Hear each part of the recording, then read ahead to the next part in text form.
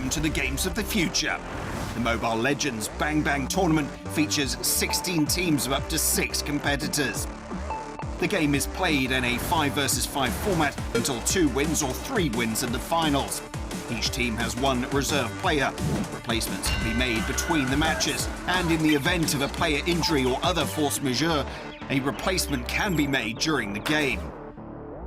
The tournament consists of 2 stages, group competitions and playoffs, and the matches themselves will be held in a best-of-3 format. Only 12 teams will advance to the second stage. The group stage is played in the GSL format, the playoffs in the Olympic format. Teams that finish the group stage without defeat go directly to the quarterfinals, and those that lose 1 match will compete in the last 16. Teams that lose both their group matches are eliminated from the tournament. Good luck and have fun.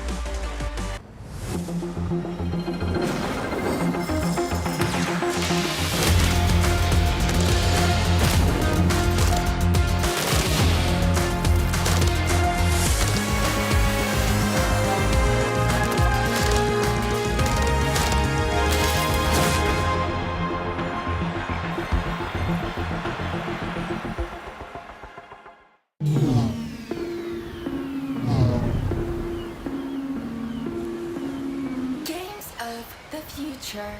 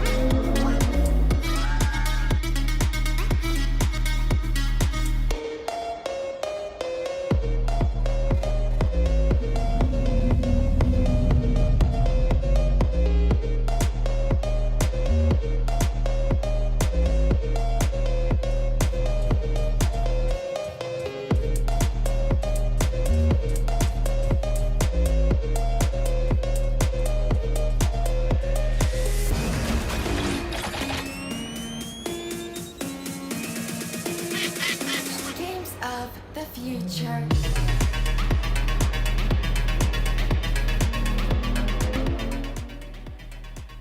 Good morning, good evening, and good day to everyone around the world right now.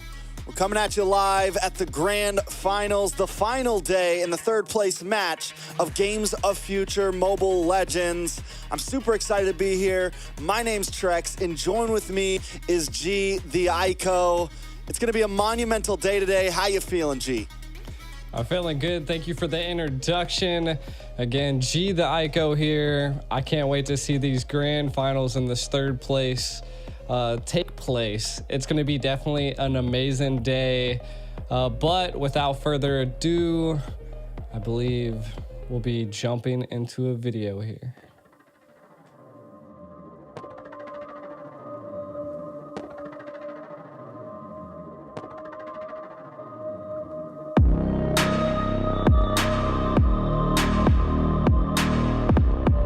Мощнейшая энергия созидания, способная объединять народы, вселенные и сохранять баланс мироздания.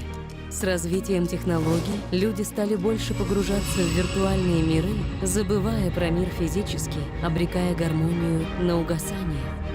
Чтобы восстановить баланс, гармония переродилась жар-птицей мира отправилась сквозь вселенные в поисках героев, способных вернуть утраченную энергию. Избрав 5 сильнейших представителей, Мира собрала их у Куба Советов, наделив их уникальной силой. Они стали хранителями гармонии, чья задача — охранять и поддерживать баланс. Советом было принято решение провести турнир, победитель которого распространит гармонию по свету. Для этой цели Куб преобразовал частицу гармонии во Flame, древний артефакт для сбора энергии. Хранителями было выбрано место для проведения турнира – город с самым сильным соприкосновением энергии. Именно здесь миллионы зрителей и сильнейшие атлеты примут участие в величайших играх всех времен, чтобы определить достойнейших и восстановить баланс миров. Да начнутся игры! All right, G, with introductions out of the way. Hold on, man. This looks great, G. I just want to say real fast, you're looking fresh, you're looking clean. I love it. And with introductions out of the way, here we are, back again on the final day of Games of Future. Now, it's not just going to be a grand finals match today. We're going to kick things off with the third place match, because the big difference about this bracket and so many other international brackets that we've seen before is this was not double elimination. Every game was high stakes.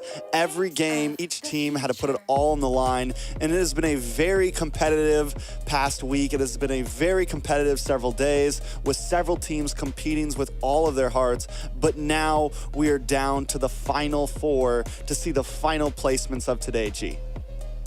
Yeah, and I mean, the teams have been fighting their way through the upper and the lower, technically, of their group stages, and I can't believe what we've seen in this tournament, to be honest. It's, you know, the teams have definitely kept us on our toes and have definitely pulled out some crazy picks, but I mean, hey, what did they do? They kept it entertaining for us. I mean, and you mentioned crazy picks. This has definitely been a very interesting meta. A lot has changed since last year. A lot has changed since M Series. In literally every lane, from Mage to Roam to Jungle to EXP lane to Gold lane, especially Gold lane, when we've seen some interesting picks this tournament. And one of the great things I feel like about this tournament is teams haven't been scared to think outside of the box and bring something different to try to get the upper advantage. And it's always kind of been a balance of sticking to the basics and trying to push the envelope. So I'm really wondering, with now the stakes at its highest, with us, we're going to be competing for third place, and we're going to be competing for a total first place, $350,000 to the winner, a total of $1 million prize pool, everything on the line, like I said. Are these teams going to finally be willing to really push the envelope? See, and I've always suspected that, like, we're getting to the nitty and gritty, right? Like, this is the moment that the teams like reveal everything, right? Like, if you're in the grand finals, this is your moment to pull that trick right out of the hat and just, you know, blow the other team away. And again, third place match. I mean, we got RQ Hoshi versus Fireflux Esports. We were surprised by Fireflux Esports, right? Taking out Blacklist International, huge deal, huge upset in the Phygital Games of the Future. So I want to, you know, I mean, you can expect anything from this tournament. So we'll see if RRQ Hoshi can take on Fireflux, and we'll actually see if AP Bryn can take on Onyx, or vice versa, right? Let's start with the beginning, right? Because the beginning, it's going to be RQ up against Fireflux. And you said, you know, can RQ take on Fireflux? And the same question goes back and forth. Can Fireflux take on RQ? Because these teams have not gotten to meet each other yet. They were in different groups. They were in different part of the bracket. And that's another interesting thing about not having the double elimination bracket. Normally, by the time you get to this stage, teams, some of the top teams have already seen each other once in battle. This time, Fireflux and RQ, all they have is the information from the games that they can watch. They haven't actually gone toe-to-toe just yet.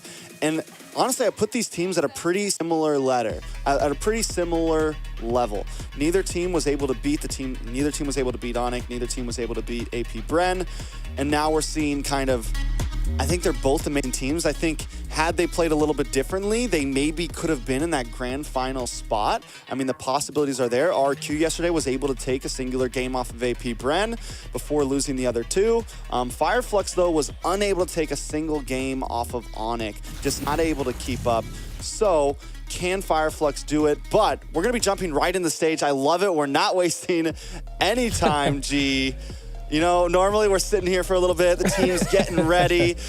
we gotta just drown on. But today, these teams are prepared. This is going to be one of the most important days of this tournament for all 4 of these teams. And once again, we get a great look at this stage, G. Look at the like fog shooting up. My question is, like, do they go around the trophy again? Like, we're fighting for 3rd place. It's not fighting for the trophy, right? So Ooh. I wonder They just put how like the 75 entrance grand is in the gonna middle be. of the stage.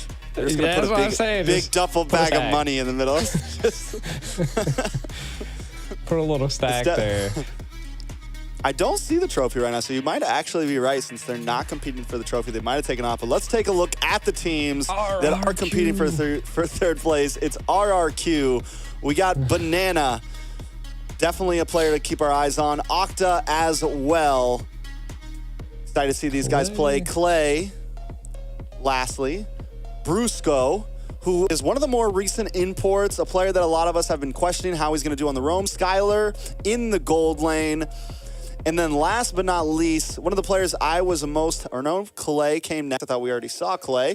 Irad, finally. The player that I was a big fan of when he played in RSG as the jungler, got imported over to Indonesia, the new jungler for RRQ, and I think has been one of the stars of the team. Now let's welcome RRQ to the main stage, G.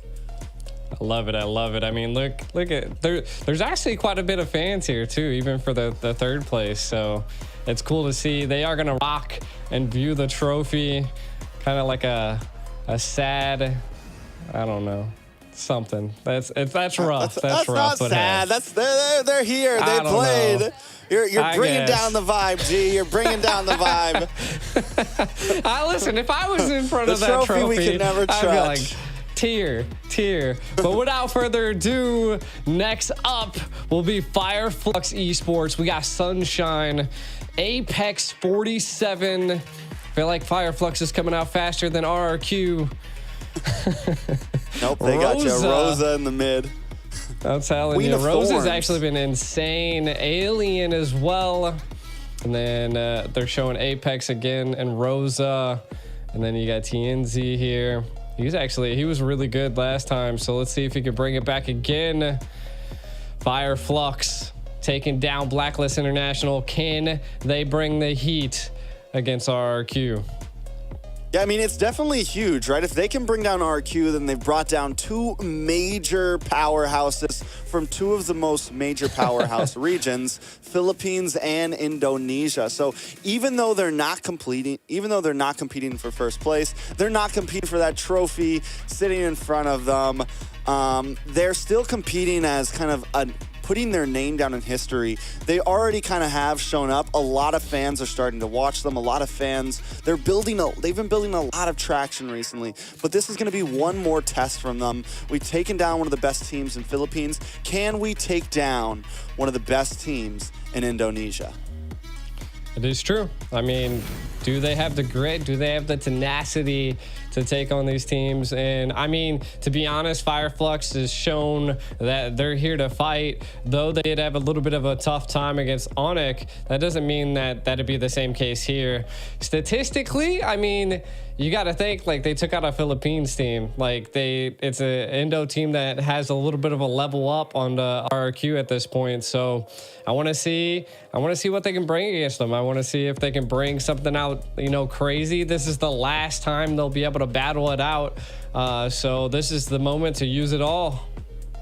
Yeah, I mean, I think honestly, you just said like statistically, Fireflux has taken out Blacklist, a team that some people would possibly put above RRQ, right? So I think it's very 50-50. I wish we could take like a global stat on where people are placing these 2 teams.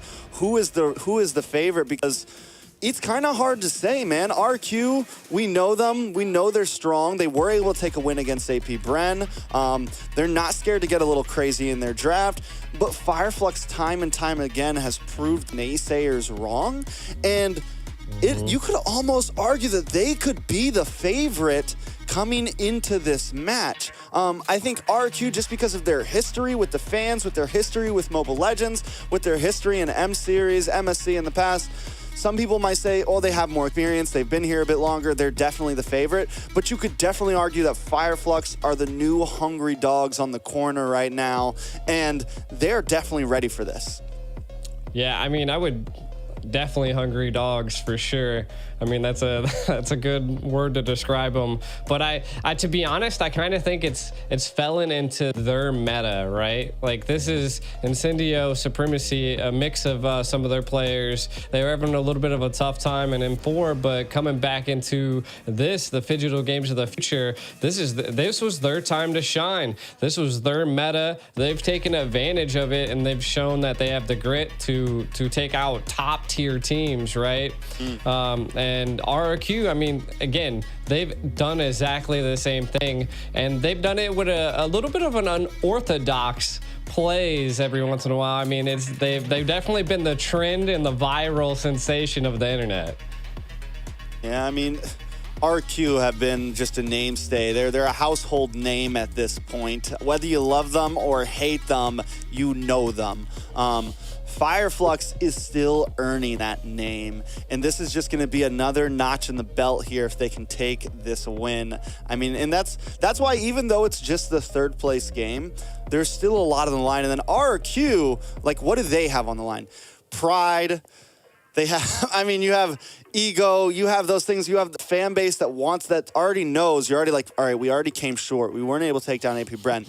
If we lose to Fireflux, if we lose to Turkey here, you know, we got Indonesia on our back. Yes, we still have Onyx representing us, but still, RQ has been known to take some messes before in the past on international stages. This is going to be something that, if they want to at least keep their name up there, if they want to still be considered a top tier team, they're going to have to be able to take on Fireflux here. So a lot on the line for both teams, and I'm just excited to see how it all goes.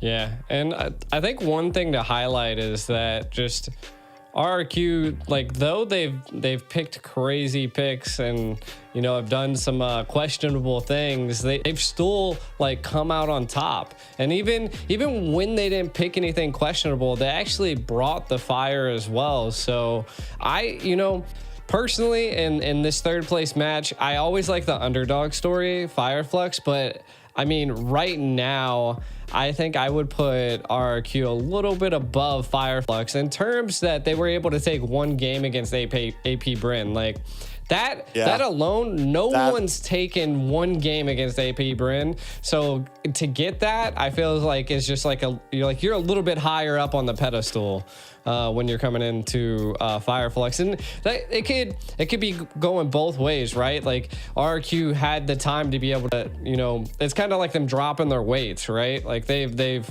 fought someone that's a lot stronger, and Fireflux, we'll see if they can handle it, you know. We are jumping right into the draft already. I love this so much right now. I thought we were going to sit here for at least another 10 minutes, but no, here we go, jumping in the draft. And now that we're in the draft, we'll talk about what we're going to see. And RQ Hoshi already kind of switching up from some of the norm that we've seen in the past. They're banning out the Barats immediately, which I like it. Guinevere coming from the side of Fireflux. We were looking at some of the stats before we started the stream, G, and Guinevere is definitely, I mean, one of the top win rates with the amount of picks Guinevere has.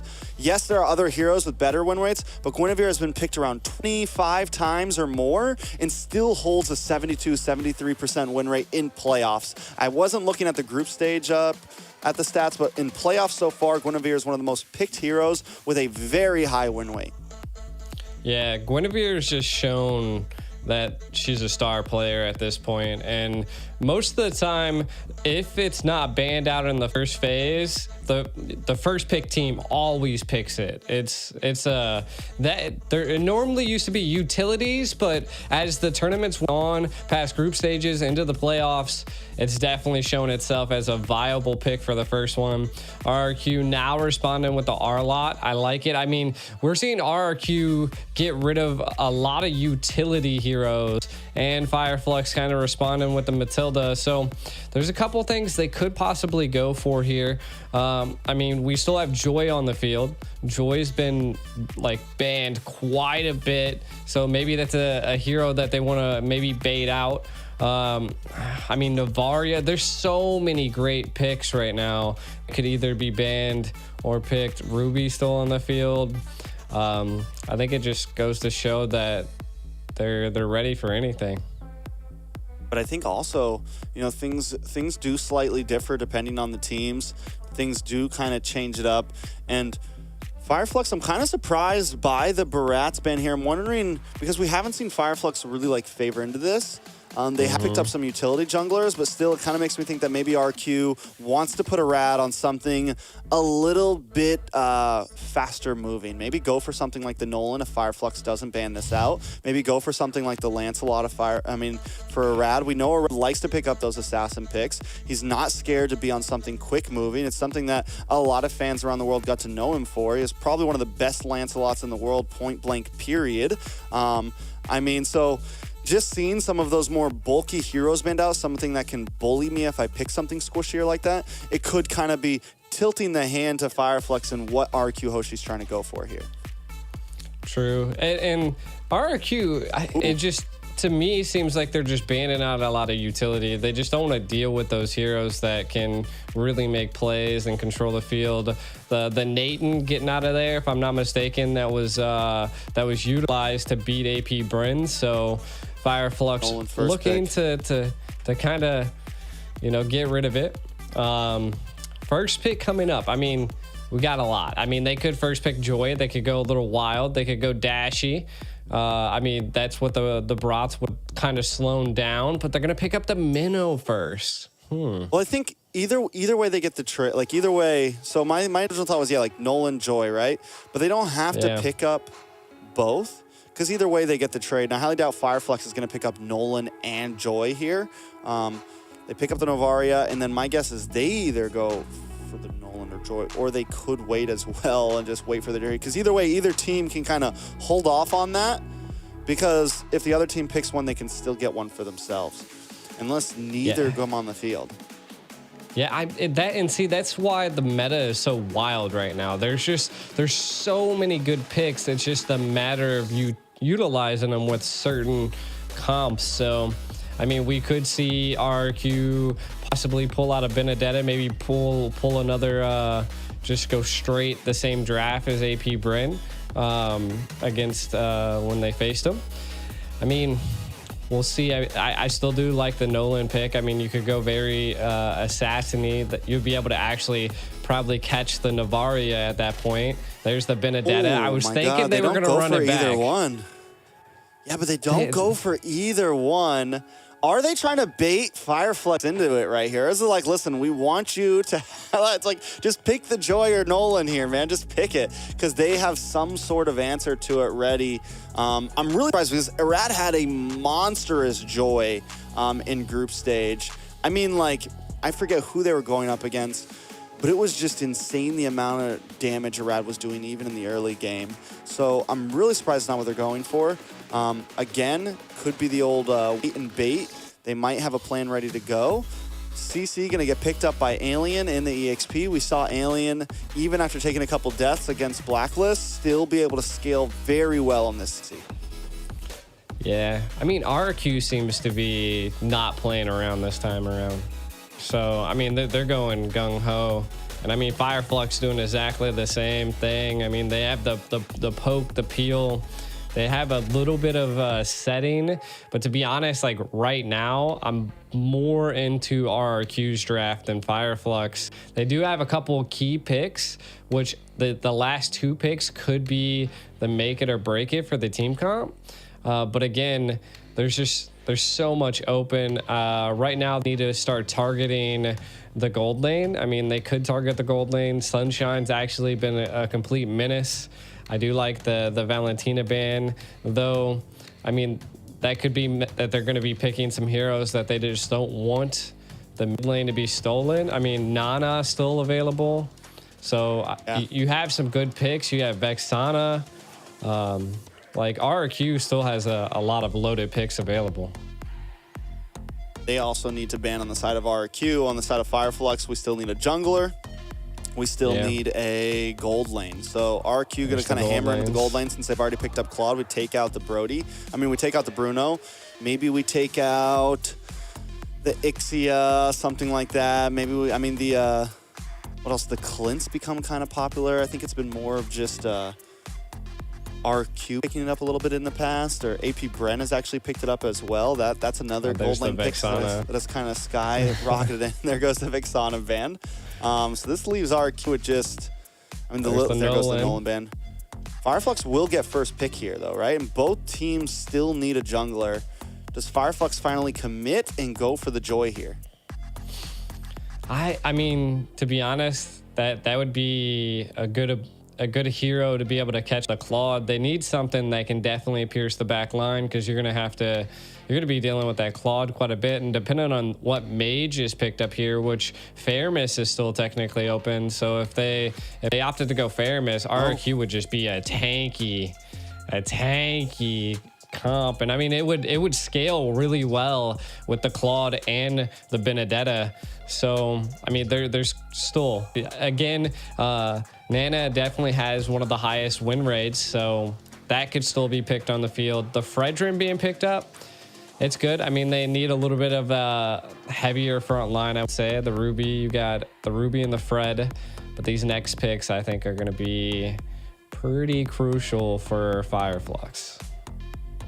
I mean, overall, Fireflux, you know, pretty simple. A little bit of a front to back, not too divey overall. RQ gonna pick up the Basha here, keeping things simple, not risking too much. I feel like both teams just taking a pretty safe approach to it all. And there's the Aurora pick. I think a lot of us expected to see more Aurora this tournament.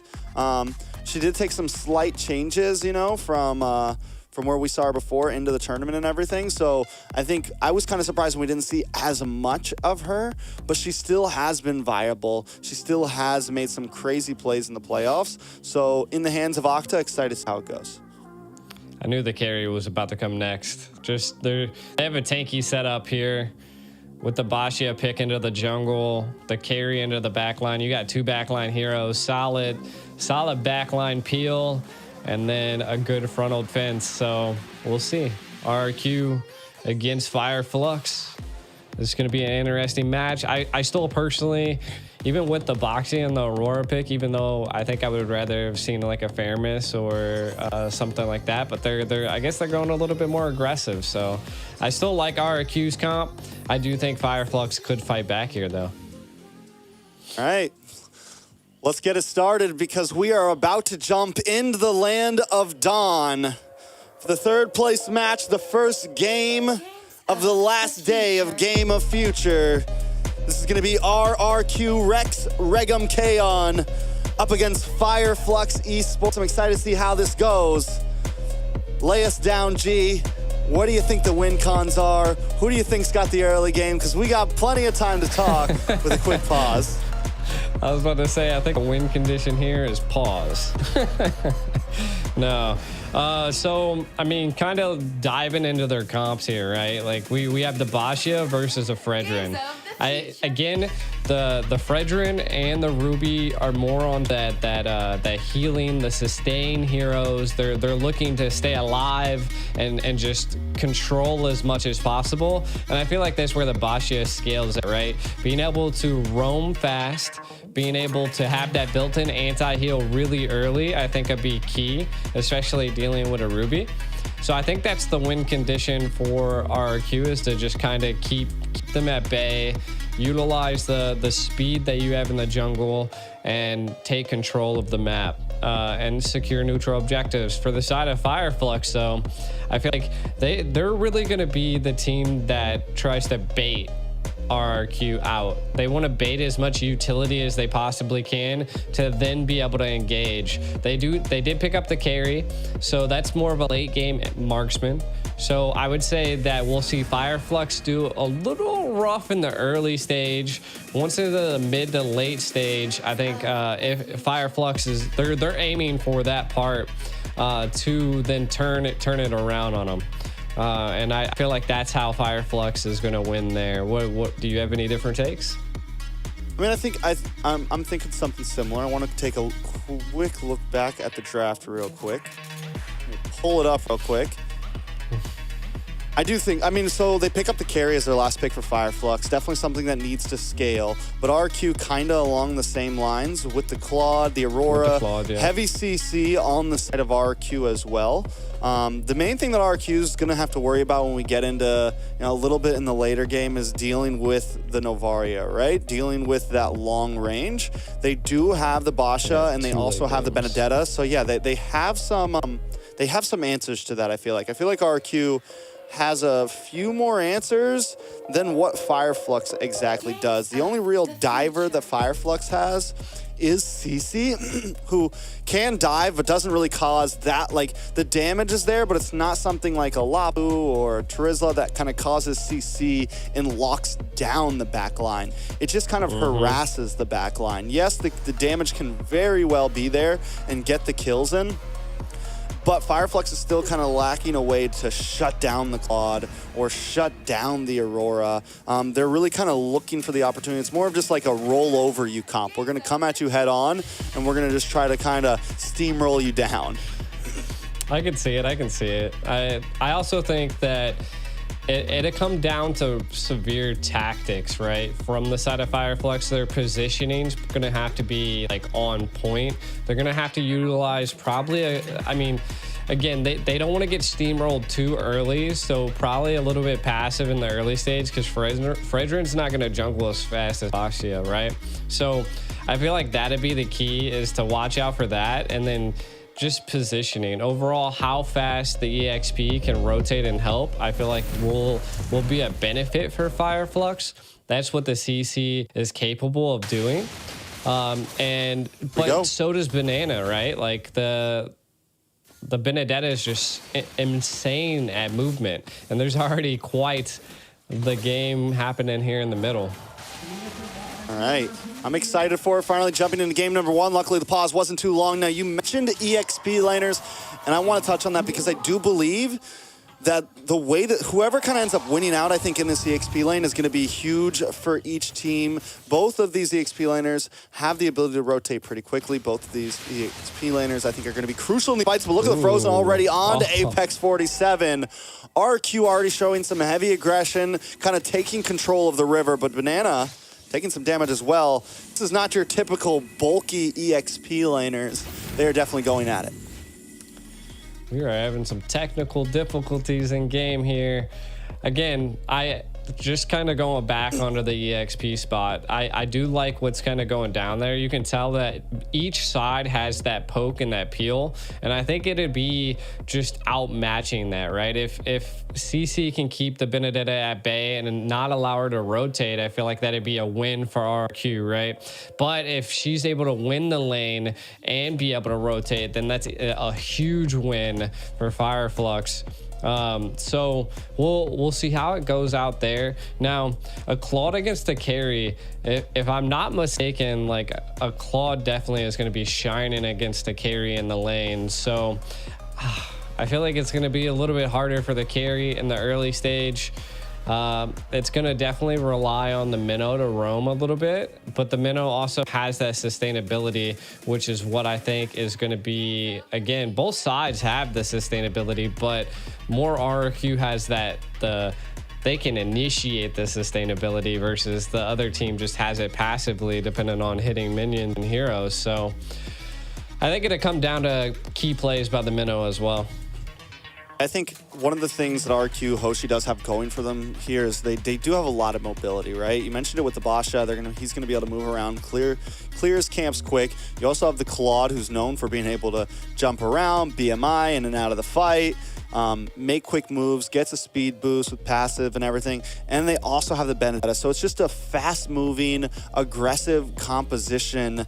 You add that, you layer that up with the CC supplied from the Aurora, the CC supplied from the Minotaur, and it is definitely deadly. Fireflux, I see them a bit more just kind of grouping up, wanting RQ Hoshi to come to them, using the Ruby as kind of the stopping point, the thing to kind of slow down RQ and all of their movements. And if they can pull that off, I think if Fireflux can kind of stick in the game here, they do have some very good scaling here. They're just going to need to be careful of those big CC plays, of those big plays coming from the Minotaur and the Aurora, because if they are too grouped up and they get hit by something like that, it is going to be bad when it's paired up with something like the Blazing Duet. Yeah, and I think ultimately that's why RRQ went with more of the Basha, was just because it has that mobility and can avoid the Ruby. But we're going to be getting back into the game for a second time here. Well, let's get it, Trex. Let's see what actually goes down. Kind of wanted to know what was really causing some issues there, but hey. Ooh, TNZ hitting him with the the fade, man. The Glacier. That's what I was saying. Oh man, that bro. He is. Aurora, the CC from Aurora is honestly insane. This is one of the reasons why I expected to see a bit more of her. With the way that the meta is right now and how reliant so many comps are on heavy CC, you're having 3, sometimes 4 heroes that all have some sort of lockdown, all have some sort of freeze, all have some sort of immobility. It's just huge, and she plays very well to it. Nice knock-up coming from Brusco. Gonna try to lock onto TNZ. TNZ takes a lot of damage from the Electro final blow. And Banana able to get the kill. Alien still in the midst of things. Rosa coming in as well, but Irad able to take the first turtle of this game. Octa goes down though. Rosa able to pick up the kill. Irad now moving on to the next, but Alien finds another one. Brusco goes down, so it's a 2 for 2. Turtle over to the side of RRQ though. That was probably the most dramatic death I've ever seen in Alien. Kinda in a little trouble. Do we see Banana? Ooh. I don't think the Banana doesn't have an ultimate, but they're still coming out at him. What is this aggression? Irad gets pulled back with the I'm offended, taking a lot of damage. Alien gonna be able to pick up the kill. Apex 47 may go down for this. Uses a little bit of bushwork. Alien taking a bit of damage as well. They're duking it out already. Alien able to get back under the tower to safety with a hop and a skip. I like it. It's 3-3. Gold at a standstill. The style plays coming from Alien right there. Definitely great to see. 3-3. Both teams are at it. Banana, though, overstaying their welcome a bit. Able to get out of there with the ultimate, though. Again, this is huge. I mean, for both sides of the team, they're not letting up. This is something we see occasionally, that both teams just want aggression early on. And again, this is what you were saying earlier. This is, I feel like, going to stop the steamroll from both sides. Is you just got to keep them at bay. But TNZ want to fight. I mean, they're definitely going at it. We're 3-3 right now, about 4 minutes in. Next turtle going to be up in 30 seconds. Now, Banana and Alien both have not taken a death yet. They're both doing great in their respective EXP lane. And I think, oh my God, the damage from both of them. I love this meta of EXP laners right now. It's not your old school, bulky, never-ending fight. These guys are moving and they are aggressive. A little bit of action up in the top side as well. A nice meteor connects onto Skylar. They get brought down to about half health. TNZ gonna take a glacier to the face. Frozen up there. Both teams deciding to disengage. At this point, I feel like RRQ might want to do something against Alien. They're definitely a back and forth battle happening down in the EXP lane, but if they're able to scale with the CC, it could be a little bit of a problem for Octa and even possibly Skylar. So we'll see first turtle. Well, the second turtle happening right now. We'll have to see. I mean, Banana is ready. Look at holding the mid bush here to possibly catch CC on the rotate, but Alien reads it very well. Who's going to get the engage here, Trex? Banana has the Petrify ready to go.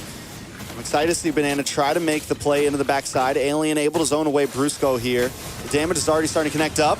Apex 47 comes in, but a nice Minoan Sphere on 3 members, locked up by the Glacier as well, comboed, and down comes the Appraisal's Rat. TNZ able to pick up a kill, but Arad in trouble here, gonna get taken out as well. 2 for 1. Apex 47 goes down. Turtle still on the map, but TNZ's in that spot. Banana might try to engage onto this, but Rose is there to back him up. Banana might have to back off. Alien now rotating up as well. Rosa with the meteor, looking for the next target. Gonna move back with TNZ though.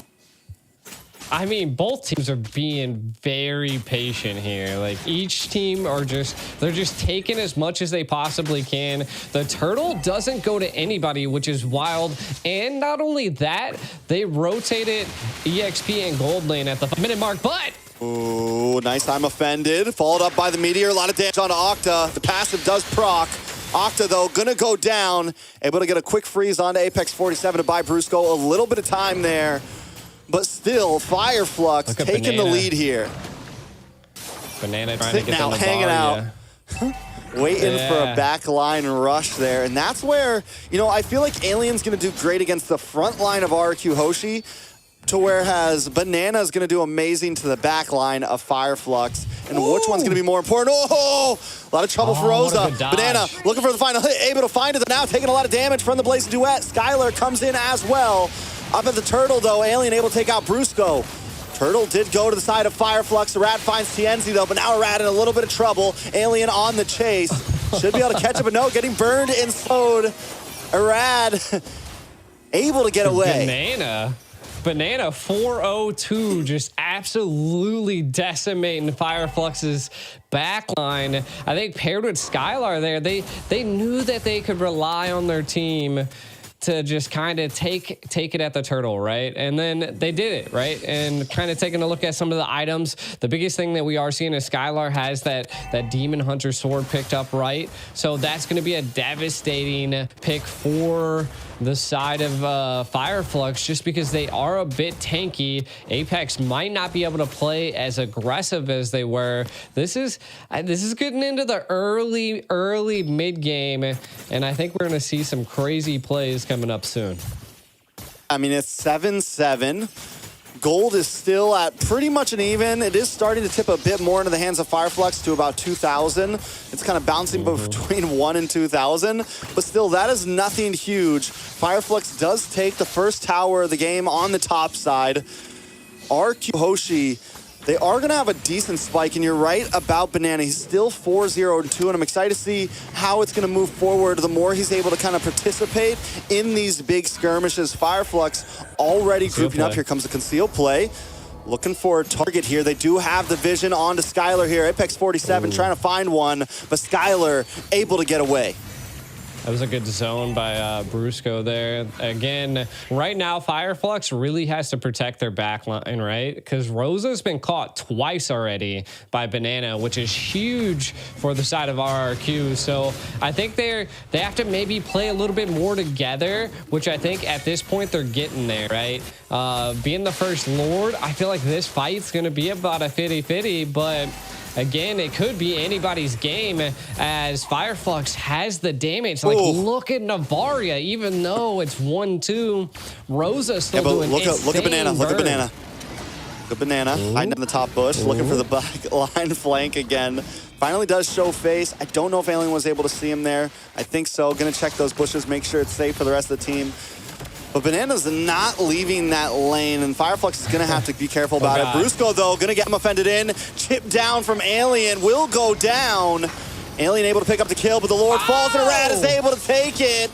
A beautiful steal. Banana trying to get out of town quick with the Electro final blow as the rest of Fireflux collapses on top of Rad. Rad in between three members, going to do as much as he can. While this is happening, you're right, Skylar taking a tower in the boss side, RRQ macroing up the map. Macroing it up and taking the Lord, which is huge. Octa in a little bit of trouble. Apex on the hunt.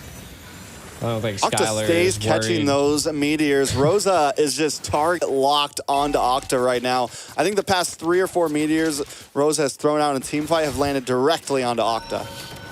Yeah, and again, Rosa's done this before with the Navaria, so the aim is just amazing, and the prediction from Fireflux at this point, they're going to do whatever they possibly can to keep this mid turret, which is, I think, going to be key, right? Because that's the one thing that's going to keep them apart from each other. They are winning in team fights, so they just need to secure neutral objectives. Are looking to scale at this point. They need to take as much as they possibly can. If they can get a pick here, they might be able to clean up all tier 1 towers and maybe take a couple tier 2.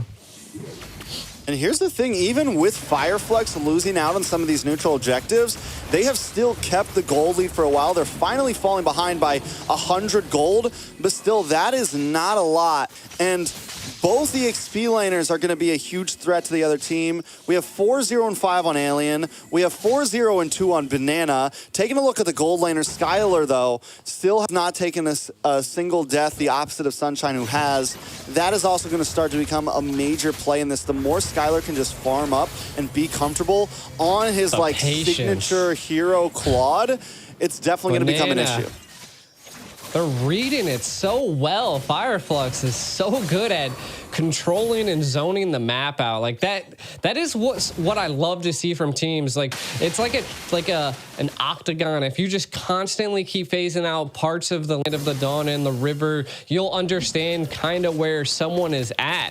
And Fireflux is doing so good at reading the map and understanding where Banana's at. Because we can tell, I mean, Banana loves the patient plays to wait for the flank. And I love that Fireflux is now responding to what Banana is bringing to them.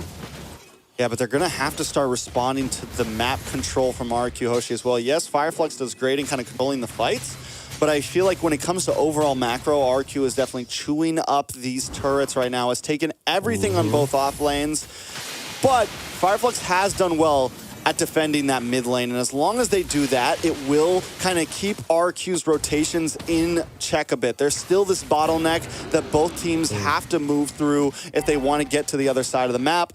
Lord gonna be up now. Fireflux take control of the pit up first.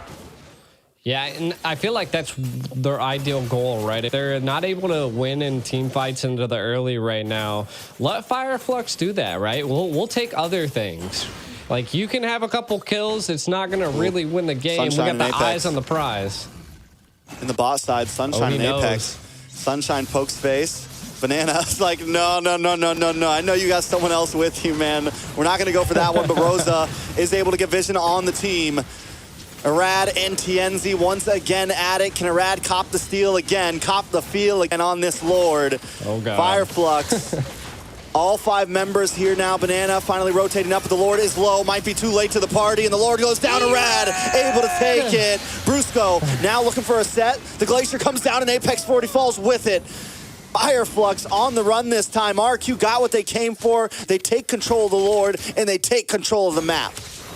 They do, and they want to take more as well. They're still showing such great aggression.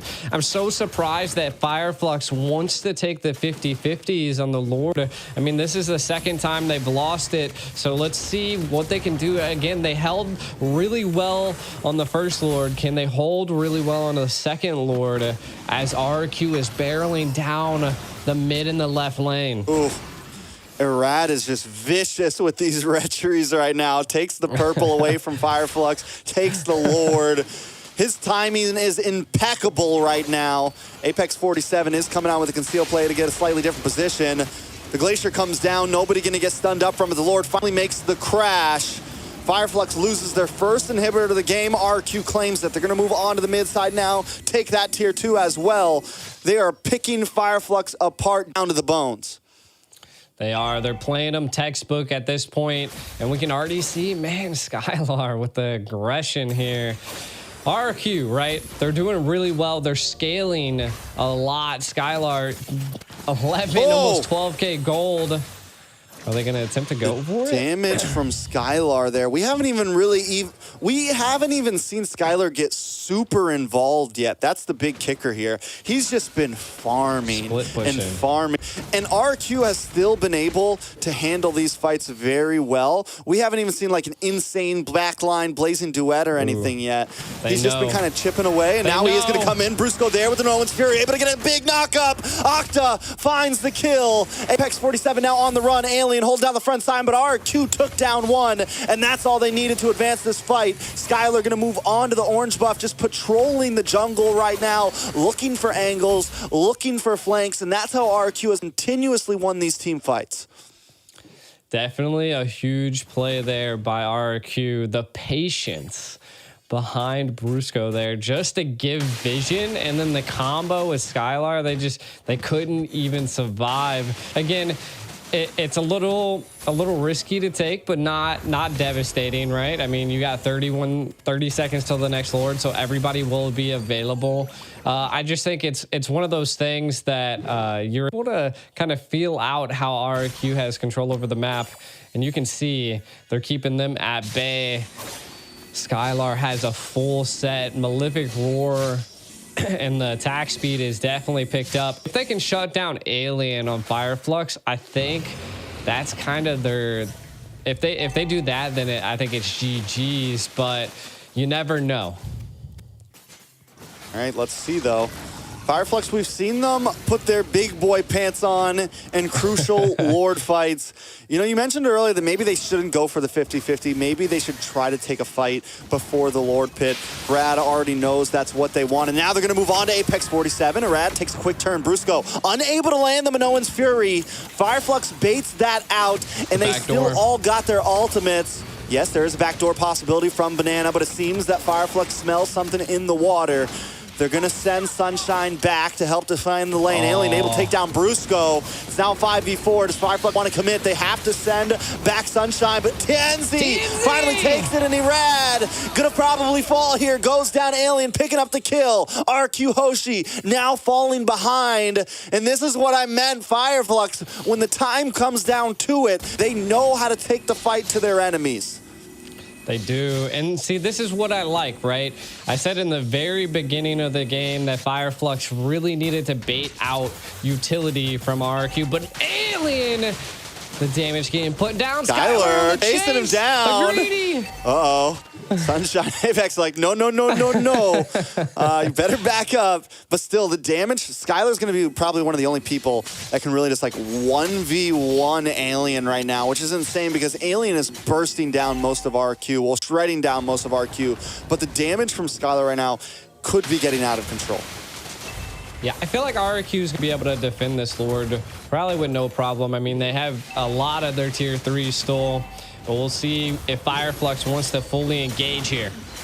And they got to watch out for the offended. Lord is able to encroach onto the base. Skylar's finally showed up. We'll be able to chip it down. Fireflux not going to overextend. And keep our eyes on Banana because he is everywhere. Disrupting waves, slowing down the pushes from Fireflux. He's doing his job very well. They are trying to find they Banana. We're checking every bush. They're kicking doors. Open up, FBI! They were like, where is Banana? I'm tired of this. But again, I mean, that play by Banana forced Fireflux to then give up control of the frontal of RRQ. Now, the biggest thing I was kind of saying is that Fireflux needs to continue to bait these utilities out, but they have to be on their toes here though, because we've constantly seen Banana almost attempt a backdoor. Though the Lord is on the right-hand side this time around, we are seeing that the backdoor potential is a little bit harder, but that could be a possibility for RRQ at this point. Fireflux, just keep baiting out utilities. Do not take a 50-50 Lord unless you really have control over that map. I mean, with the Lord being on the bot side here, in the long lane being in advantage of Fireflux, it does kind of help them, right? RQ is going to have to be a bit more stressed about getting up to that top lane and clean those waves. Luckily, they do have Banana, who's been extremely mobile, extremely proactive, but it's definitely something we got to keep our eyes on. As long as Fireflux kind of lets that lane stay pushed on RQ side, it's going to be very helpful for them when it comes down to these Lord fights. Exactly. I feel like it's key that RRQ has such great ability, but I do also think they need to execute it, especially, maybe try to reset the Lord a couple times or try to get it out of Fireflux's hands. And I think that's where they're struggling at this point, is that they're all about the split push, and they really haven't had a full engage at a Lord. And maybe if they had a full engage at the Lord, RRQ could be on the winning side here. But Fireflux kind of has them pressed back against the wall. Fireflux, in past international events, Wolf coined the meta for Fireflux. He calls it the Turkish delight. You got the Ube strat coming from Blacklist, and we have the Turkish delight from Fireflux. And I always like to kind of call, like, it's very layered. The way that they take these fights is very layered sometimes. They're very good at meshing everybody's ultimates together. Now Alien gonna come in onto a rat. Oh, Apex this time gonna blow his ult a little bit too early, but still, look at the damage. Oh, and into the back line, the Petrify! Banana able to find Rosa. Sunshine goes down as well. Brusco is the only one falling on the side of RQ, and now RQ is collapsing. Claude goes for the split push, and that was all without him. Skylar now gonna get involved into this fight. He still has the Blazing Duet, but doesn't even need to use it. Apex 47 is going nowhere. RRQ Hoshi decimate Fireflux in that fight. They've still got TNZ and Alien. RQ say, no, we don't want no Lord. We're going to go for the game here. We're going to go for the finish. They're going to collapse down in the bot side. Skylar able to use the Blazing Duet, clear up all of these minions, and look at the damage onto Alien. Alien still trying to survive, but Skylar repositions. The Glacier comes down. Alien not getting away from that one. TNZ is going to be next on the chopping block. The Electro final blow to final blow him out. And now Fireflux will go down. RQ Hoshi taking game number 1. Game number 1. What a play. That was insane. From the, oh my God, my throat. From RQ, they definitely destroyed it there. And that was kind of the backdoor. It was an attempt at a backdoor that really forced them out of their comfort zone from controlling the Lord. So a really great play by RQ. Really great play. I mean, and that was just Banana. Banana. You're really giving coin to his name, you know? We call him, like, Banana, a.k.a. Banana Split. This guy is consistently splitting the map, consistently splitting up the team, consistently making work, and just always on the back line, always on the opposite side. Even in all of these fights, you never know where he's coming from. Yeah, and I feel like RRQ really needed that response against Rosa. Once they took down Rosa, the team comp kind of fell apart. They didn't have that poke. They didn't have that peel. They also lost vision at that point, and I think that's what Rosa was really giving to Fireflux. And you can kind of just see just bananas just everywhere. The Benedetta in the hands of Banana just makes you slip up and makes you lose focus on what's going down, and then RRQ just able to take advantage of that slip up. Yeah, I mean, just did an overall amazing job. And just a good game from both teams, back and forth throughout it all.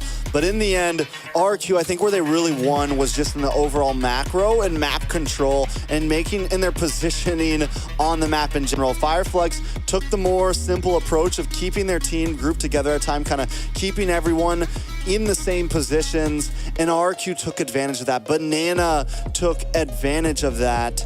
And with having Rosa, who wants to get vision on the whole team, but normally always sending it at where the group is, as long as Banana was able to stay out of that Astral Echo, then they're all good. They always have someone who can get to the back line, and that's exactly how RQ was able to take advantage of it.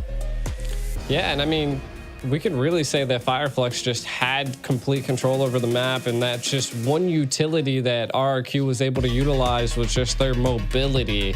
And I think their mobility was the key victory here, and they utilized it to the fullest. And then RRQ able to take the win there. My God. Look at the robots in the stadium right now. They're hyped too, just like the rest of us. Let's take a look at the MVP. Who would have guessed it? RQ Hoshi Banana, 6-0-4, 23% damage, nothing too major. I think the real takeaway on this was just his positioning on the map, making the game-changing plays. He's gonna strike fear into Fireflux coming into game 2. If he gets something like the Benedetta again, they're gonna have to find an answer to it.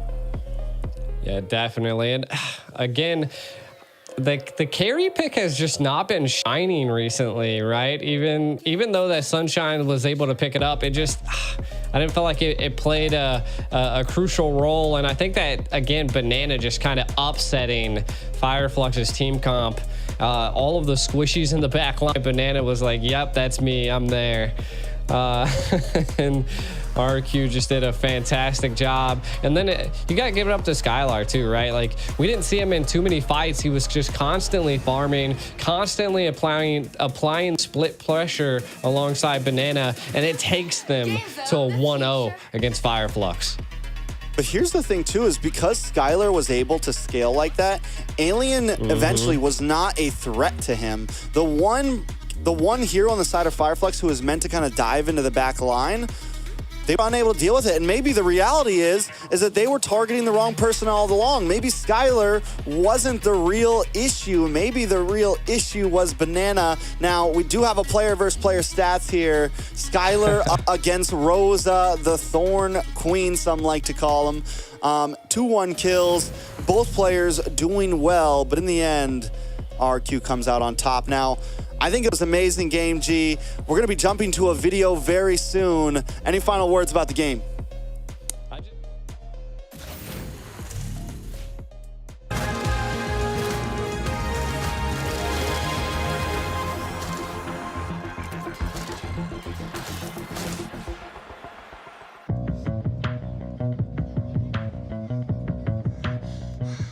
Вы, наверное, хотите спросить: Аймурат, куда ты едешь, куда ты так стремишься? Все очень просто. Сегодня 1/2 финала. И давайте выясним, кто же сегодня станет сильнейшим.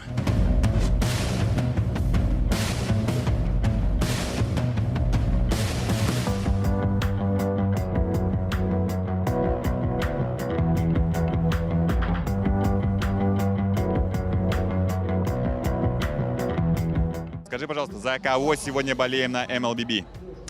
Всегда болею за хорошую игру, но в данном случае болею за Оников. За Оников. А именно вот на текущей игре за Epi Brain. Да. Ну что, я вот болею за RRQ Хоши, поэтому давай попробуем так сделаем. Смотри, если сегодня выигрывает RRQ Хоши, ты поцелуешь моего оператора в щечку. Ладно. Ладно. А если выигрывает Epi Brain? Да. Если побеждает Epi Brain, то я 10 раз отжимаюсь. А я буду сидеть на спине. Давай. Я не думаю, что ты много весишь. Давай, забились. Забились. Давай. Все, круто, отлично. Попался ваншотер, попался. Это что у нас, фанатки? Нет. Это твои бодигарды, да, которые защищают от таких, как я, назойливых? Да, мое секьюрити. Понятно. Ваншот, скажи, пожалуйста, кто сегодня победит? Кто сегодня выйдет в финал? Если Ират так и будут танков пикать, то, скорее всего, Брэны заберут. Эпи Брэны? Да. И?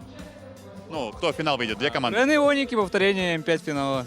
Конечно, я болею за RRQ, потому что... Я тоже за RRQ, я тоже. Пипи Брэны, они все-таки, сильнее, это очевидно. Ну, надеюсь, что RRQ что-то противостоять смогут откомпечить хотя бы одну игру. Я думаю, наша с тобой энергия сегодня им поможет. Я зашел, мы с тобой как Double Dragon сейчас соединимся и просто пустим энергию, и они ее почувствуют и разнесут всех.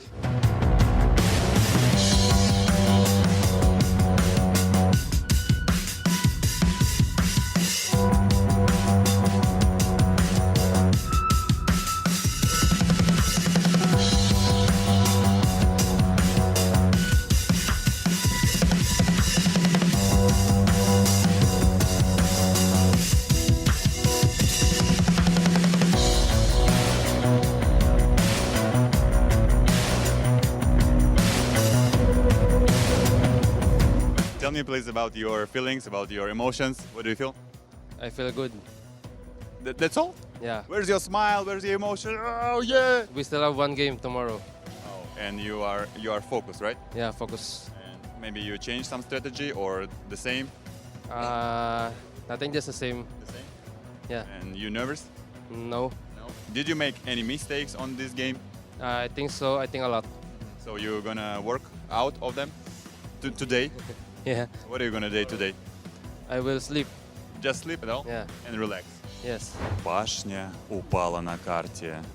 Лорд повержен скиллом. В душе моей мир. Но грядет битва, грядет финал.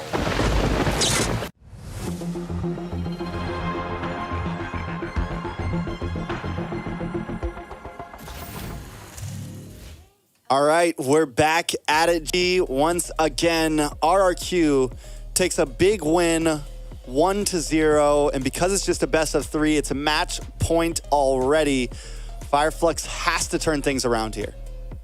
Yeah, now my main question that I have is, since RRQ's up 1, are they going to keep this serious aspect that they've done in this very first game? And I mean, this is against Fireflux. We've seen that Fireflux was actually doing a little bit of opposite of what I suspected them to do. And they were controlling that early game, right? They were, what you were kind of saying, trying to steamroll RRQ, keep them essentially pushed back against the wall. But RRQ being able to read the situation a little bit better with that mobility that they had on the team. I want to know, like, are we going to see some spicy picks here? Like, are we going to see the formidable Layla? Well, that would be RQ. I don't know if we're going to see that. Maybe just as a final snub, they're like, hey, yo, let's. And it's funny because before this whole thing started, I was talking to some other casters, globally, some Indonesian people, and they were talking about, one of the things a lot of people see on Skylar is that his Claude is amazing. His Claude is one of the things he's known for, but sometimes the rest of his hero pool can lack. So a lot of us were wondering, what is he going to bring out? Does he have something new up his sleeve? And I think the last thing we all expected was a Layla pick, but hey, they made it work once. Weren't able to make it work the second time, so he's on match point with Layla right now. He's 1-1. Maybe he does pull it out just to tip the odds in his favor. I mean, RQ Hoshi's feeling pretty comfortable right now. I think they could throw Skylar on whatever, but honestly, the real people that Fireflux has to watch out for are going to be most likely Banana again, and then also Irad. Irad right now in the Lord Pit is just outclassing TNZ. In the early phase, he's able to secure those turtles, even when it's not in his favor. He's able to secure those lords, even when it's not in his favor. So they have to find a way to zone him away, and they have to be able to do that without getting flanked by Banana at the same time. And I think that, Fireflux would have won that game if that was the case, right? If they were able to zone out Irad in the Lord Pit, I feel like they definitely would have had full control over it, and they would have kept that steamroll going.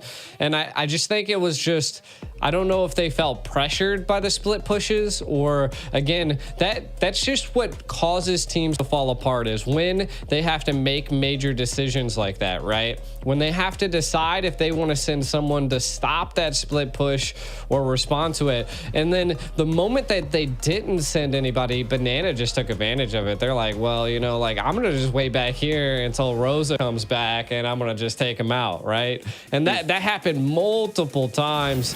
And I feel like that's what Fireflux has to really do here, is to maybe not dial back, because I felt like they were doing excellent in that first game. I feel like they need to figure out how to control RRQ's mobility.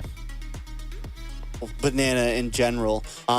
Do they ban out something like the Benedetta here, right? Like, do they start to focus on it? Or do they pick a composition where you don't have so many loose ends? Because Novaria is always going to kind of hang out very far in the back, away from the team. And that's where the Benedetta was just such a great answer to what Fireflux was bringing there. Because you kind of need Apex 47 to hang out with the team and maybe help out that back line, but you also need Apex 47 to make those plays in the front side.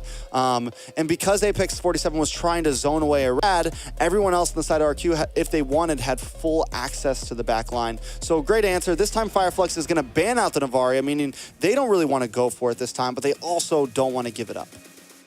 True. And I kind of want to know if Fireflux has that fear factor. So far, doesn't seem like it. I think they might be trying to bait maybe them being able to pick up the Guinevere, but RRQ might respond with that being banned out. We'll see. Maybe they bait something else that's a little bit more enticing. I don't know if there would be anything else more enticing than a Matilda, than a Guinevere. So we're probably going to be seeing the Guinevere ban. A lot of teams don't want to see that on the playing field at this point. Now, Fireflux, what do they do to respond to this? It just looks like we're going straight back into the same bans besides the Novaria here. They could, the Nana was available last time. I felt like, I don't know. The Novaria, yes, it was good, but I think RQ countered it really well in the draft phase. So It comes down to it that I feel like Nana would be a safer pick at this point for Fireflux. Yeah, I mean, it's definitely something that can stay with the team. And if that's if they want to go for more of the, Ube-esque strategy where everyone's grouped up, yes, you definitely want a mage who's going to hang out with the team. They do go for the Joy Ban this time, so they are going to put on the map, even though it wasn't picked at all last game without being banned, but still kind of foreseen. And they don't want to ban out the Gwynny because they want the Gwynny here. So now we're putting RQ in this position of having to choose, right? What do we want to take out? I think Gwyn is definitely very viable. Last time RQ did ban out the support, I'm having a total mind blank right now, did ban out the Angela and the Barats along with the Arlot. So do they want to ban that again or switch it up? Yeah, I mean, I can't particularly say that I've seen Fireflux pick up an Angela, so I'm not quite sure what why they wanted to get rid of that last time. I guess it could have been played into something, but they're gonna opt to go for the Ruby. Okay. So Fireflux did pick up the Angela against Onyx yesterday. They lost with it. They did lose with it. They played the Angela Joy combo, but there goes the Guinevere for the side of Fireflux. RQ now got to respond. Yeah, I mean, so 2 picks. You get 2 solid picks. Minnow is still open. I felt like Minnow was such a clutch. Minnow's always good. Like, I mean, as a roam, it's there. You've already got rid of the Arlot. You've already gotten rid of the Ruby. So, like, the roam position is very secured, I would say, for RRQ. And then they could respond with the Claude again. Like you were saying, Skylar's all about the Claude. If they're going serious here, I would just pick up the Minnow and the Claude once again. But they're going to go the Minnow and the Nana. The Nana. The Nana. I like it. I mean, I think the Minnow right now is very similar, in a very similar position as the Guinevere. It's been picked a lot, and it has a great win rate in playoffs right now. It is probably the most used and highest win rate roam in Games of Future right now. It is not just picked for no reason. But here goes Rosa's signature pick, the Lilia. Whenever Fireflux gets pushed up against the wall, there's one thing they like to do is, all right, let's get back to comfort, boys. Let's do what we know best. Now, here's the problem. Last time we saw Rosa on the Lilia, the Rad Fanny. Spicy. That is very spicy. Could be why we saw the Ruby ban here from the side of RQ Hoshi. That's kind of scary, and that's a pick that makes you completely have to switch gears. That is a pick that makes you like, oh man, now we have to draft something in for this Fanny. They could go for something like the Cho, they could go for the Kufra, they could go for a Franco, Kaja. They have some options to deal with it. Fermis is also still open, but they already have the Lilia, so it would have to be something like a Roam Fermis, which, isn't as viable right now. Some options for an answer, but it's still kind of tough. What I want to know is what RQ is going to pick up for the Marksman.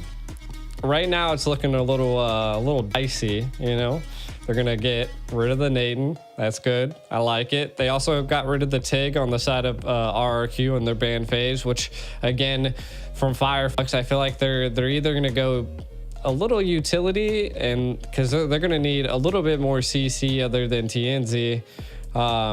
So Apex, we could see, the Arlots out of there. They've just been utility. They don't want to see any utility picked up for RQ. And again, they're kind of doing that split push play that we're going to probably be seeing again. Fireflux could ban out the Benedetta here. Yeah, could ban out the Benedetta. I don't really think at this with a Fanny on the field, it's like Skylar can pick whatever marksman he wants, really, man. Like, because Irad can be down to that gold lane in a matter of seconds at any time. I think the real pressure is gonna be on Fireflux's gold lane. So we'll see. They do ban out the Harith though, so they do kind of keep it a little bit simple. I'm still wondering what's the answer to this Fanny. I think they gotta go for something like the Kaja. I feel it. It's in my bones. It's in your It's in my bones. That's what you it's want. in my bones. You just want to cast the Layla game. That's all that is. That's all that is. Give me the Layla. Manifestation is the key, man. Fireflux, though, they still have, again, they could still go EXP. I think CC is still available. They did really well with the CC last time, but I also believe what you said. They could still pick up the Benedetta. I mean, it was clutch. It worked out. They're okay. RQ, we can officially say they're being serious right now. Yeah, they're not. They're not unless they go EXP lane Layla, right? No. You left me speechless, I'll tell you that. But it could happen. It could be, shoot, it could be freaking EXP Fanny. Who knows? Nah. I do feel like they might want something. They have tons of damage. They could go for something a bit bulkier here for their EXP laner.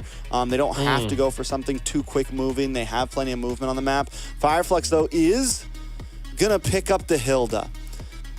Okay, so they've opted for like plan B against the Fanny, right? We don't have lockdown. That's not something we really have here. Yes, they do have the penalty zone from Terizla. They do have the knockup from Gwyneth, but that is a hard hit on a Fanny. Like if Arad is moving the way we know Arad likes moving, then it's going to be a little bit tough. What they're going to go for is more of harass, like you just said. We're going to invade. We're going to send Apex 47 in there time and time again. No matter how many times he dies in the enemy jungle, he'll be right in front of Fanny.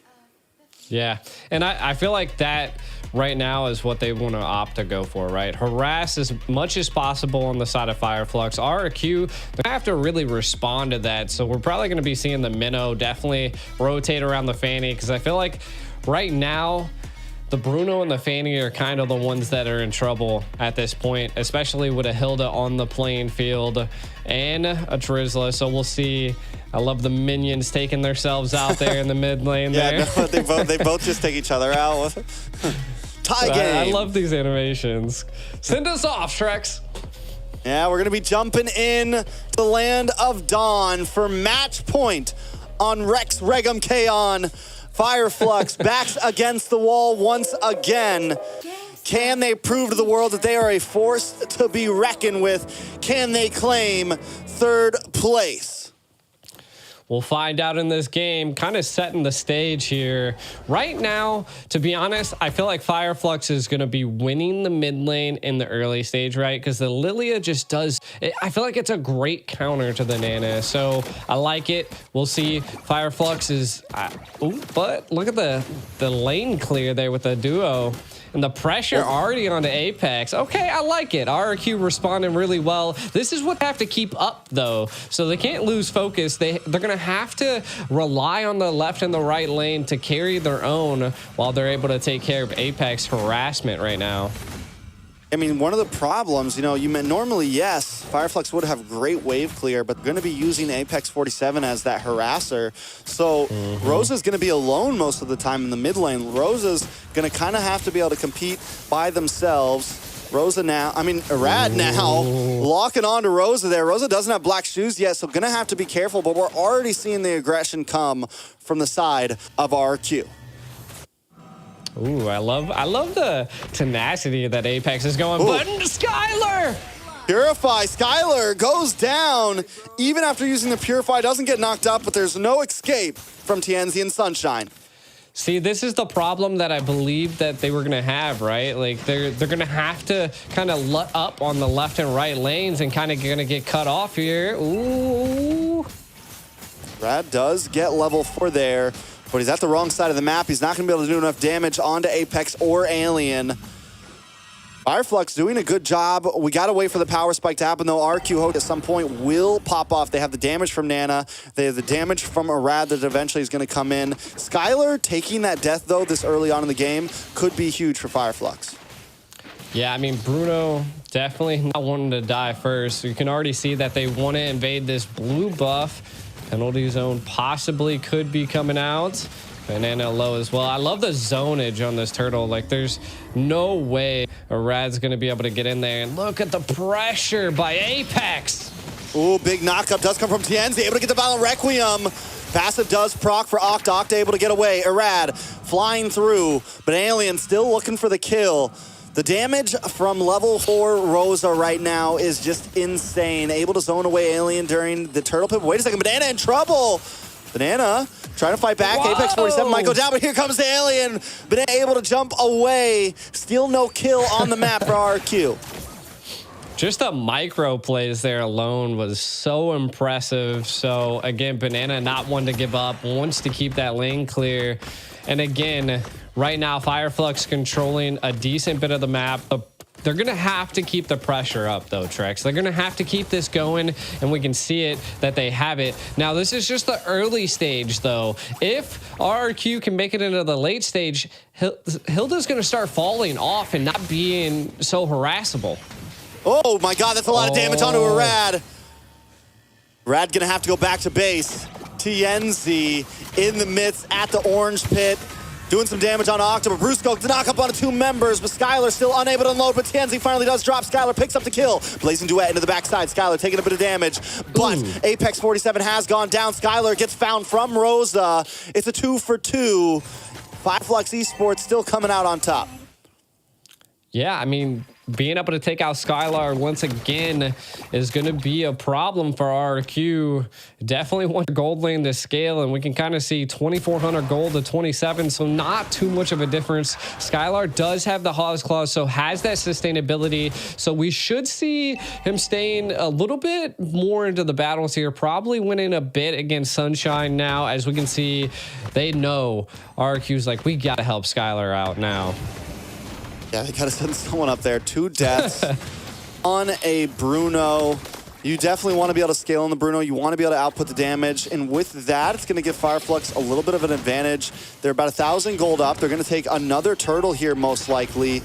The Fanny still unable to pop off. And normally, you'll want to be able to ball with the composition that RQ Hoshi has. And they're getting majorly slowed down. Yeah, but at least they're not taking a death. Erad hasn't taken a death just yet. Apex still giving great vision over the map, but again, gonna have to watch out for some of these key plays. Oh, Apex 47, a little bit of trouble, taking some damage. Irad uses the cutthroat, but unable to find him. Octa has finally locked in the Genius Wand. We're gonna start seeing a punch come from her. RQ Hoshi still unable to make a big play, though. Blazing Duet not doing anything right now. Banana! Oh, Banana goes down. TNZ is everywhere on this Guinevere, and this is why the Gwynny has been so contested. It is almost, it's crazy to say, it's more active right now than the Fanny. It is more all over the map right now than the Fanny. Yeah, ooh, Octa. Another one into the mid side. Octa will be safe, though.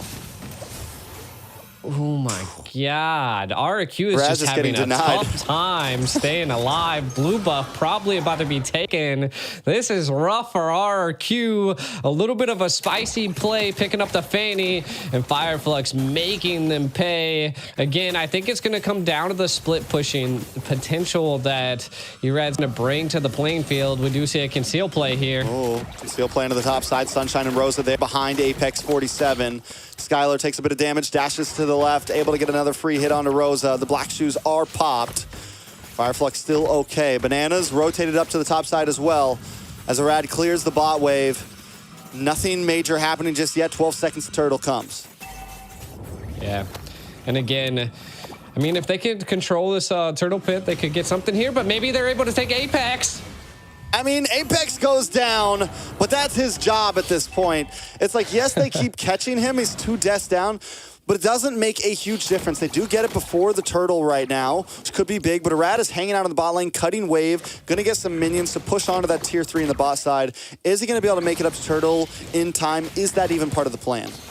I don't know if it is part of the plan. I feel like they're trying to take turrets because ultimately I feel like turrets are the better neutral objective here at this point because it's what you utilize to get away. A lot of damage on Alien. Brusco, Octa, but wait, no, Alien putting out the damage. Oh my God. Skylar in trouble. Brusco, you got to slow down Alien. Skylar can't even get away. TNZ now down to Banana, able to get another kill. TNZ 3-1-1 right now. And now the Turkish Delight collapses onto members of RRQ. You take our bottom tower, we're gonna come for your top.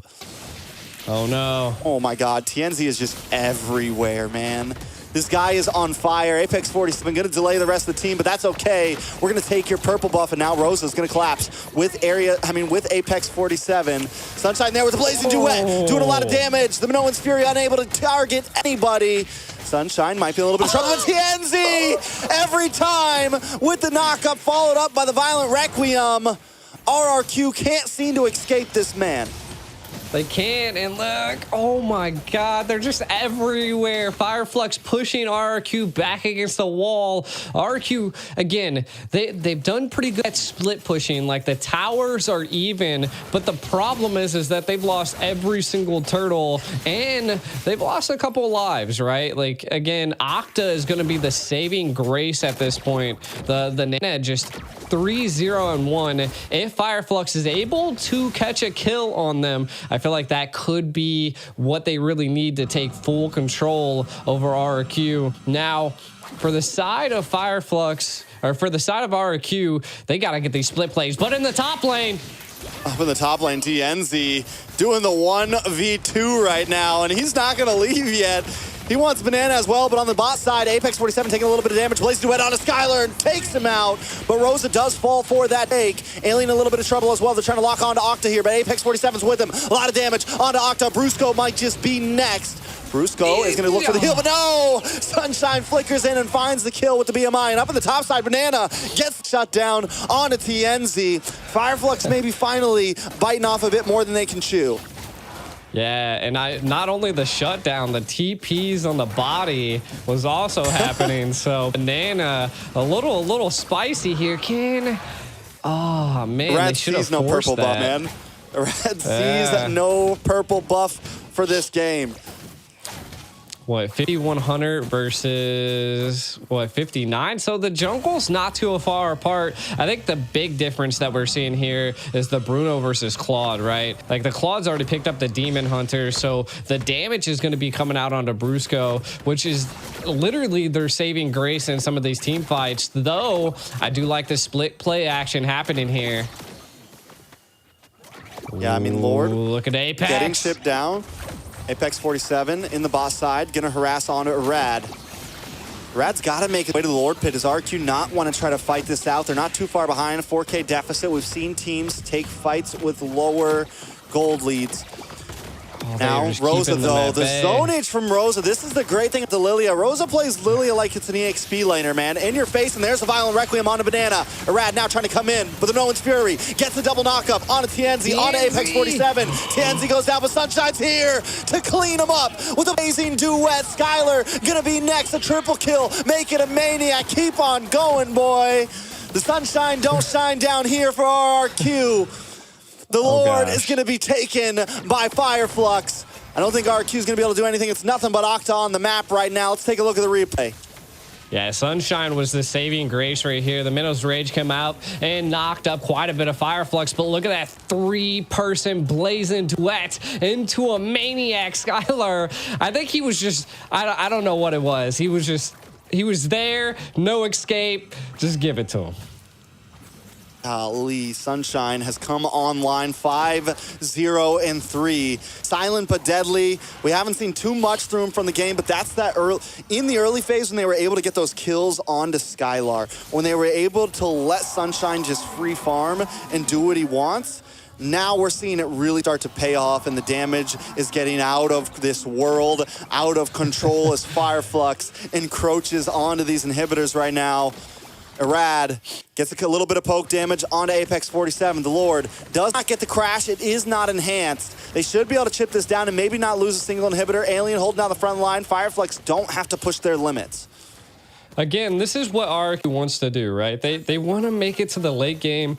Securing and keeping your tier 3 inhibitors is where you need to be. Again, I think they're going to lose their second tier here. So, yeah, I mean, this is the safest position that RRQ could be in.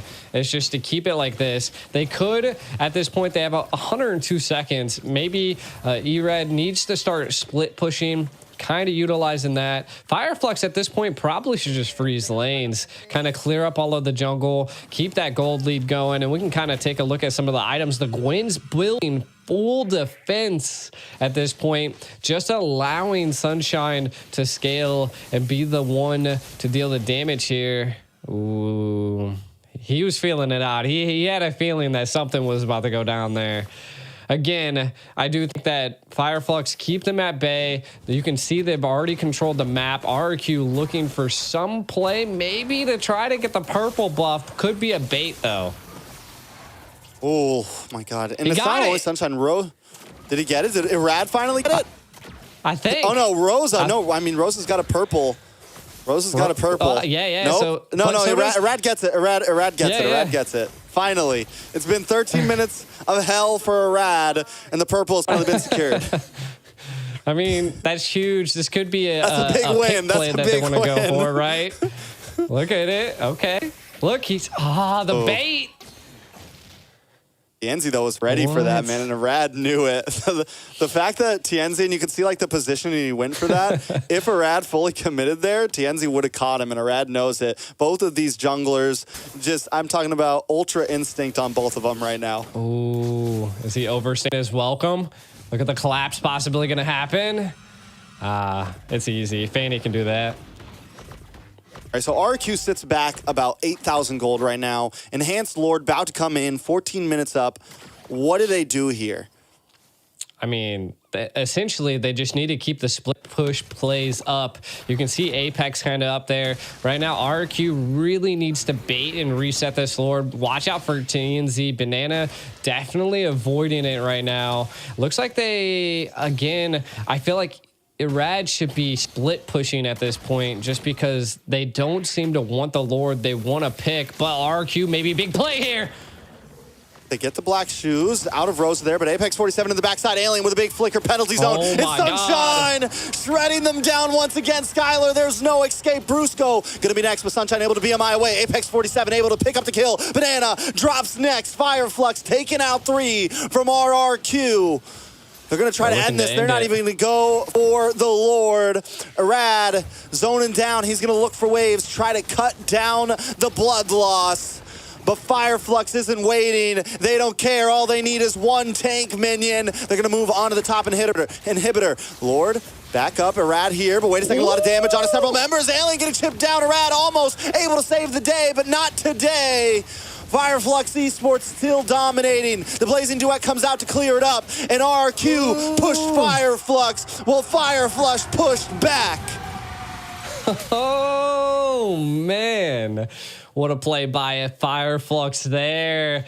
Look at him. To be honest, I think they got the crowd buff. I could, during that whole match, I heard cheers galore every time Fireflux was pushing. So it kind of seems like there might be a ton of Fireflux fans out in the crowd. But again, huge plays. The harassment by Fireflux was the key winning factor for Fireflux, and you can kind of see while we dive into some of these highlights that they just had full control and harassment over the map of RRQ. They just kept them at bay. TNZ just everywhere. Not too many responses that RRQ could utilize here. Again, a spicy Fanny play, but again, Fireflux reading the situations, creating the moments that they needed to take down RRQ into game 2. And we can kind of see that Skylar, the damage, just look at it. A Blazing Duet into the back line of RRQ is not what you want, even in the front line. Sunshine just shining in Fireflux. Yeah, you could really see the trend. And one of the things that Fireflux did so great in this game is in the beginning, TNZ was kind of the big damage dealer. He was the huge threat. And then right around that last fight and this fight here, we'll see the transition happening of Sunshine becoming the monster. Sunshine becoming the threat right after 10 minutes, getting that Maniac. And from there, RRQ Hoshi knew that there was a much bigger problem than just TNZ, a much bigger problem than just Rosa. Sunshine was the natural born killer here, and he was the downfall of RRQ in game number 2. Definitely. And again, I mean, we did see Octa try to be the saving grace for RQ, but the Lilia Rosa picking it up is just too much for RQ. And of course, we can see the MVP here. Sunshine, 606, 24% damage dealt. The absolute menace in the game that also secured a Maniac. Just a monster. I mean, definitely very well played from him, knowing exactly when to hit his moment in stride. But you also have to give it up to the rest of his teammates as well, kind of hovering around that top side, making sure they got that early kill onto Skylar, giving Skylar just a very rough game, ending off with 2, 5, and 3, never even being able to finish out his items. And that just goes with the pressure that Fireflux caused, using Apex 47 on this Hilda, once Rosa was able to move around a bit more after the laning phase, and then TNZ as well. As long as that mid concoction there was able to disrupt the rotation of RQ Hoshi, it was a guarantee that Sunshine was going to eventually pop off. Yeah, and I mean, we've seen that. That's how Claude scales so fast.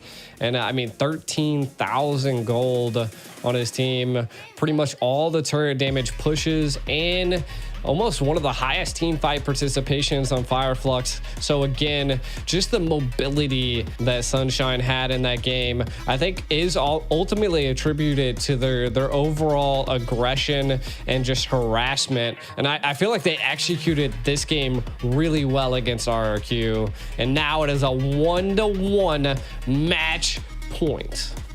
All right, the final day of Games of Future is not disappointing. Taking a quick look at the kills, Fireflux finished it off with 17-9, a 10,000 gold lead. Only lost 1 tower in that game. Let's take another quick matchup here. Skylar up against Rosa. Now, last time we saw Skylar be just a great player, not getting any deaths in the previous game, but this time Rosa showing that I am still a dominant player in the Land of Dawn. 100%. And then again, I think it was just the overall comp that Fireflux brought, right? Like it's wild because they had such a tactical play against the Fanny, being a spicy pick. Like, we don't normally get to see assassins. We're normally seeing, of course, I mean, Guinevere is kind of that assassin route as well, but being able to secure the Gwen and being able to secure the Claude, I think were like huge drafting win factors. And then not only that, just the last phase pick on the Hilda was just like the turning point, the wild factor, because you've seen RRQ banned the Kufra, so they were anticipating that they wanted the Kufra pick, but in the back pocket, the Turkish delight, the Hilda. I mean, there's a reason why the Guinevere is just doing so well right now, right? Because in early game, even if you start building tanky, you still have very decent damage in the laning phase in the first 5 minutes, 6 minutes or so. And you have insane movement. You have the surprise factor. I mean, Tienzi there was out-rotating a Fanny, essentially. And yes, Fanny did have Apex 47 in his face the whole time, but still, it just goes to show that I don't think the Guinevere is going to slip through the cracks again. Most likely, RQ will have first pick, so Fireflux will most likely be the ones banning it out, but there is a reason why it's so contested. It's just such a decent pick right now, from early game aggression, mid game control, and then even neutral objectives, helping secure Turtle, helping secure Lord. You can almost, if you can guarantee the knock-up on the enemy jungler, it makes it so much, I mean, you pretty much guarantee yourself a free retribution. Yeah, I think a spicy play from RRQ could, I mean, they had something planned, right? They essentially wanted to utilize the Fanny to kind of, again, have that mobility for them. But I think what ultimately, like, they already picked up the Lilia, or no, they actually went Nana, the Nana on the second pick. So they didn't anticipate the Lilia. So again, I think they should have picked up the Claude, right? Like I'm not quite sure why they allowed the Gwen and the Claude to slip through the cracks. Because I feel like, again, the Bruno could have been the answer to it, but I think ultimately it just came down to execution of that Fireflux brought, right? They had to harass the Fanny, left the left and right lanes alone, and then they were able to just collapse on them while Apex harassed, and it was just an overall tough situation for RQ to deal with. And every chance, I thought they were going to win at that Lord fight, but then Sunshine, that Blazing Duet definitely turned the tides into Fireflux's favor, and then the snowball started to happen, and RQ just couldn't stop it. You know, Claude, it's insane to think how Claude has just stuck around in the gold lane meta for so long, and he's never really been touched. He doesn't get too many nerfs or buffs, and every time before a major tournament, I think everyone always thinks, oh, this is going to be the great marksman. Oh, no, it's going to be this marksman. Oh, no, it's going to be this marksman.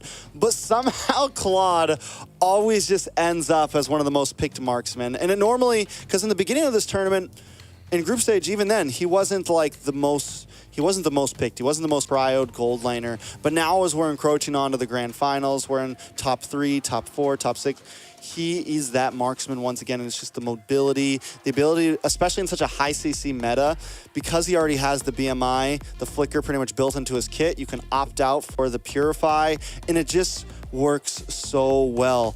And he's not only shredding down tanks, he's doing insane damage onto everybody. I mean, there's just no escape from this hero right now. I definitely agree with you. I think if he's on the field, you need to pick him up, and that was maybe the downfall. That was maybe one of the huge losses for RQ there.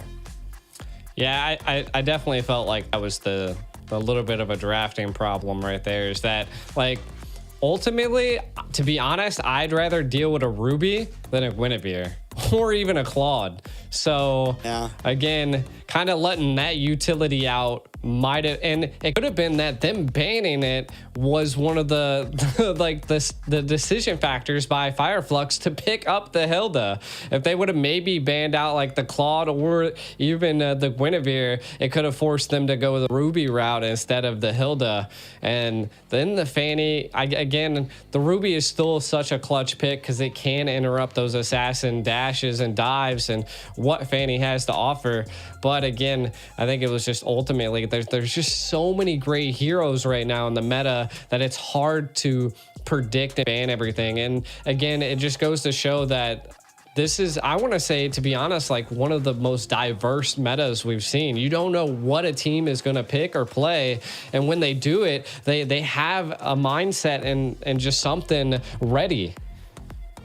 I mean, they definitely need something ready now. It's match point for both teams, and I still give it, I mean, RQ controlled game number 1 so well. Even though Fireflux was kind of winning a little bit in the laning phase, RQ still had map control. They still had macro. They still felt like they just had their hands on the wheel the whole game. We come into game 2, and Fireflux seemed to do the same exact thing to RRQ. So I think it's everything from draft to in-game to all of it. Draft is definitely going to be important, and it might not be the time to get spicy here, right? It might not be the time for anything too crazy. It might be the time to keep it basic.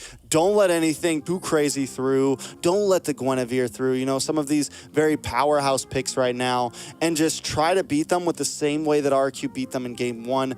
Maybe put a very quick moving EXP laner in, put Banana on something he's very comfortable with, and just try to control the map. Yeah. And again, I believe RRQ is really good at coming back from something like this. So again, even though that they are down, they had this draft wasn't the best, and Fireflux was able to counter the draft that they picked. They are going to be the ones that are going to be first picking this time around. So again, I feel like this is the time that they'll be able to, you know, reflect on what happened last match and kind of come up with a plan of action to control Fireflux. Fireflux, to be honest, like they could just keep doing what they're doing, right? Like that, you kind of said that, you know, RRQ was, you know, controlling a little bit of the first match, but I think, you know, Fireflux was doing a good job at fighting back and, you know, just slinging punches as well, you know? So I think Fireflux could just keep what they're doing. If there's an assassin hero into play, keep up the harassment, maybe fight mobility. Again, there was just so many options that could have been a factor and could have been played that it's really hard to ultimately break it down just because it was just such a clutch game there by both sides. Both drafts were definitely grand finals worthy, you know, even though it's the third place. I mean, so with that being said, I know in the beginning you felt like RQ was the favorite. Who do you got on game number 3? You know, I still think RRQ would be the favorite, and it looks like they're not first pick this time around. I don't know if it's something they get to decide, but it looks like they are second pick again. So I know in a lot of internationals, the loser gets to pick a lot of the time. To decide. I don't know if it's I don't know the exact format on this. It's been a little we while, do normally see them so. switch, but I think so. Either every team has been favoring blue, and that's why they've been switching nonstop. Yeah. Or maybe it has been loser picks, and this time RQ is like, no, we want second pick. They do ban out the Guinevere. The they're banning Claude? pretty quick. Okay. Hopefully this isn't. This is going to be a whole different game. We're going to play it real. Yeah. Yeah. This is going to be a whole different game this time around. I mean, the Matilda is still available. They still have the Arlot, the Ruby. So, again, one of those are probably going to be sneaking through the go here. So, we might see maybe they bait the Matilda out for Fireflux, force them into that first pick, so then they could utilize something a little bit different on the RRQ comp, or they could vice versa. You never know. I mean, they could be banning out the Lilia instead. I mean, they definitely didn't like that on the field, and it was such a great counter to the Nana. But Fireflux going for the Joy ban. We've been seeing the Joy ban quite a bit. We didn't see it in the first match, but definitely the second and now the third. And this is match point. Yeah, I mean, everything's on the line here. I think it's 120 grand on the line right here. So even though it's just a third place match, quote unquote, it's still a big thing for both of these teams, especially a team like Fireflux, who hasn't, has never gotten this far in an international event.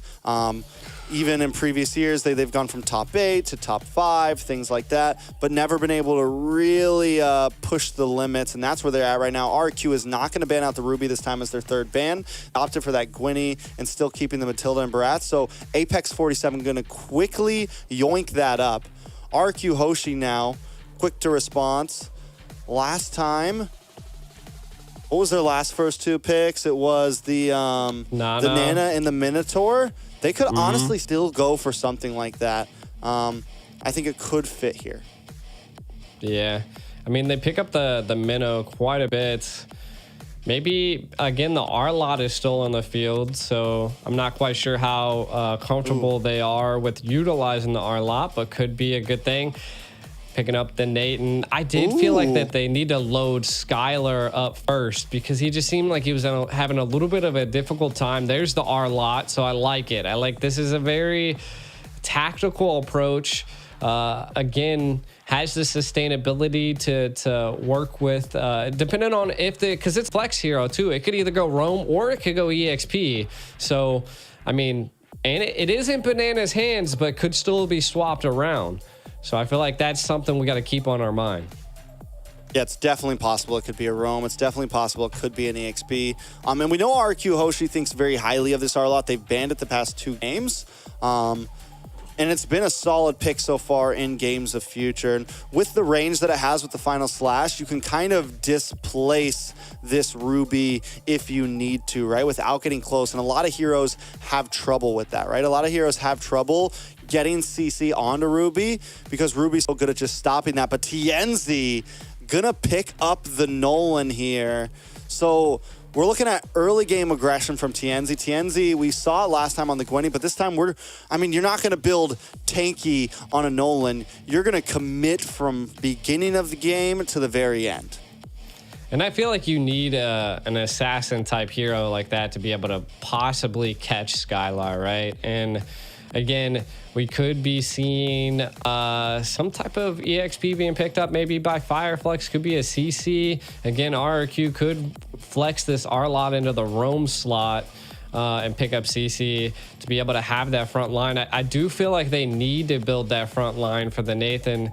And that's why Sunshine picked up the carry, right? Right away, the Phovius, though. Oh. Is that Insta pick. Mid lane EXP? I mean, mid lane EXP, Roam, wherever you want to put him, wherever you want. I think he could actually. You might want to. I mean, I think Roam or mid might actually be pretty viable, just because you really want him to be on TNZ as soon as possible. You want him to be involved as soon as possible. The only problem is if you put him in mid and you put him up against Rosa with something that's going to have insane wave clear, could be dangerous. EXP lane might be the best slot for him. But either way, I mean, they have... So Arlott Roam, Phovius, EXP, either one. Get real crazy. Arlott Roam, Phovius mid. Just... Oh, God. That's a wild. They have the magic right damage. Now. They have the magic damage with the Natan in the gold lane. So really, you know, not picking up an insane burst mage, even a big loss. Yeah, I mean, they could either, again, go Aurora, or they could go Vexana. So could Fireflux, though. I mean, both of those options are still available for both sides. They do need a little bit of crowd control on the side of Fireflux because the Ruby's there, but I feel like it's like slight displacement and slow instead of full CC. Though the I'm Offended can definitely be utilized to catch maybe some of the team of RRQ, but again, they're going to be sustainable. RRQ is looking to sustain in fights, and I feel like that's what they need, and they were lacking in some of these other team fights that Fireflux was coming with. The last time Fireflux picked up this Nolan, they had a very similar enemy. They went up against Burn X Flash. They went up against the Phovius. They picked up the X-Borg. Which is a good answer to the Phovius, especially if it ends up being EXP lane versus EXP lane, because X-Borg just chips. He never has to dash. He constantly just moves and kites. And it's just a solid answer overall, especially if RQ Hoshi decide to go on something bulkier in the jungle here. So that's definitely something we could be seeing from the side of Fireflux here. With Vexana banned out now, we still need mage. You said it earlier, Aurora's still open. Other than that, man, we're running out of ideas for mid lane. I think RQ Hoshi might have to put Phovius on mid at this point. Oh my God, I was right. Wait. Roam Arlott. Mid Phovius. Mid Phovius, or maybe it's gonna be jungle Phovius. Could. I mean, that's could be wild. Jungle Phove or Jungle Natan. I have no clue. It could be jungle anything. Spicy. They're all over the place right now. You got 3 fighters and Natan on the field right now. Jungle Phovius could happen. I just think it's kind of slow. Spicy. Fireflux needs 2 picks now. I think X-Borg might be the way to go here. X-Borg? Yeah. I mean, X-Borg could be a good EXP. I mean, they could even rock the Terizla again. They just need something a little bit tankier. Again, Rosa picking up the Aurora. I mean, that's CC that they needed, right? Like, paired that with the Ruby, and then Ruby EXP. They go, yeah, so great flex. I like that. You were saying this on previous games. Be available to flex that Ruby if need be. So baiting the Tigreal until the end. Wow. Because here's the thing. Where did they lose last time when they picked up the Benedetta? The problem was that when Ruby was the roam for Fireflux, Ruby was not able to peel or protect Sunshine or Rosa. This time, Alien's going to be able to hold Apex 47 is going to be able to hold the front line with that Tig, and Ruby can kind of play the mid of her team a bit more, kind of rotate from the front line to the back line and be able to stop them. But they're 4 fighters. They finally locked in a Martis for the side of RQ. This looks like a Knights of Fate from like NACT. This looks like a Knights of Fate composition from NACT like last season or 2 seasons ago. 4 fighters and a marksman RRQ risking it all at match point. Definitely not the most down-to-earth composition. They do have counters. They do have answers. But is this, this abnormal draft going to really work? Is it going to be glued enough together enough? I would hope, and I feel like this is what we're going to have to figure out coming into this match.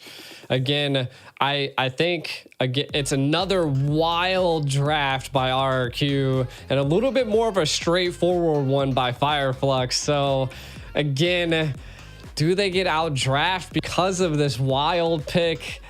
Maybe meta setters. I mean, 4 fighters is quite wild into this comp. Again, Fireflux, I mean, they're looking good from my opinion, and I kind of was rocking the RQ, but I think right now I'm going to go back to textbook and I'm going to just say Fireflux is kind of winning this one right now. Fireflux's draft is definitely the more normality, right? It's textbook. Yeah. It's simple. We did not get crazy for match point. We did not get crazy for 120 grand. RQ, I think RQ, all right, if they want to do this, we're going to have to try to beat them down with something a little bit different. They do have rotation. They do have the surprise factor here. They have aggression. You have the Benedetta to be able to get to the back line. You have a lot of answers. The question is are those answers going to mesh well together? There's a reason why you have a mage. There's a reason why you have a marksman. There's a reason why you have a roam and all of these different heroes meant for their roles. But RQ trying to break the boundary, and that was a new entrance to the Land of Dawn there. We haven't seen that one yet. Coming in from the top of the chessboard, RQ up against Fireflux Esports. One match to rule them all, and Brusco all ready to get an aggressive. Ooh, did he get it or not? Apex, though, also with the aggression. Ooh. Gonna walk right into Brusco there. Brusco able to get the first blood. That's huge. That's huge. Now, kind of breaking some things down. We see the Arlots on the roam. Phoveus is in the mid. And, I mean, again, could be a good play here. I feel like RQ, what they really need to do is do what they're doing right now. Just keep the harass up. Harass TNZ. Do exactly what Fireflux did to you, RQ. Now, the side of Fireflux, they got to keep RQ at bay at this point. They have the mobility. They have the Martis. So RQ's looking for that early game, the snowball. So Fireflux, if they can stop that, keep them at bay, I think that's their win conditions here in the early stage. I do want to say that when it comes to first turtle, RRQ might have the advantage here with so many fighters. Fighters are going to kind of have a nice early game punch. They're going to have a nice early game spike. You have this Martis. You have plenty of CC on the side of RQ. Fireflux might want to fight elsewhere unless TNZ wants to go for kind of a cheeky steal here. Rosa still hasn't hit level 4 yet. May not have it for the first turtle. Yeah. The biggest thing that I am seeing here is we have a lot of purifies picked up by RQ, right? So they're looking to get out of Rosa's sets. They're looking to get out of Apex's sets. Same with Alien. I mean, there's just so many opportunities that they could get caught. RQ looking to take this first turtle, though. Able to secure with no problem. Apex in trouble. TNZ doesn't even go for it. Knows that it's, nope, we're not even going to try that. They got 4 big boys sitting around the turtle right now. Yeah, and I think it's a smart play. I think Fireflux needs to focus on the off lanes right now. Ooh. Wait a second, Apex 47 get in trouble once again, and Skylar flickers in, picks up the kill there. Right back to base. How did he do that? The man is a mad Cole. Ends up in gold lane in a matter of seconds, but comes in just quick enough to find that kill. Rosa's reaction speed is just too much. Flickering out of that, being able to dodge 2 of RQ is huge. Again, I think they do need to put some pressure onto Rosa. I like the lane clear. TNZ able to steal the lethal wander there. That's huge. Again, we need to see the scaling by Erad. So next turtle might be falling into there. Skylar, I think he's doing pretty well in his lane, right? He's already 1-0-0. He's got a little bit of an advantage on Sunshine, but again, that goes to show that the carry is that late game hero in the marksman lane. So we're looking at early stage snowballing by RRQ and a little bit of a late game for Fireflux. I feel like that's what they're going to be aiming for. Yeah, Fireflux needs to find some momentum, though. I think if Skylar is able to just farm freely here, then Atan is going to be a problem. This is like funneling at its best. It's like old school fighter off lane. You know, they're just going to pocket around Skylar here. You're going to have 4 fighters sitting around Skylar as he sits in the middle of this team, just causing mayhem, and Fireflux is going to have trouble finding a way to break through. Apex 47 able to land the implosion and get the knock up onto Arad and Brusco. Rosa looking for the Glacier, able to get the freeze on Brusco, and Tienzi picks up the kill, but now Apex in trouble. Target locked from Octa with the Demonic Force, able to find Apex 47 there. Another turtle should go over the side of RQ, but Alien doesn't want to let it happen. Tienzi also making his way in with the dash, looking for the damage. A nice stun, and Tienzi able to find it. Now Tienzi on to the next target. RQ forced to back off. This is the aggression that we needed to see from Fireflux, right? Like, you were looking for it, and they wanted still more. Whoa! Erad able to just get away, but Tienzi takes the purple. That's what I like to see from Fireflux. Like you said, finally answering back and evening the gold. All I can say is that Fireflux, they always seem to somehow gain control over the jungle and keep them at bay. Kind of looking at some items, we see penetration being picked up by Rosa, so going to be dealing a decent bit of damage here. We also do see TNZ picking up the Blade of Hep there, and that is the early game pressure, but look at this! The pushback from Apex 47. Brusco in trouble, gonna get taken out. Sunshine picking up the kill. Now matching Skylar 1-0-1. Fireflux finding momentum at 5 minutes. Everyone's got their first items locked in, and that's when they knew they could strike. I'm so surprised that they didn't attempt to engage in that, but hey, again, just take it slow is what it seems like RRQ's plan, even though I feel like they need to maybe engage a little bit more and take some riskier plays here. They do have a Martis on their hands, so we'll see. It might be all up to Skylar at this point. Ooh, you can tell Apex is searching right now. He's hunting for that implosion. He's protecting Sunshine here. He knows what RQ's trying to do. Sunshine playing it safe as well. I think Fireflux knows this. As long as we don't fall really behind here, we're kind of winning. Because eventually this 4-man fighter comp could fall off. Rosa in a little bit of trouble though. Arad gonna be able to pick up the kill there. One more hit. No! Rosa gets away. Apex saves the day. Octa gonna move on to him, and even if he goes down, but no, Arad still finds it. 2 kills, a double for Arad. Tienzi should be able to get him as well. Coming back, but now Tienzi in trouble. Brusco and Banana on the hunt, but Tienzi gets back to base safely. Speedy Light Wheel comes out from Sunshine. Banana gonna be able to walk out of the jungle safely, but RQ Hoshi crack the mid-tier 3. They crack that and the bottom tier, so they took two turrets and were able to secure 2 kills there.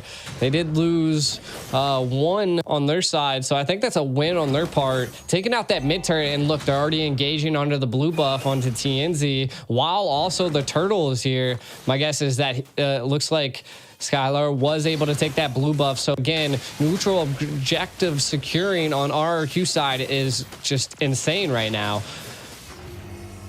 Ooh, Rad able to get the turtle. There it is. Brusco though dashes in.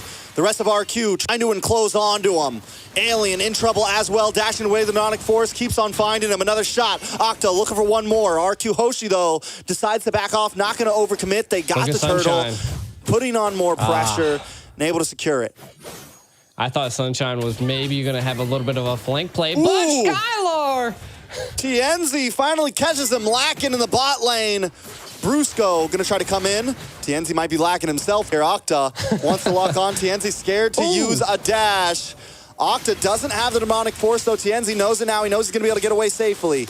Alien here to help out. Rosa coming in, but up at the top side. Sunshine finds Banana. Brusco going to get frozen. Alien causing some mayhem. But here comes Arad. It's a slugfest, boys and girls, and they're ready to fight, put on a show for us. Alien taking a little bit of damage. Octa with the demonic force. Apex waiting, sidestep, step, looking for a possible strike here, but Alien going to go down. Apex 47 doesn't have the implosion to fight there. I mean, this is just blows by blows from both sides at this point. Right now, Fireflux definitely fighting back, taking picks where they can. If RQ really needs to focus on Sunshine at this point, like the scaling on the carry is going to be dangerous paired with Apex. Apex is just coming clutch. And so is Alien. To be honest, like TNZ has been able to escape situations that he normally shouldn't be able to. The final slash by Brusco going wide sometimes. So again, these little mistakes are playing into Fireflux's favor. Most definitely. I mean, Fireflux, yeah, and as long as RQ is not extremely ahead of them, I still feel like Fireflux has the better late game here. They have answers to RQ just like RQ's answers to them. And the thing about RQ's composition here is with all of these fighters, with the way that Skylar kind of wants to play, RQ Hoshi is going to be forced to kind of group up here and there. And that's going to give advantage to Apex 47. It's going to advantage. Oh my God! Oh. TNZ! Time after time, he's pulling a banana right now, hanging out on the backside. It's okay if he goes down, but he wants to sidestep. He goes down to the decimation. Arad able to pick up the kill with no retribution. That could be bad for Fireflux, though. Lord is still on the map.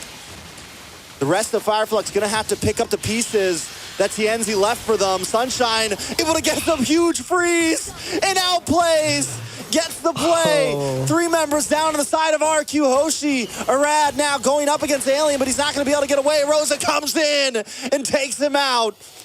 That's 4 down for RQ. Skylar finally back on the map, but Fireflux taking control. Fireflux is looking just like AP Bryn at this point. Every time the first Lord's coming up, they're just gaining so much ground. And being able to secure this first Lord and taking 4 of RQ is going to be troublesome for RQ. Again, you got to give it up to Apex. Apex paired with Rosa with that frigid glacier and the implosion was just too much for RQ to take.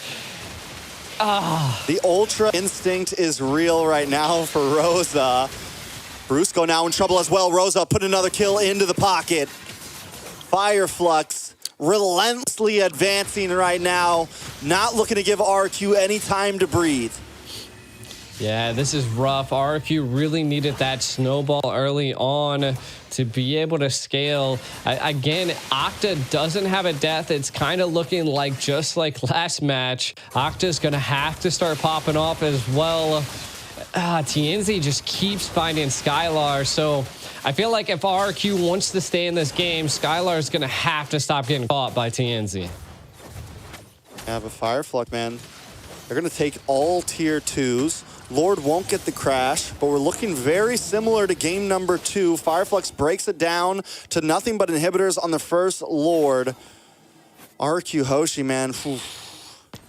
It's like, who do they even go for? Because they got to worry about TNZ. They got to worry about Sunshine now. They have to worry about Rosa. It's a tough call, and they have the players that can kind of pick people off, but if they split up too much, they get taken down. And if they group up too much, they have to worry about the implosion and the I'm offended and the glacier.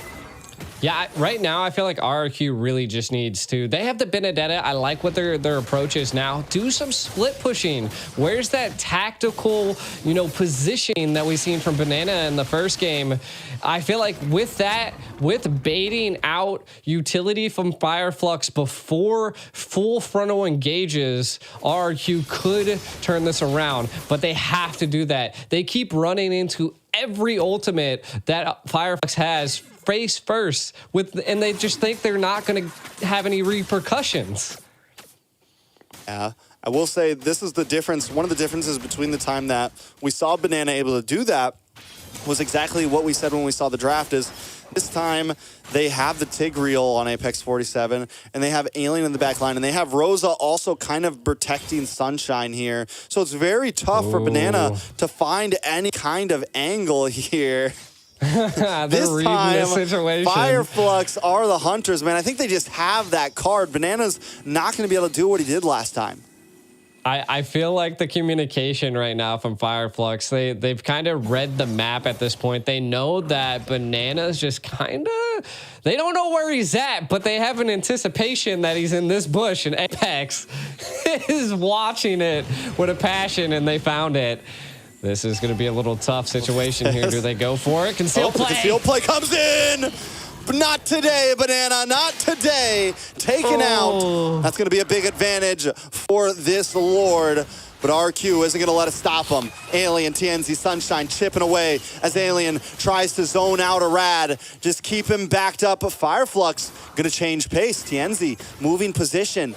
Taking a lock onto the purple buff. Back to Lord now. Waiting for the rest of the team to come in. A nice reset to buy the team some time so that they can make it a 5v4. Look at the damage on Octa. Sunshine. Speedy light wheel. Deletes him down. Skylar force the entropy back instead of forward. RQ got to go running back to the base as Fireflux takes another Lord. Man, the passion that they've had from last game, bringing it into this game, RQ definitely seems to be down in the dumps, and Fireflux are just, they are roaring and ready and on fire at this point. Another Lord going to be barreling down RQ's lane. Kind of taking a look at some of the items again. I mean, Nathan's almost online, but Sunshine is just overall controlling the damage at this point, fully built for this next Lord push. I think RQ, they can defend it. All of them are alive. They still have all of their tier 3s, but again, this is going to be an enhanced Lord. It will crash into a tower, and the base will be broken open, and Fireflux looking to take as much as they possibly can here, Trex. All right, let's see how they do this. Lord going to be a little delayed on the bot side as Fireflux pushes in on the mid and top. Waiting for that connection. Fireflux going to continue to chip things away. RQ Hoshi position themselves behind the bottom inhibitor. They're going to try to chip down the Lord. Lord's taking a step backward, forced to go after that minion. A slight mishap. Not able to get the full push in. Skylar able to melt it down. Fireflux have broken one. Look at for Alien coming around the backside for the I'm offended. Rad goes down. The Glacier falls onto 2. Fireflux looking for more damage. Rosa does fall though as Fireflux continues to look for more members. Brusco gonna be the next one. Skylar keeping a nice range and doing good chip damage, keeping Fireflux out of the base. It's a 2-for-1 plus an inhibitor over to the side of Fireflux. Fireflux once again coming out on top. A lot of like immortalities were baited out of Fireflux, so RQ possibly looking for some type of an advantage. I like it. I mean, they're attempting to maybe make a play on the left lane again. I mean, they're having a tough time here. If they're able to shut down Sunshine and maybe keep TNZ at bay, that could be their win conditions, but you can already see he's feeling out the zone. RQ pushed back against the wall. Will they become the predator or will they become the prey? Definitely the question on all of our minds. With the 8,000 gold lead, it's going to be very, very tough for RQ to withstand this. They had a composition that kind of needed to snowball, that in my eyes would eventually fall off. I felt like RQ might have had the early game, and then eventually there would be this tipping scale by not having a huge bursting mage, by not having, you know, a bursty jungle or even actually a utility jungle. Because the thing about Artis is it's utility and it has this great early game snowball effect, but it is not super viable at 20, 21, 22 minutes in. And that's the territory we're getting to right now. And Fireflux has already reached the point that they need to. Sunshine. Conceal play though. No! Rad, Octa not able to find anything. Sunshine able to sidestep and get away. All RQ is able to do is reset the Lord of Tienzi. Gets the I'm offended onto Brusco there. RQ still holding the distance. They are bulky enough to take some shots to the face. Does look like they're gonna send Banana back to the bottom lane, clear the wave. RQ not giving up just yet. I think they know this is their chance. Arad has to pull a rabbit out of a hat here. has to do something crazy if they want to survive. Yeah, and they know that they're not going to engage here. TNZ now stacking up the red and the purple. They've just baited out a decent amount from RRQ Hoshi. They just don't have the conceal play. Skylar's ultimate's down. And again, I mean, just a little bit of this bait is what they need. Apex is just so good at finding everyone. He just can read the map so well against RRQ. And keep our eyes on TNZ as well, hiding out in this bush. He's going to go clear the waves. Banana finally looking for a position into the backside. No eyes on Banana just yet. Going to come down to, does RQ even want to really, I feel like you mentioned earlier, they need to try to find an angle, and they're just coming at Fireflux head on. Maybe looking for a bait, maybe looking for someone to overstep, but Fireflux is not taking that risk. They're not taking that step at all. They're going to start chunking in onto this Lord now. Rad still kind of playing the fiddle here. Back and forth, Fireflux not fully committing either. We're about 2 minutes in onto this Lord dance. Alien finally gets a lock on onto Arad. Arad still able to back up. Back and forth they go, G. Yeah, they're burning the Lord now. Keep them at bay. Can Erad get in there? They can't. No. A conceal play. Oh, but Bruce going to the backside with a final slash. A huge implosion, though, onto 2 members. Sunshine taking a lot of damage. Banana trying to lock on. And in comes Octa. Pops that immortality onto Sunshine. Still looking for a finish. Skylar flickers in and finds the kill. RQ finally doing something major here. Find a kill. Arad, though, taking a little bit too much. Fireflux response by finding the jungler from RQ Hoshi. RQ back to base now. It's 4 against 4. They lost the Lord, they find Sunshine, and they lose Arad. Do you think it's a good trade for RRQ? I mean, I think so, right? This is a little bit of the breathing room they needed. I mean, 21 seconds until Sunshine comes back. Again, not having your marksman for a Lord push is going to be rough. They have TNZ, so they still have damage, but I think they're lacking just a little bit, and I think RQ can breathe once again. TNZ in trouble. TNZ in trouble. Demonic Force locked on. They're trying to slow him down. Ooh. The sidestep. TNZ with the flare, the flicker, the dash, the moves and the grooves. Octa, not today, sir. But RQ does do that perfectly. We still got to give it to him. They're able to melt down the Lord and survive another one, and the freeze comes on to Octa. Shut down for Sunshine. I love it. This is what we came here for. It's match point still, and you can't tell exactly who's going to win. TNZ was dancing on Octa right there. That was such a good play by TNZ, able to dodge every single play. Whoa! But another one happening. Alien comes in with a big I'm offended on Brusco. Apex 47 taking a bit too much damage. The Glacier comes down, the freeze, the frozen, eradicated. Now Apex 47 goes down. Skylar able to unload. A big suppression on TNZ. TNZ still on the map, but Skylar finally finds him. Skylar goes down. No, Skylar's still up. Brusco drops 3 for 2. Alien melted down. The damage from Skylar is finally there. We're 21 minutes in, and Fireflux finally has to be careful about how they intrude onto RRQ's base. Man, this is definitely a do or die situation for both teams. Match point, kind of look at some of these plays that happened here. We've seen Brewski go into the back line. Immortality popped, but does fall to Alien. And we see that Skylar with the triple kill.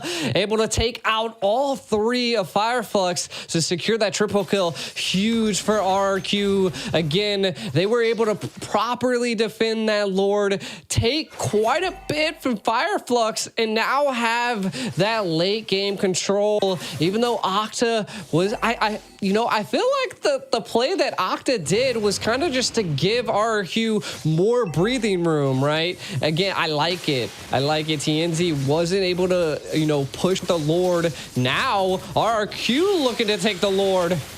Yeah, they're not wasting any time at Apex with the conceal play, looking for a rat here, just trying to zone him back. He gets the implosion. Damage still not there. TNZ in trouble. Brusco's locked onto him. Petrify onto Sunshine. Sunshine forced to run away. Banana might be able to catch him here. Eye for an eye. Sunshine back and forth, looking for the outplay here. Banana goes down, still has the immortality. RQ forced to go back to base because minions are closing in. Alien look to lock down onto Brusco here. Brusco looking for the outplay himself. The man is gone though. Alien finds the kill. 2 members of RQ Hoshi down. Fireflux could take a free Lord. Yeah, great play by the Sentry there. Definitely shows quite a bit of Fireflux out. Oh no! Nice freeze, lands onto a rat. If they get a rat out here, that's it. Immortality pops. Jeez. One more hit and no retribution for the side of RRQ. It's a 60-second death counter. We're 23 minutes in where every second counts. But Skylar finds Rosa. The damage from Skylar right now, he is their only hope. Can they defend one more Lord push? Can they turn the tables? I mean, they definitely need Rosa at this point, and you can kind of see they're baiting the Lord, trying to allow the time to tick down onto Rosa. They need a full team push to go here. I still don't know if Rosa is going to be there. I think they were waiting for that wave, the wave of minions to come out, so the Lord didn't come out with the minions, and that does give them a little bit of time. If they're able to hold this out, this could be the final push. RQ looking to hold on. This is such a tough play. We got to say that Skylar definitely has the damage. No boots are available. Sold everything there. So as well as on Sunshine. Whoo! RQ. Yep. Are you going to become the Predator? We'll see. Can the King of Kings take down Fireflux here? Fireflux looking to make a name for themselves, continuing to build the hype around Turkey. But look at the melting onto Skylar there. Are we going to go another Lord? Alien getting chipped away. Fireflux cannot enter the house of RRQ right now. They're going to need to find a play elsewhere. Chokehold is too much to deal with. The damage of Skylar is unleashed right now. Fireflux backing off. I mean, this is kind of leading into RRQ's position. I do like the play that Fireflux is trying to do. Get RRQ out of the base. We need to make plays, and mortalities are there. You have 3 of them picked up by Fireflux. They just need one key play. If they're able to capture Skylar, that is going to be the fall of RRQ. But man, what a defense that they are playing, and I am offended not able to utilize. The retry comes out onto Alien, but again, just not enough. They're trying to get something here. Yeah, they want Irad, man. Irad has to be more careful. If he gets taken out, they need that retribution, right? And Irad has a wonderful retribution. As long as he can gain position, he can compete for the 50-50, right? He can definitely compete for it and come out on top of it a lot. The problem is he hasn't been able to step into the Lord Pit. But now we're at a point where RQ Hoshi has scaled. I'll swallow my words because right now they have a decent late game. It's still tough for them, though, to find the right positions. And if Irad gets caught off, they're not going to be able to compete for Lords. It is true. And I feel like and it's kind of hard for RRQ right now to make a backdoor play, right? Just because the turrets are there, but if they're able to get a team wipe, I feel like that could be a play, right? The turrets won't even matter this far into the game. We're looking at somewhere around like 70-second death penalties. So that is why so many immortalities are being picked up by both sides. And I feel like they're trying to bait it out so that they all have immortalities. Rosa picking up rapid boots, by the way. Keep an eye on that. They want to be quick. They want to be able to rotate. I feel like they're just there to CC at this point because they're going to allow Sunshine to scale here. TNZ kind of controlling a little bit of the right of the map. Now, the biggest thing that RRQ is facing is that the minions are just so much stronger for Fireflux, and that just goes to show that having all of your inhibitors down is a tough play, a tough thing to deal with. Oh, Rad's about to walk into Apex. That's a lot of damage. Oh, no, not like this. Oh, God. Immortality drops. Irad will not be able to escape this one. Wait, maybe he will. He's back into it. One more hit. No, Alien finds him. Brusco going to be the next to drop. Does still have an immortality up. Able to back up Skylar. Looking for an escape here. They're trying to collapse onto him. Fireflux looking for the next target. Octa drops next. RQ Hoshi losing members by the second. Immortality pops for Banana. Fireflux now finally on top of this game. Skylar's still up though. There's still damage to be reckoned with. Can he make the miracle play here? Fireflux looking to claim a victory here. They moved on to the base, and that is it. A new era for Turkey. A new team on top of the pendulum. Fireflux looking to make a name for themselves, and today they have done it. Turkey, man, what a game. They showed that they've come to play, taking out Blacklist International and now taking out RRQ. That is a region you don't want to just throw under the bus. They are here to fight. Again, able to secure that third place spot, but what a battle it was. You know, it's kind of bittersweet, right? We take a look at Rosa and the team members. I mean, they have to be happy to win, but also there's still the salt of yesterday's loss in their veins right now. You know, it's like, yeah, we got third place, but we wanted more from that. It just shows how hungry this team is to be a champion, but still a third place win at an international event with some of the greatest teams in the world is huge for Fireflux. I don't think we can take anything away from them here. They have slowly gone up and up and up on the tier list, earning respect from everyone around. Yeah, and again, it was such a well-played match. RRQ not wanting to give up. There could have been moments where the tide was definitely turned into their favor, but Fireflux just pushing a high-tier team back against the wall non-stop. Again, I felt like their draft, their overall plays are very textbook, and it goes to show that if you remember the foundations, you'll be able to win. And Fireflux just, whew, third place, but hey, you came to fight in a huge tournament, the Phygital Games of the future. Wow. Great game. Let's take a look at these highlights though, G. Take us through them. Yeah, I mean, just in the early stages, I mean, we're already at the 9-minute mark highlights, and the implosions were just coming out. Paired with Rosa. Rosa just was, man, that you just couldn't stop Rosa at this point. Paired with Sunshine as well. You can kind of see the conceal plays. They were not allowing Banana to do what they did in the first match, and they've come to fight. We can kind of see Fireflux just sieging RRQ left and right, taking lives as much as they could. The micro plays by Fireflux came out on top. RRQ, they did clap back a little bit though. Fireflux, again, they just had towers and positioning that was key for them. And RRQ just kept frontal facing and taking everything Fireflux had to the face, and I felt like that was a little bit of a rough play for him, and Fireflux just kept the pressure up. And this was a moment that Skylar finally kind of came online here. This is when a little bit of fear came into the blood of Fireflux. Skylar was able to bide enough time and almost take control of this game again. But I think the real people we got to keep our eyes on here for Fireflux is Alien and Apex 47.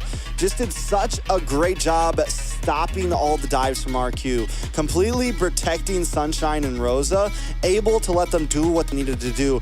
Anytime Brusco, anytime Banana, anytime anyone, anywhere tried to get to the back line, Apex and Alien were there to slow them down, to push them out of the way, to stall for just enough time. And this was the final nail in the coffin here. Fireflux catches Irad first, and then the rest of RQ falls one by one. Yeah, and again, Fireflux, they're third place, but they are so happy. Like, this is an achievement, right? Like, you weren't able to get first, you weren't able to get second, but you were essentially the dark horse in the Phygital Games of the future, and you've shown that you came here with the fire and the passion to take out top teams in the C region, in the international stage, and it is good to see Sunshine shining once again into the third match point here. 8-1-8, 21% damage. We've constantly said that the carry was a rough play, but in the hands of the right person and scaling like Fireflux did, they've come out on the top. Yep, even Sunshine shines on a carry every other day. I mean, definitely just did well here. Overall, an amazing play. MVP for Sunshine there, 8-1-8. The whole team, I feel like this is a game where everyone on Fireflux did their job, and it was the same thing on game 2. When Fireflux gets that momentum, when they're able to all work together and everyone kind of achieve their major role on the team, they play so well. And RQ takes the risk in game number 3, putting together a composition that was pretty questionable overall, and ended up the Fireflux gets the win because of it. Man, I feel like RQ took 2 risks. I mean, that was a lot of fighters. The Fanny was a slight risk. And I mean, Fireflux just, they made RQ make mistakes, and they just took advantage of it. And 2-1, Fireflux taking third place. This was huge for them. And I mean, kind of taking a look at some of the stats here, 13 kills versus 25, 56 assists. And look at the goal difference. My God. Monstrous. And one last matchup between Skylar and Rosa. 5 to 6 kills, 3 to 2 deaths. Assists, though. Assists by Rosa, 16. And though Skylar was eventually able to output the gold, like get enough gold in to really just fuel himself, it was far a little too late, not enough for the side of RQ. So Fireflux will be our third place holders for the games of future. And the series did not disappoint at all. It went the whole way. The farther and farther we've got into this bracket, the games have got more and more exciting. And I mean, if that's just any kind of a foretell of what's to come, then we are gonna have one hell of a grand finals. Everybody is definitely waiting for the grand finals. And I mean, it's the grand finals of the Phygital Games, but it's also a rematch in the making. This is definitely going to be insane. We'll toss you guys to a video here. This is a really cool background, though. We'll see you guys in a second.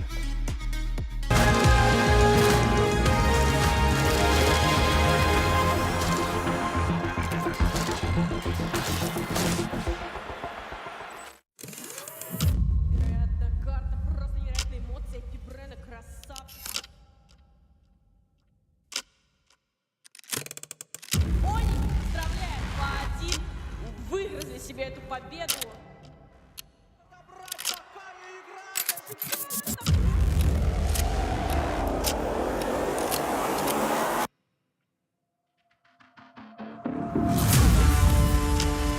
Первая карта достается коллективу Они. 17-0.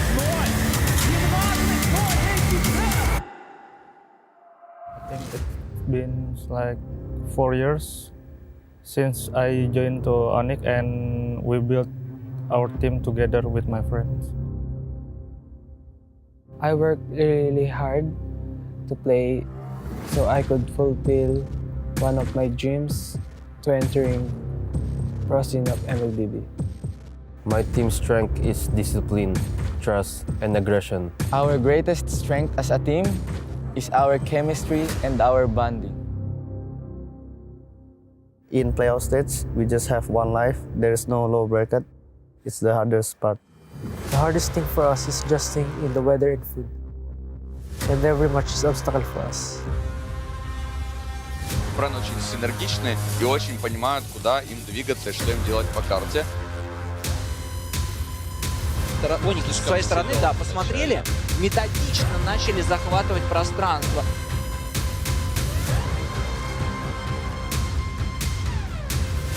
И тут уже без шансов, ребят. И тут уже, конечно, Ират подставился конкретно. И AP Brand сделали все очень-очень грамотно. Our only enemy is ourselves. Оники проходят гранд-финал.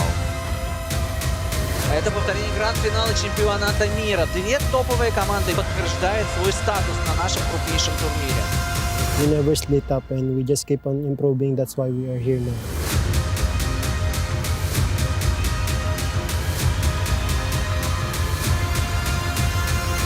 Good luck and have fun at the grand finals.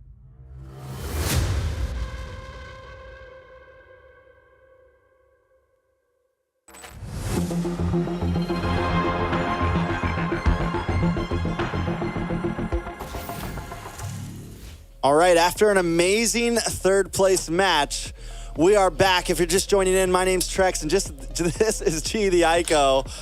We're here awaiting the grand finals of Phygital Games of Future Mobile Legends. We're gonna have AP Bren going up against Onyx. Now, both of these teams have had quite the journey, and we can take it all the way back to M5, where they win a full 7 games with AP Bren taking the final game and taking the World Championship. But it seems fate would have something in plans, because here they are again at the largest prize pool Mobile Legends has ever seen, in the heart of Russia, in Kazan, on stage, ready to duke it out, go blow for blow. And I'm hoping that we see all 5 games. G, I'm just trying to lay down the groundwork. If you're new here, if you don't know who these teams are, this game is gonna be hype. Well, at least it better be hype if it's gonna meet up to everyone's expectations, G. Yeah, and to be honest, I think it is going to be a hype game, right? Like, this current meta that is going on is just insane. It's anybody's game. People can come back from such a deficit, and they can keep the game just held on. So, again, RQ Hoshi just faced Fireflux, and Fireflux moves on to the third place spot. And then our next game's AP Brent versus Onyx.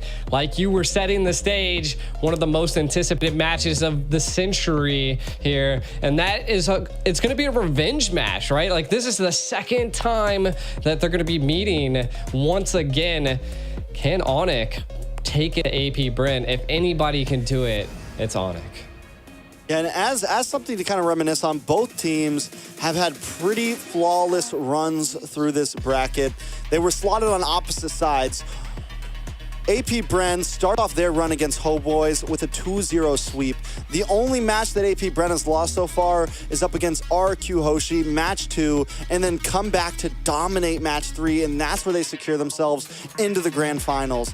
On the lower side, Onyx starts off their run against RCC, and that's where they find their only loss in the bracket. RC was a team that we have to kind of show some respect to, because they had a long run, and no one expected them to be able to get a win off Onyx. But Onyx still ends up getting the dub in the same fashion that AP Bren won against RQ Hoshi, then move forward to face against Fireflux, and they decimate them. And this is the team that we just saw give the works to RRQ. It's kind of a tough call to say who had some of the tougher matchups, who had some of the bigger matchups, who's really earned their slot here. Homeboys was a team a lot of us had our eyes on, and AP Bren was able to make quick work of them. Fireflux was a great team, and Onyx was able to make quick work of them.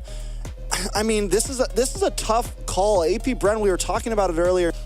They're just a team that it feels like they haven't even broken a sweat yet, G. Yeah, and again, I think if there's a team that is going to make them break a sweat, it's going to be Onyx, right? Like, they just have that tenacity and that grit and what it takes to face a team like AP Brim.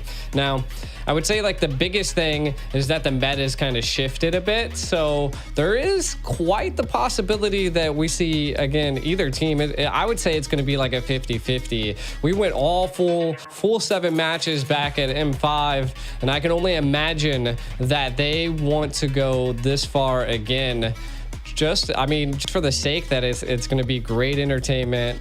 And I don't know. I mean, who do you statistically? I feel like they're equal, right? Like I feel like it's a 50-50 chance. Like AP Bryn, like you said, lost to RRQ, but Onyx also losing to RCC. Could have been that RCC is kind of like unfamiliar, so they didn't have a lot of planning that they could have done around them. The meta was still fresh. It's the first international tournament of the year. They're still kind of getting the feel of it. Could have been, you know, the time zone difference could have got to them. Who knows? We could make up excuses for days. But statistically, I think they're about equal, and we'll go to see. I mean, we know AP Bryn has that overall take on games where they essentially just they feel out the game early, and then they just flip a switch right there at the first Lord and make you make mistakes and take it, right? So I want to see what Onyx is going to do to respond to that, and we'll see. What's your take on that? I mean, AP Bryn, I would have to say, statistically, numbers-wise, AP Bryn is slightly the favor here. I don't think it's anything huge. I wouldn't say it's like 80-20, 70-30. I think AP Bryn sits ahead a little bit, maybe like 60-40, 55-40, mainly just because they are currently the world champions. Not to mention as well, this is the same exact team we're looking at from World Championships, to where here's kind of the wild card on Onyx. There's no CW. We have Albert in the gold lane, and yes, he's done well, but there's also been some questions there, right? And yes, is it going to be the huge deciding factor? I don't want to, I mean, if Onyx loses, I don't think we should all point fingers and just be like, it's Albert's fault, you know? Like, even though fans like to do crazy things, I don't think that's the case here. But I do think it is something we have to look at. Is the full synergy there? Is the team, without CW, without the 5-man that was playing together for a very long time, is Onyx going to be able to compete against what AP Bryn brings? There's always, I mean, I think any team going against AP Bryn in this day and age, there's always the worry in my eyes that, like, this could be a sweep. Like, I don't care what, even Onyx, I don't care what team you are right now. AP Bryn is just that dominant. If they catch momentum and you are unable to break it, it is bad. One of the ways that Onyx was really able to turn the tables certain times is they're losing and Keyboy gets a huge play, right? Like the huge implosion play that we saw in M5. Just things like that. You have to find that singular moment to break the flow of AP Bryn. And if you can do that, then you can start to maybe secure some wins. Yeah, and I feel like what you really have to do to beat AP Bryn as well is just, it seems like the only time they've ever lost is when they absolutely got stampeded. So you're just going to have full control over the map. It's just going to be kind of rough, but kind of looking at how the Phygital games have played out here in the quarterfinals and the semifinals, you can kind of see RRQ Hoshi versus Burmese Ghouls. RRQ taking that, moving on to AP Bryn into the semifinals. Again, this is where we were speaking, right? RRQ was able to take one on the AP Bryn, but they were still able to move on. And then the same thing for Onyx, right? They did take a loss to RCC, which again, one of the teams that kind of just came out of nowhere and showed that they had the grit to compete into the higher levels of this tournament. But coming into the versus Fireflux, which a team we see that is very disciplined, Onyx was able to 2-0 them. This is just, again, an overall feel of how the tournament's rolled out, and it's just been a great time, to be honest, for all these teams. I think this is a great learning experience for them. And it's interesting to see how the meta has just been changed from you know, the winter time. Something that's big to talk about with AP Bryn too is overall the depth of their hero pool on everybody on the map, right? If we look at their game against RQ Hoshi, there was a lot of outlander picks such as the Clint. They picked Grok in roam position against RQ. Did lose that game, but still it shows that they're willing to kind of switch things up. Their gold laner played 3 different marksmans, from Beatrix to Brody to Clint, up against RQ. Their EXP laner, we got Paquito, Lapu, and Xborg.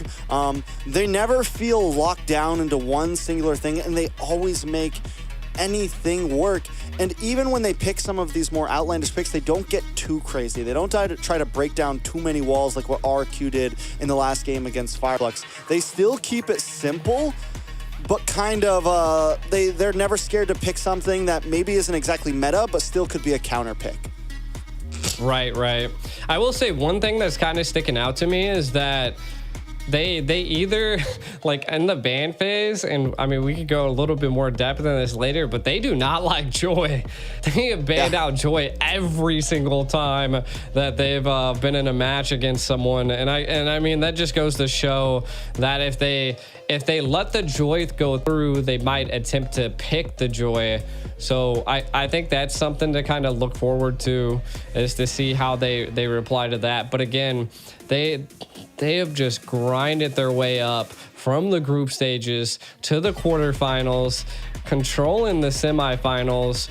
And I think it's going to ultimately come down to which teams adapt the most, right? Like, has Onyx learned the meta and the coaches have just, you know, drafted up such a plan that it could just set AP Bryn off, or it could be vice versa, right? So I think it's like the things to kind of keep an eye out for, is to see if Onyx, you know, if they're prepared. Are they studying as much as they possibly can? Are they coming up with strategies that could, you know, set the foundation to the grand finals? Yeah, and I mean, it's definitely a great question.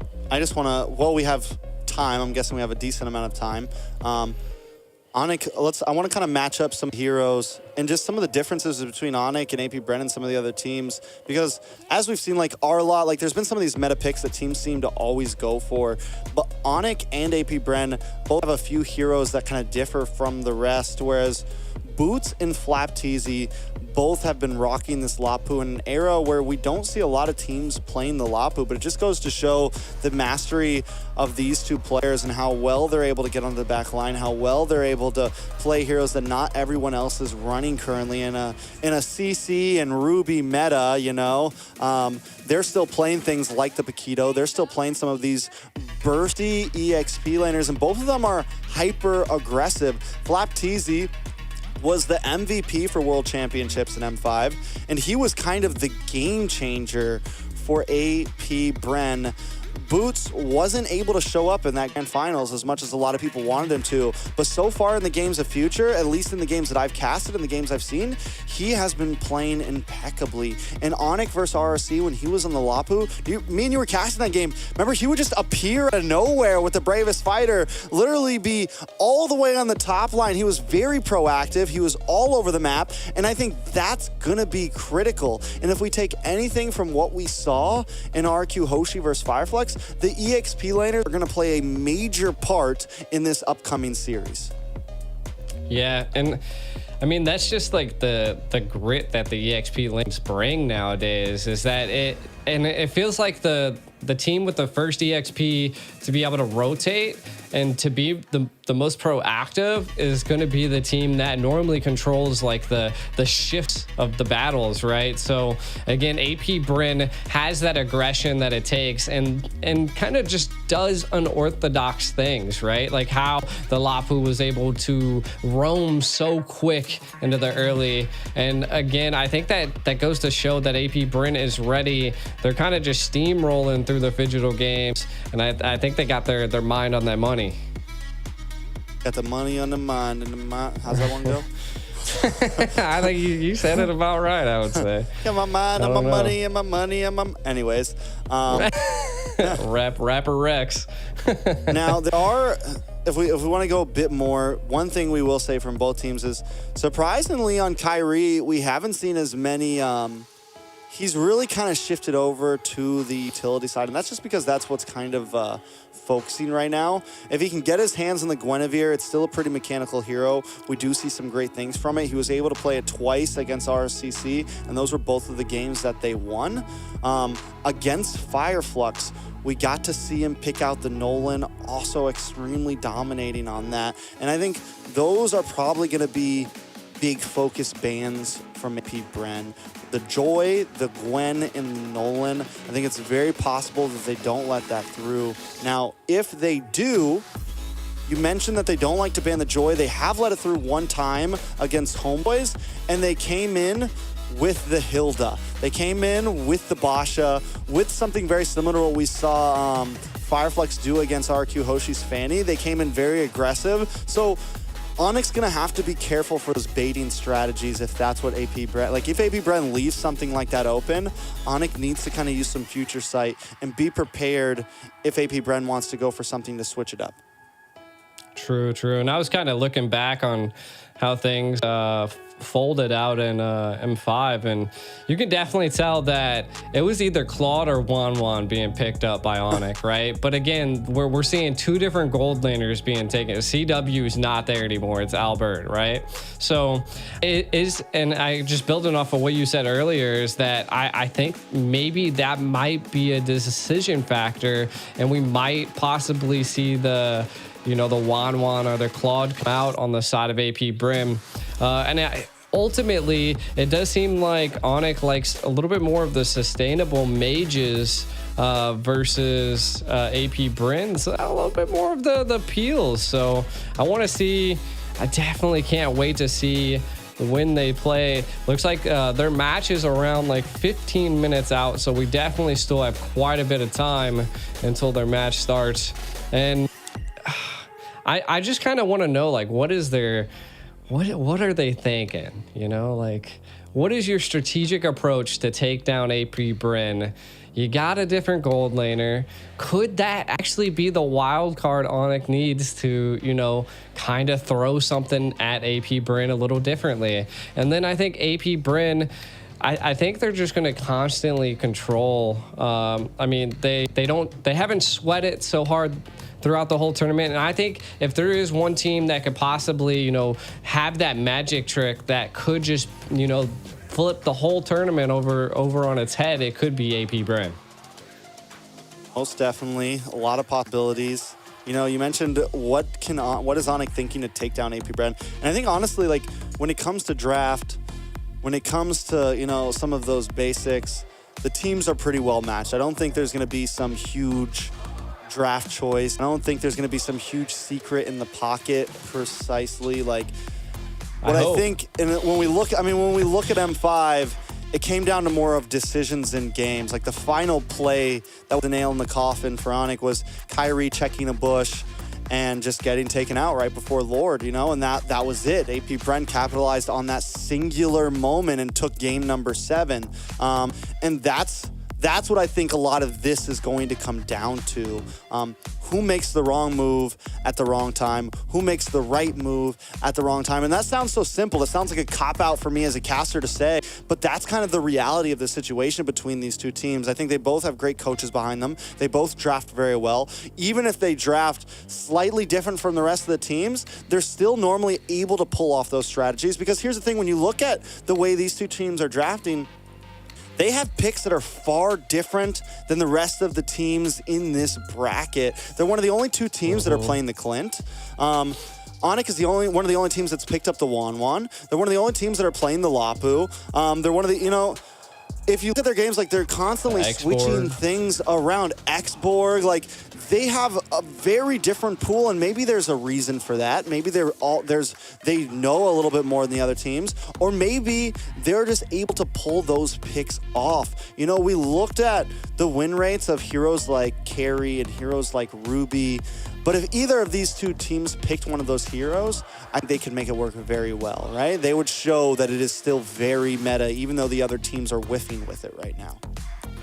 Yeah, and that just goes to show that their hero pool is just crazy, right? And one thing that we are seeing, to be honest, kind of just going over some of these hero statistics, is that based off of the few games that just happened, we're looking, she's at 91%.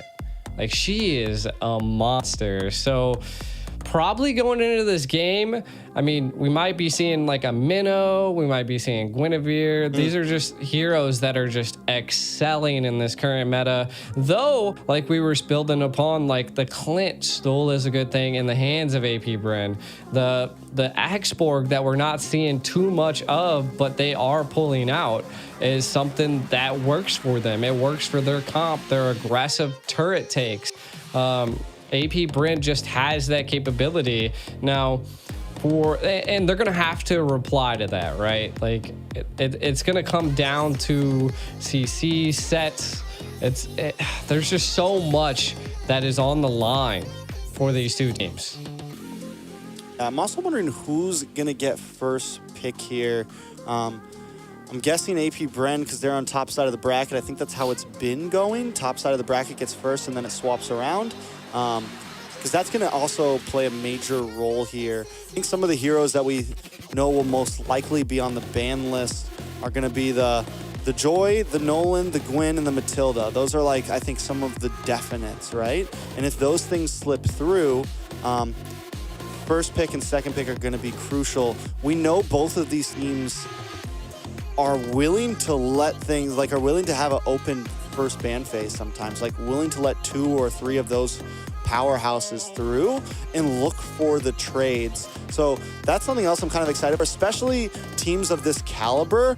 You get to see some of those hot picks a lot more, especially in a best of 5 after game 1, game 2, game 3. You know, if we get to a game 4, that's when bans really start to get crazy and it becomes a bit more targety. It's like, oh, wait, maybe we don't want to let him on this Clint. Maybe we ban that out. Maybe we don't want to see Albert's Wan. Maybe we ban that out in first phase. And that's when things start to get real crazy in the draft, you know? And so hopefully we get to a game 5. It's not going to be a best of 7, so it's very possible things could get cut short, but I'm hoping we go the long haul here.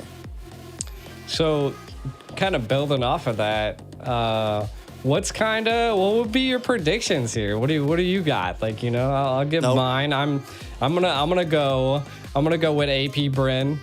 We'll do like ooh, I don't know. This one's a tough one. I would say probably a 3-2. I want a 3-2. AP Bren. Okay. I'm not giving a prediction. I got too Why many not? eyes on Trex right now. You know, I'm good. No, it's a hot match. I give the old X.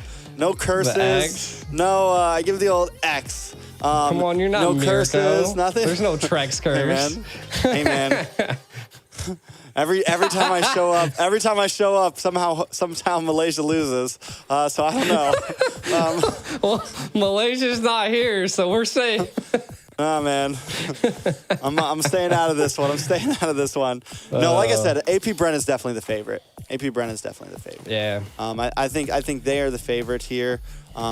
Like I said, I've already kind of explained it. I think AP Bren is definitely the favorite for multiple reasons. They're the World Championships. Philippines still holds on to be the strongest region in the world, whether anyone likes to deny it or not. But today, I don't really want to talk about reasons. I want to talk about orgs. And AP Bren has been a very strong esports club. They've been a very strong organization.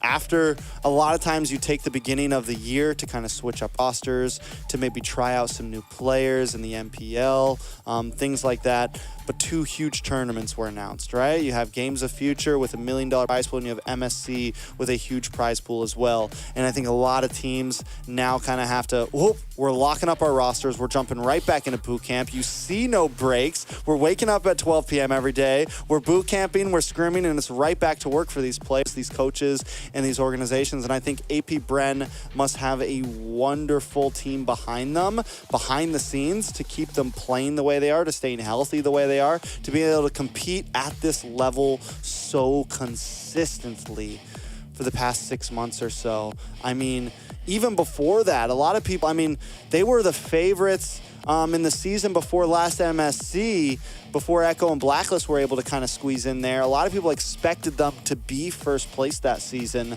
and they were just cut a little bit short, but they were dominating throughout the whole season. So they have been a powerhouse for well over a year now. Yeah, and it goes to show, I mean, they have like titles and accolades that kind of set them apart from other teams, right? Like, so again, AP Bren was the first Filipino team to win both MSC and the M Series. So kind of just looking at some of the statistics, they were also the first team to win 2 M titles. So that's huge. I mean, these are like things that are setting them apart from the competition. And it kind of, I I don't think I wasn't in MLBB when AP Bren like was around. Like when I first got into MLBB, it was more of like Onyx and Blacklist and like RQ and stuff like that. So seeing them just come out of nowhere, is it kind of because they picked up some recent players? Like what really caused them to jump up into this like top tier spot just out of nowhere, you know? I think it just took some time. I think it took some getting back to it. You have several of them 2 times world champions, right? Who are still part of the team before and who are now back. I think everybody kind of getting back into the groove of things. And a lot of times after you win a world championships, right, the team, you see it a lot. A lot of teams kind of have a rough year after that or kind of flake off. Maybe the egos get there, maybe overconfidence, whatever you want to call it. Some of your players start getting poached from other orgs and other sports clubs. Maybe a player or two gets a little too out there and they have to drop him. Things happen, but AP Bren has always been an org still to be reckoned with, has consistently, you know, over the past year has been a top 1, top 2 finisher. Same thing in 2023, consistently top 3 in multiple events from IESF, first place in 2023, SEA Games, Snapdragon. I mean, just IESF again in just consecutively doing an amazing job. So I think they came back with a vengeance. It took them a little bit of time to get their gears going again, but once they've been in this groove, they haven't broke a sweat, man.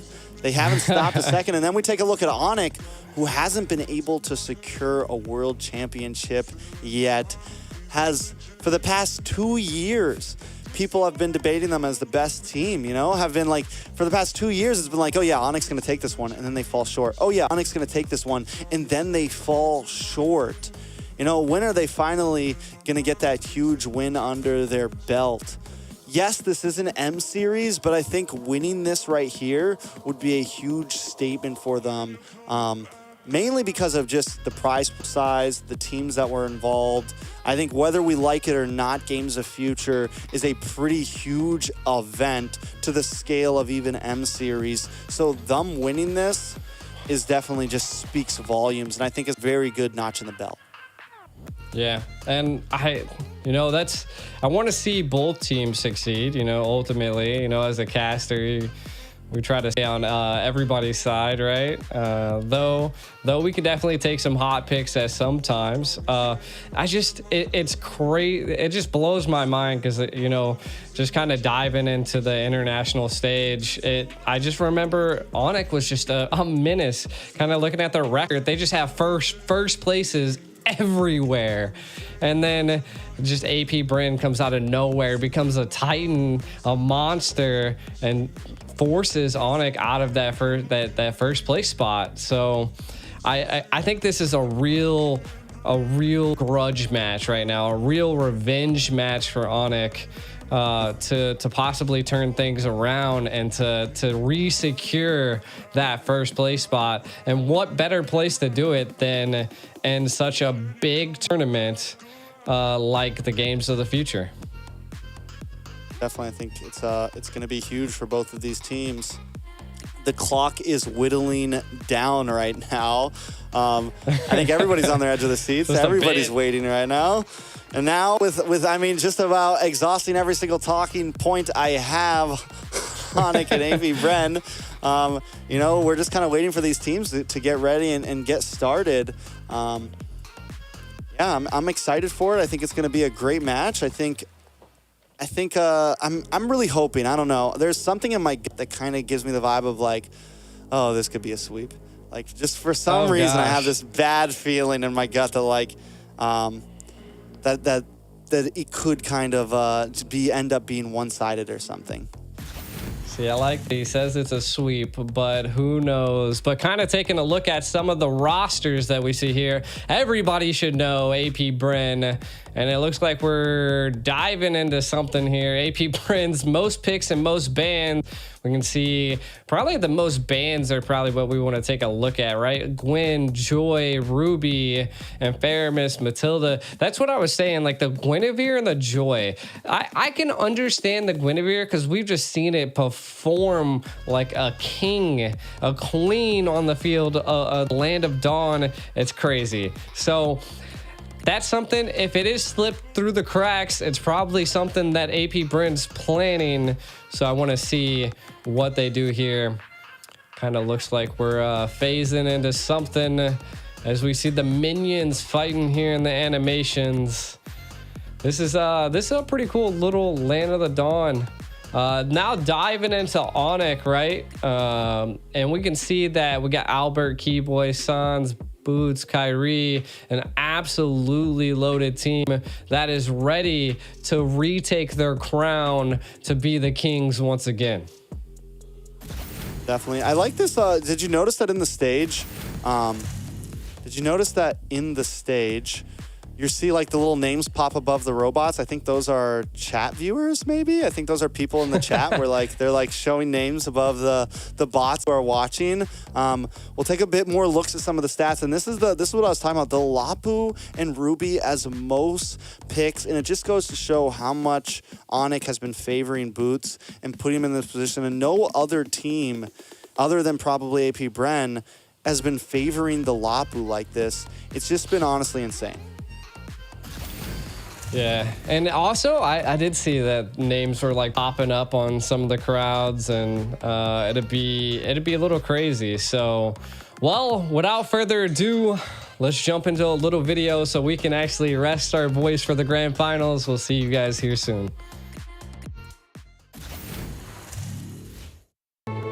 In a world that seeks a balance between metaverses and healthy lifestyle, video games and traditional sport, live shows and web entertainment, we found the only way to harmony.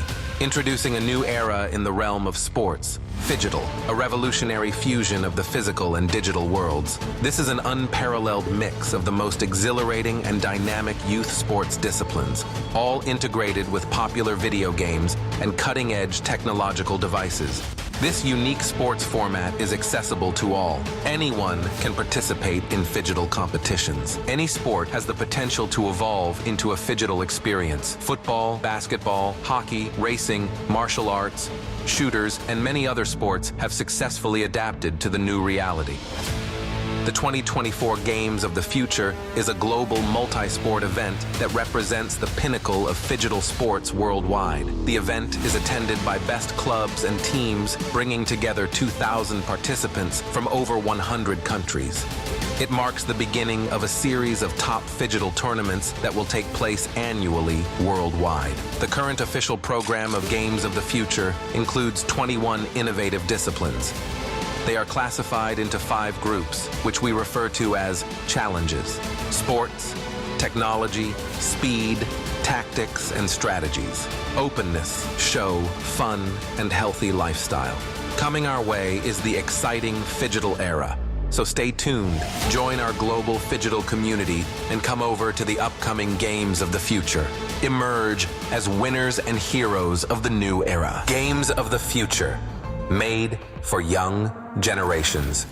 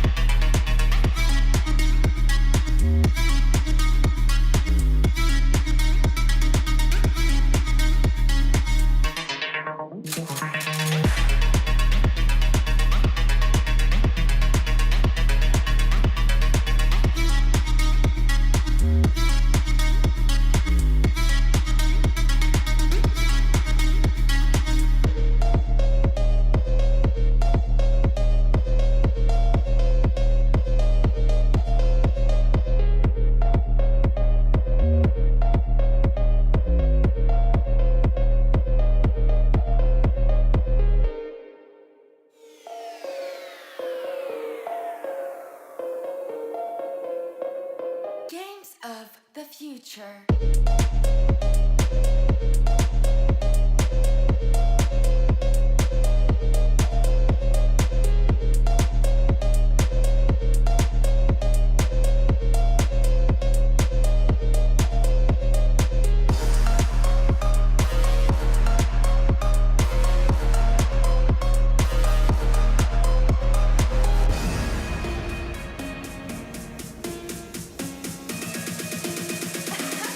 Games of the future.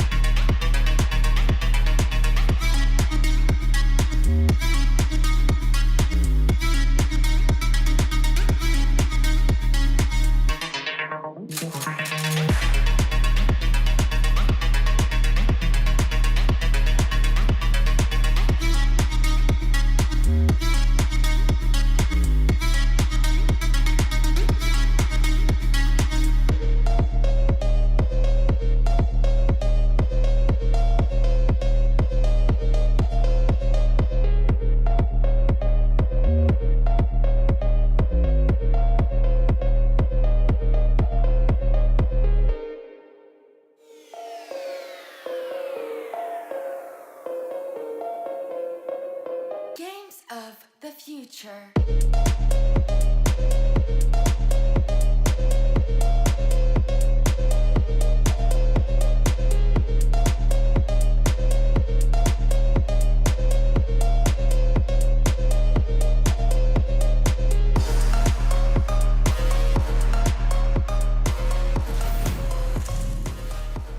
All right, G, we're finally back. This time we got the real backdrop. We got the land of dawn behind us. And it's a vibe. If you guys are staying up late over in the SEA area, I hope it's going to be worth your while. This is AP Bren that's going to be going up against Onyx. Now, we talked a lot about it, and these teams are finally ready. Onyx will be taking the stage. We got the one, the only Key Boy in the Rome position. I like it. The confidence feeling good. And instead of CW, we've got, oh, I thought they keep throwing me off, G. Kyrie gonna be coming in as well. I'm not even gonna say Sans because this one's Albert. Albert in the gold lane. Sans, Gilad Sans in the mid lane, the Maniac, CW, who's not going to be competing. A lot of us wanted to see him, but he's not going to be showing up on the roster. Boots in the EXP, who in my opinion has just showed up to such an extent. This is Onyx Esports. I love it, I love it, I love it. Definitely an entry. Look at him. It's always lovely to see like the fans just bringing the you know, just the atmosphere. And look at this, man. Look, there's so many people there right now. And now they're actually playing for the trophy. They actually feel good about looking at the trophy. You know? Look at Kyrie. He's like, yo, hello, Russia. Like, he's got his hands up. The fans are feeling him right now. I mean, most of the time, international events. Yeah, and that's the point. Like, most time international events have always been held in Southeast Asia for Mobile Legends, but this time we're in the heart of Russia right now. And the fans are showing up. They're giving great support. It seems like AP Bren has already taken the stage as well. The teams are going to be loading up into the draft soon. I'm hyped for it. The vibe is there. I'm excited. Now, you said you were going to give this 3-2 to AP Bren. Yep. Who do you think first game? How about that? Do we think it's going to be back and forth? Do we think it's going to be nail biting? Are we going to have some 30-minute games here? What's the lowdown, G? Let me see that crystal ball here. here. The first hurdle. No betting in Mobile Legends, sir. You know the rules. Hey, we can just guesstimate and guess.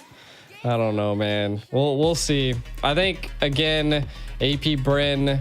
I have the feeling that they're here to play. Like even though a lot of people say that Onyx is going to be the team that makes them sweat, I feel like, I don't know. I feel like AP Bren is just a different team from what I've seen before. So the way they've just like steamrolled through the semifinals and the quarterfinals was just different than I've seen any other team, right? Even when we watched and cast Onyx game, it seemed like Onyx was just a little bit on the back foot on sometimes, and they just didn't know how to make some of the key plays. But again, that's just, you can live and learn from those types of situations. So I'm hoping that that's the case right now. What do you think? Like, I mean, do you think, again, you're not going to give us your prediction, but I mean, I personally feel like AP Bren just is smooth right now. Uh-oh. Yeah. I mean, if time would tell, AP Bren is known for kind of taking the first game here. I think if Onyx can get game number 1, I think it's huge. Like, I think game 1 is going to be a major tone setter for this series. And game 1 could maybe even tell us the future of who's going to win it all. If Onyx can come in strong and immediately put AP Bren off pace, like immediately kind of mess with AP Bren's mental and build themselves the momentum, I think it could maybe be the win for Onyx overall. But both of these teams, we've seen them come back after taking a loss, after taking 2 losses. We've seen them pull themselves up out of the gutter and still secure a series. We've seen them be thousands of gold in deficit and still secure a game. So it's a tough call. Both teams are known for pushing the boundaries of Mobile Legends. Both teams have extremely star players on them. I mean, if there's any 2 teams we guessed were going to be here, it was these 2 teams. Yeah, and the one thing that I can say is that Onyx made it out to the stage first. I mean, that's kind of a win in my book already, so I like that. I mean, just the overall presence. AP Bren was already on stage. No, AP Bren was already on stage. Did we miss it then? We missed the walk-in. Okay, so it's the opposite. So I didn't even catch them. I didn't even catch that. They were already out there. Huh. They were sitting at their chairs ready to go. They said, we don't even need an introduction. Put us in the game. We don't need an introduction. They know who we are. We're the world championships, baby. We don't even got to look at it because it's coming home with us. It is again. I mean, we'll see. We'll see. I do think, again, I feel like Onyx definitely going to bring something to the playing field. They didn't make it this far to not show me something, right? That's how I feel it, and that's why I still give Onyx some games, you know. And who knows? I mean, they might flip the script and friggin' steamroll AP again. I think it just comes down to who has essentially learned the meta and learned how to, you know, bait the drafts. And if there's teams that can do it, that can just, you know, create that solid foundation for them to scale and to succeed, it'd be one of these teams, right? So again, I hope it's going all the way. I think at a grand finals, we always hope that. But I don't know. We'll find out. Who do you think based, I mean, you've cast it for these teams. Who do you think comes up with a better strategy? I think again, I think both teams will come with something. Like I think draft. I don't know if draft is going to be the decider here exactly. I really don't. Like I said, I really don't think draft. Like I think both teams have great minds behind them. I think both teams can even have a draft that's slightly losing and pull off a win. I don't think we're going to get to a point where it's like, yo, what is this team doing? And even if they pick something crazy, I think there's a plan behind it. But finally, ladies and gentlemen, we're jumping into draft number 1 in a best of 5 at the Games of Future Mobile Legends Grand Finals. AP Bren up against Onyx, and they are quick with it. The Joy ban and the Ruby ban from AP Bren, and the Matilda ban from Onyx. Yeah, and okay, the Phobius ban, interesting. One thing that we just want to keep an eye out for, right, is that if AP Bren doesn't ban the Guinevere, but and Onyx lets it go through, then AP Bren is trying to build the Guinevere into this current setup. So I feel like that's the biggest thing to keep an eye out for, is that in the draft or in the ban phase, AP Bren does plan out to bait. And I love that. I love that from a team. I feel like that is what we should see. And they definitely take their time on deciding. I mean, right now they could decide to ban the Guinevere, not even go for it. So there it is. Sonic they did. Bans the Nolan. Yeah. Sonic bans Possibly. the Phobius got changed. It's actually a Faramese ban. They changed the they changed the ban on it. I was like, huh? Must have. I mean, Faramis, Phobius. I could see the mess up, right? Like it's like you hear something. It's like they banned this. I think with the Guinevere being banned now, Onyx probably goes for the Nolan ban. Maybe they leave it open, and that could be the start of, we were talking about baits and everything. Definitely a possibility there. Go for something where you let them have it, and then we pick up the Hilda or something very aggressive to enter your jungle with. So yeah, a lot of things. I was actually wondering, would AP... no, the Phobius does end up getting banned here, which is kind of funny. Is that another mess up, or was that like future sight? What's going on? AP Bren is going to lock in the Nolan immediately. Did Onyx not think that, like, they ban out the Phobius and give them the Nolan? Do they lock in the Wan up front here? I'm wondering, what's the plan here? It could be any situation here, right? I mean, there's plenty of heroes that could be available for that. I mean, again, first pick into a Nolan. I feel like they should go some type of I was about to say like a utility, a tankier hero, because you definitely don't want to be that one person that gets one-tapped by the Nolan. So, I think the Wan would be one of those heroes that would get one-tapped by the Nolan. So I like it. Okay, the Navaria could... I mean, again, you're going to definitely have to overextend to be able to meet and reach the Navaria. And then Arlott. I like Arlott as well. A very utility-type hero. Allows you to scale. Allows you to set the team. So it gives Onyx the potential to, scale and control some of the team fights. But AP Bren clapping back with the Minnow, which I like as well. They definitely picked that up a few times, and the Minnow does have a really good win rate right now. And the Harith into the gold lane there. Oh, God. I mean, there's like the small possibility that it could be flexed. But still, this is what I meant, man. We're already seeing, it's such a different draft than what you would see from any other teams in the bracket. Onyx gonna lock in the Fredrin here, so it looks like they are gonna go the utility route, something to deal with the Nolan. The Phobius was banned out, so I'm still kind of predicting maybe we see Albert on the Wan.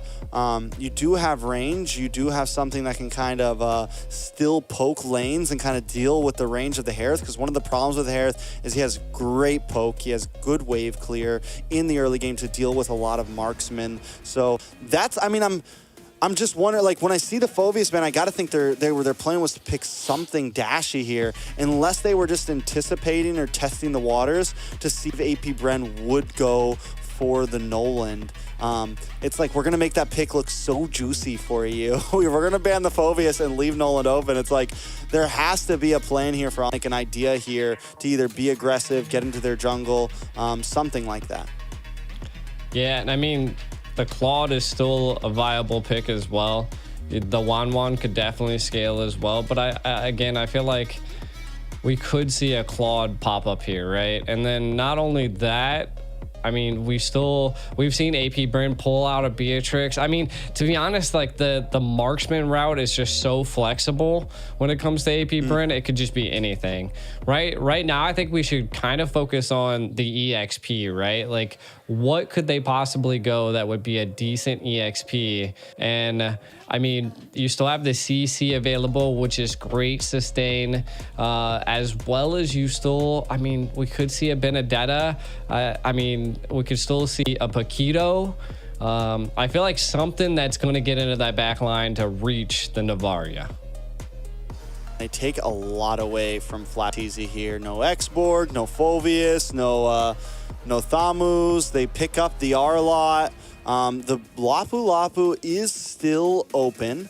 Clint Ban comes from AP Bren. I think Lapu could we know that AP Bren has kind of fallen to that pick before. It's definitely something we could see Flatteezy pick up here. The Paquito is also still open. So definitely still plenty of options for AP Bren. And both of those picks kind of give what you were talking about, getting into the back line, ways to target down on to Sans, who's going to be on this Novaria most likely. Yeah. So seeing what Onyx gonna pick up here, the CC. Okay, all right, I like it. It's gonna be a Rome R-Lot. Yeah. Yep. I mean, the R-Lot in the Rome position is probably the key right now. And again, but I think AP Bryn's kind of got that in the bag. It's gonna definitely be, it's gonna come down to strategic positioning here, right? We're gonna have to see the R-Lot just be in those key places to be able to catch the Nolan, to catch the Harith, right? And what? Glue boy. First time in the tournament? First time. Here's a pocket pick. Is it something that they think can deal with the CC here? How's it going to be able to handle it? It's another one that can also kind of get to the back line, cause mayhem. I'm not completely against it. I'm kind of a fan of the glue. I'm kind of sad that it fell off the meta. I think it's an interesting pick. And now there's your Claude. Going to be locked in for Onyx. Vexana for the side of AP Bren.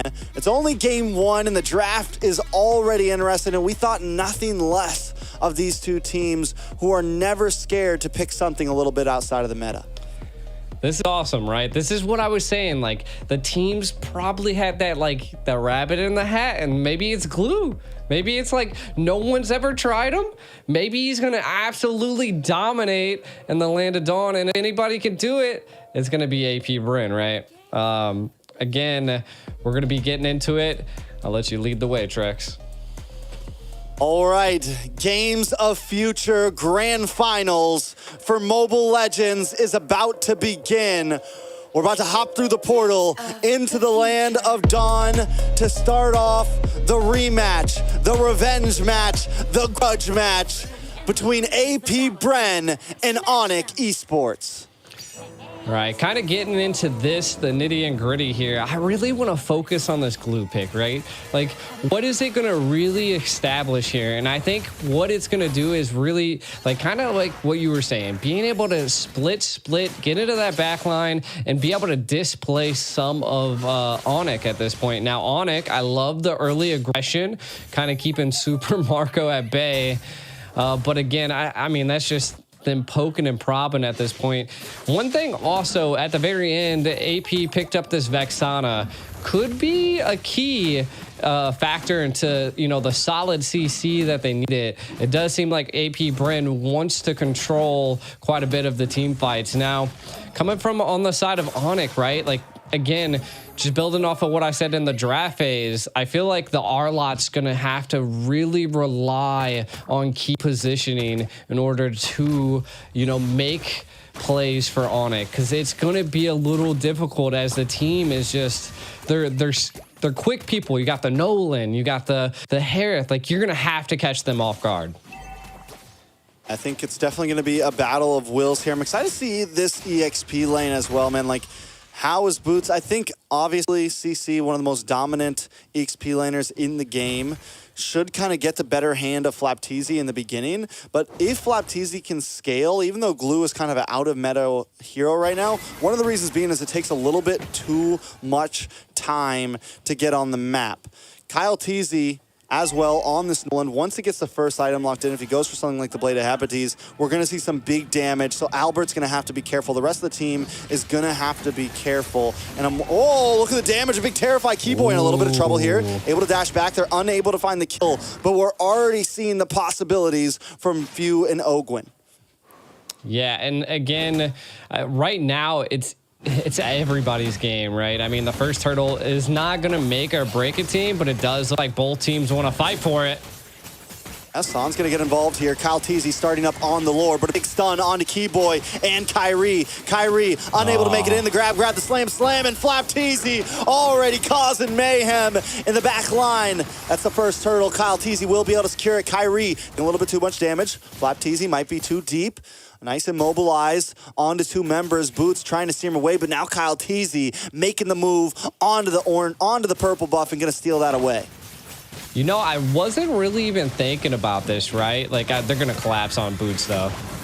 Boots in trouble, getting knocked up, taken out. Flapteezy picking up the kill. All right, back to my thought, right? So the glue, what AP Bryn is utilizing the glue for right now is to control the neutral, the split and jump onto Kyrie, and if they can control Kyrie, they can control the game. I feel like that is their ultimate strategic plan right now, and we'll see if they'll be able to bring it to fruition. Oh, and not to mention they really a lot of damage on Boots there. Boots gonna go down. AP Bren leading 3-0 right now. 2,000 gold lead, almost a 3,000 gold lead at this point. AP Bren is stomping in the land of Dawn. We've seen Ock in this position before, though. But what they're going to need to try to turn things around is some big sets, some big plays. Albert still in the game, hasn't gone down, but with AP Bren taking away that tier 3 this early, Flapteezy's going to be able to move around the map so much more. Yeah, the CC is having such a tough time with the glue, the sustainability that he brings. They've already taken all the gold plating and the tower, which is what really is scaling them right now. If AP is able to keep this up, Onyx is gonna have to find a response. And I feel like, again, the response is gonna come down to Keyboy's positioning, and we can already see the burn from Kyle Teasy. No. Woo. That's disgusting, bro. This is looking a little rough. It's 4-0, 4,000 gold lead, 4.5 minutes in. That's about 1,000 gold a minute right now for AP Bren. Onyx unable to even get close to him. Ogwyn, just look at the micro steps that he's doing here.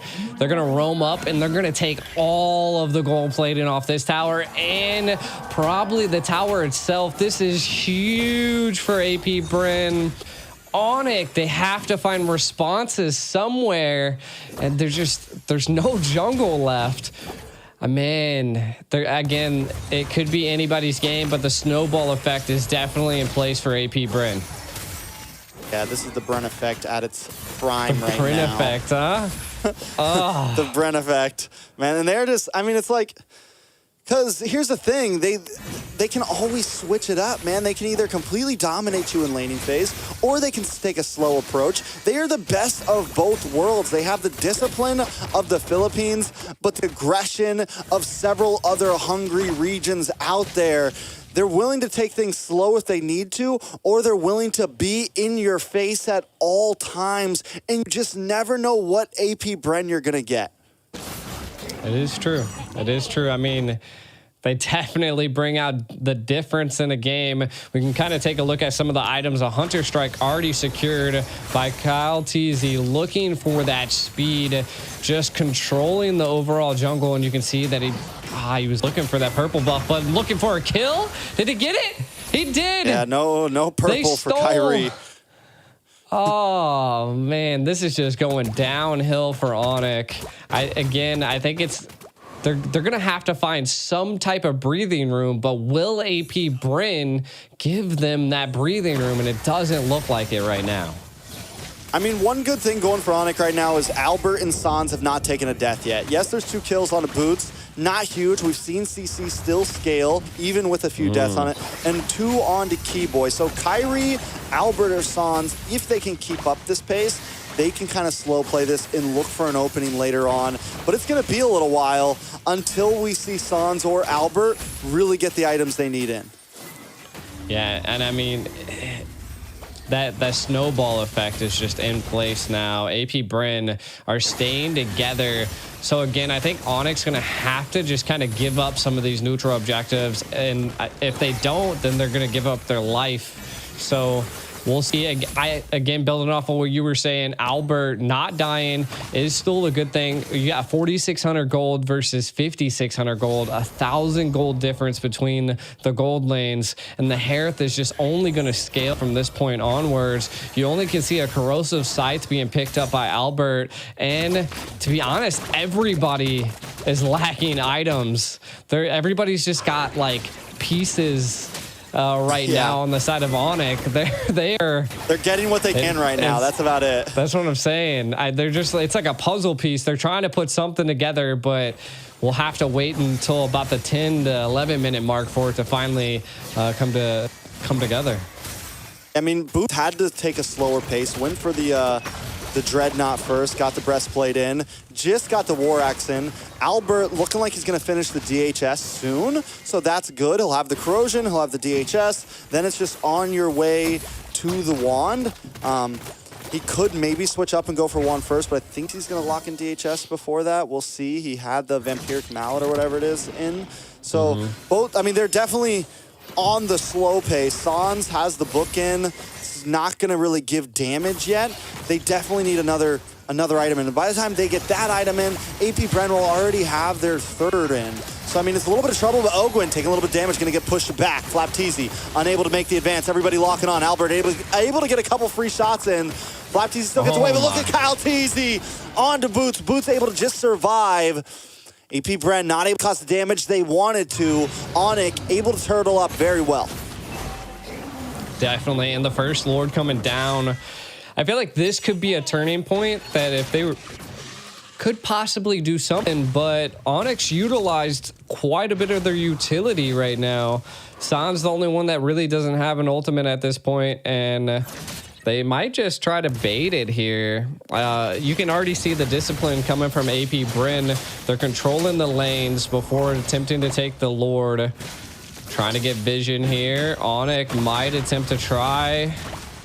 We'll see Keyboy trying to keep them at bay. Lord just smoothly falling into AP's hands. Oh my God, Keyboy in a little bit of trouble. Gonna get grab, and slam down. Kyle Teasy able to pick up another kill. 3-0-1. Nolan's on fire right now. AP Bren takes the Lord. Onyx just biding time at this point. Yeah, I mean, it's kind of rough, right? Onyx, what do they really need to do? I feel like they have the ability, they have the heroes needed to mount up a defense here, and I feel like that is what they need to do. Again, they're playing passive, not losing the key. The Claude's not going down.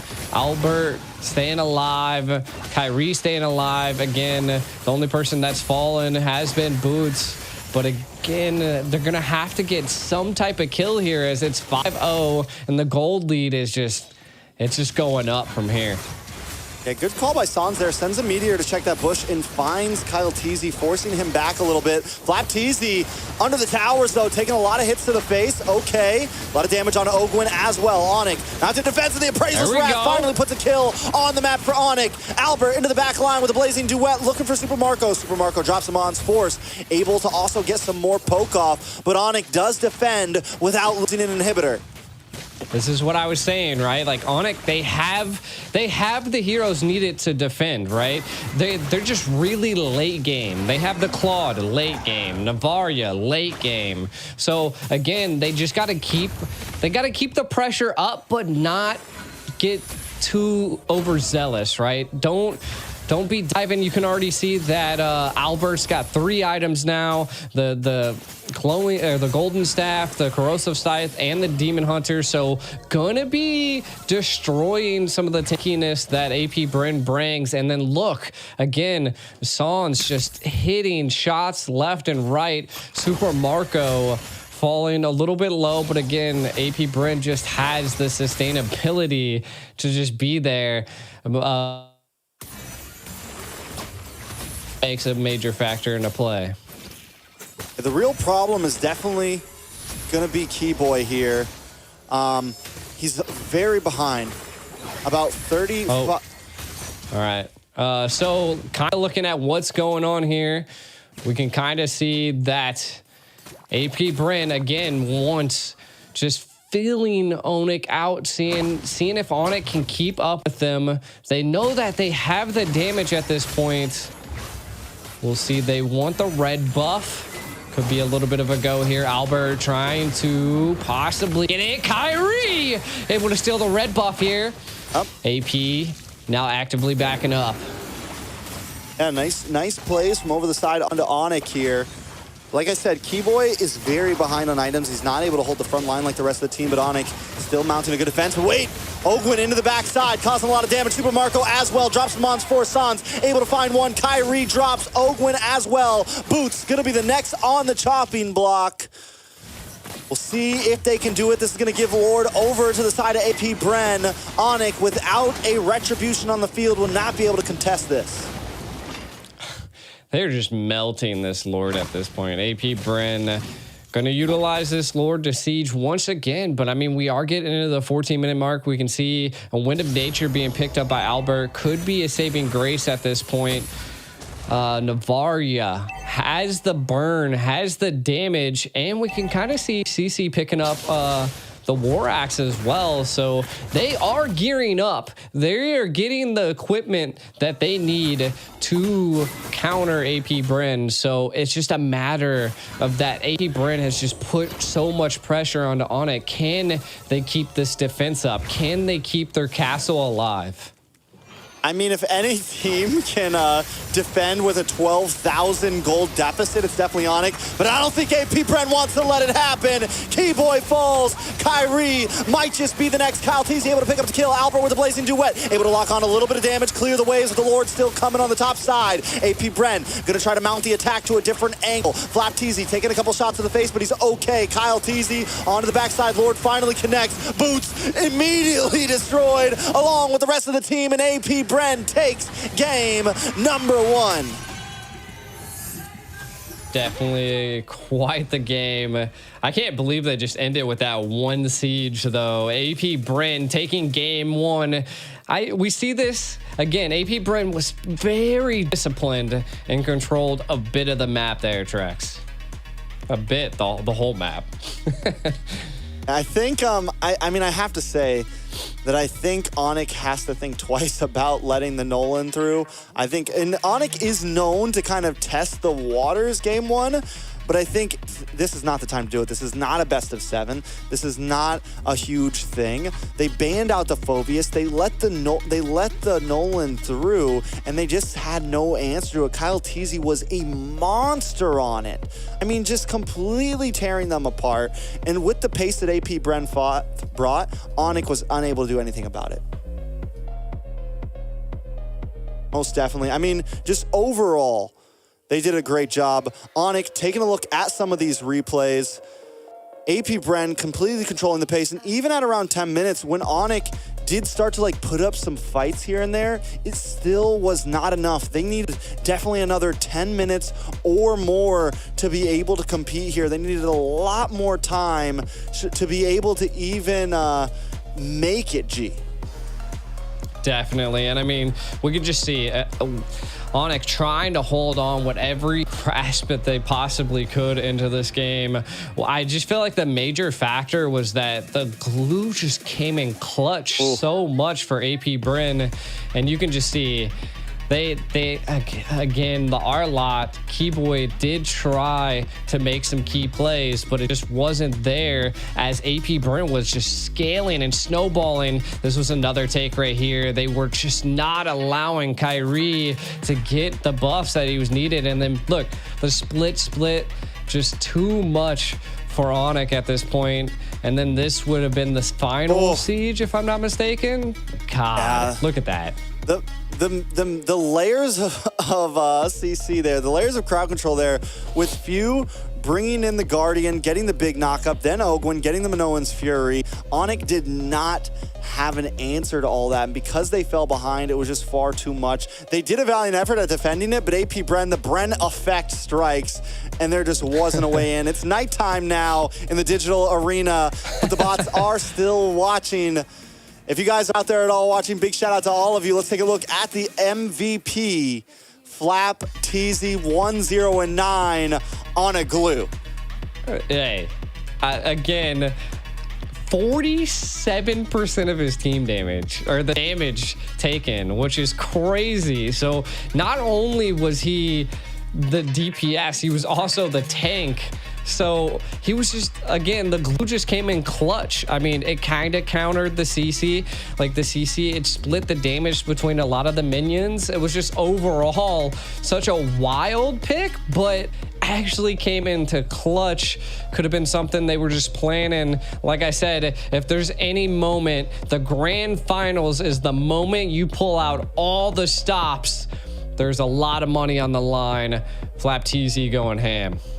Yeah, I mean, and it works similar to what the Ruby brings in a sense. It's not like it's not like a hard backline diver, but it can hold the front. And something like with Kyrie on this Fredrin, something like that wants to walk in, it makes it very tough. And we saw it at the very first turtle. Kyrie was not able to get an angle. He was over by the tri-bush. Flap TZ's there waiting for him, getting the stun, then the grab, and just completely denied Kyrie from being able to get into range of even using a retribution. Yeah, and I mean, this just goes to show that just Flap TZ is just so diverse. I mean, we can see some of the kills. It was like 12-2. Just Onyx was just not able to get too much. We can kind of look at Super Marco and Sans here, 2-0-7 versus 0-4-1, and the gold lead was just astronomical. It was just Super Marco was on the rise, and I felt like that they just got so many key picks after the glue. I don't know if they knew what to do. I mean, there's definitely a lot to do there, a lot to change. And mark my words, I said it wasn't going to have anything to do with the draft. Well, that game, it had a lot to do with the draft. Come on, Onyx. But definitely, I mean, I think it's all started with letting the Nolan through. Then it moved on to more things, into the nature of you banned out the Phoveus before you let the Nolan through. And then lastly, the glue was just kind of the nail in the coffin, and it was just something that AP Bren had ready to play, had ready to pull out, and it worked very well. So now it's back to the drawing board for Onyx. They have to come differently. Now, do I think they're going to draft like that again? No, we saw something similar in previous matches between Onyx and AP Bren. On game 1 back at M5, they let Kyrie play Benedetta jungle, which a lot of people were like hyping up because people were seeing Kyrie run it on stream. So a lot of people were wondering, like, is this thing that's gonna work? And it just got demolished. Like, it did not work at all. So what I'm saying is Onyx has been known to be like, all right, we're going to try something in game 1. We're going to see if we can use this to get some momentum here. And it seems like when they do that, it doesn't always work in their favor. So I think it's kind of back to the basics. You know, that's kind of been the rule of thumb tonight between a lot of these teams. Same thing with Fireflux versus RQ Hoshi. Sometimes you just got to get back to the basics, man. Hello, Kat. Like a third caster trying to come on the desk. Guest star on the stream. I'm telling you. Who do you think's gonna win? No, Kat, what do you think? I think she said AP Bren, you know. Oh, nice. Fan of the bees. I'm joking. Yeah, no, she's all white, so, you know.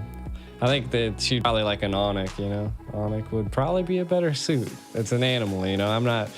AP Bren is... Bees are animals? Like AP Bren are the bees, man. They're the bees. I guess the bees, yeah. Yeah, they're the bees. Cats don't like flying things, though, so... That's fair, that's fair. We also got coming into game number 2. You got a whole zoo over there right now. Over here. Who left the door open? Who left the door open, man? What happened? It is what it is. But hey, kind of looking at AP Brennan Onic, right? The last game that kind of went down, the biggest thing that I seen that happened was that really it kind of came down to the draft, but I think it also just came down to that the lanes were just very countered, right? Like we seen that the glue is just such a great counter to the CC, and we just noticed that like it was just overall a good pick, right? And I think that ultimately turned Onic on its back, and they just didn't know what to do. Again, kind of building onto the Nolan. The Nolan was nice too. Just it was fast, it was quick, it was constantly invading Kyrie, and just it just was too much for him. I like the Arlott pick. Like I felt like it was a good option. It just the scaling wasn't on Onic's side. I mean, there was just a lot. I think there was scaling on Onic's side. They just weren't able to catch the wave, right? They just weren't able to. They got completely denied in the early game, and AP Bren were just. I mean, they took their composition, they ran with it perfectly, right? They completely denied Onic of even getting to a point where they could do the damage. Even when Albert got the 3 items in, this was our worry, right? We said, yeah, they'll get 3 items in, but then AP Bren will have 4 or 5. Not to mention Keyboy gets caught off early, who's their roam. He had like an item and a half locked in when everyone else had 3, so he couldn't even hold the front side. It pretty much came down to Kyrie being the tank for the team, and it just wasn't enough. AP Bren was able to shatter through that. So Onic gets back to the basics in game number 2. Most likely they'll be on the blue side. First pick, first ban, hopefully. They're going to need to take some time to think about it, like what the plan is next, because they have to be able to match that pace. If AP Bren keeps on that type of pace, keeps the aggressive, like not the patient AP Bren, but the we're going to destroy you AP Bren, they have to be able to read that. And they have to understand that AP Bren is the full package, like I said. They want to play utility. If they want to really hover down onto their gold in like Golden Mage, they can do that. If they want to put Kyle Teasy on an aggressive jungler, they can do that. They have a full book of strategies in their hands right now.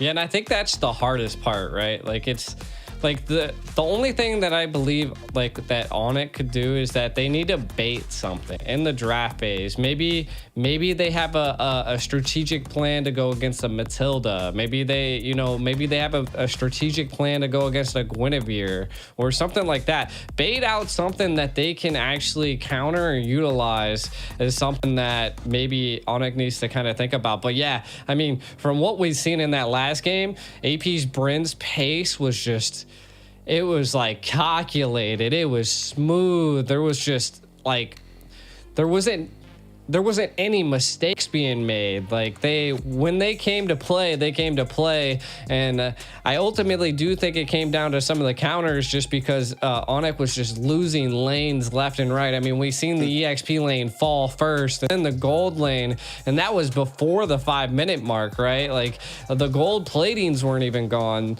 So I think more of like being defensive might be the best approach, especially if AP is going to be attacking so heavily like they did now. Do you think maybe that's a good strategic approach that they can take? Yeah, I mean, definitely they could be defensive. They definitely have to not let AP Bren get a composition that's going to allow them to be that aggressive, or they need to play the aggressive route themselves and have something that can compete with that. I think a lot of that's going to come down to, some of those picks. I think I'm wondering, how was the Keyboy pick on the Arlott and everything? It kind of lacked a little bit. There was just a few things. I think they just got caught off guard. I think from the beginning they just didn't plan maybe for AP Bren to pick up the Nolan first pick, and then after that, they didn't plan for AP Bren to just be in their face so fast and so immediately. So whether they go defensive, whether they get aggressive, they now at least have a feel for AP Bren, and there's kind of no excuses. They're going to have to change things up coming into game number 2. And I feel like that's how it happened last time at M5, right? Like it seemed like AP Bren was able to take that first game, but then the next 2 games went to Onic. So again, they do seem to have a bounce back aspect to them.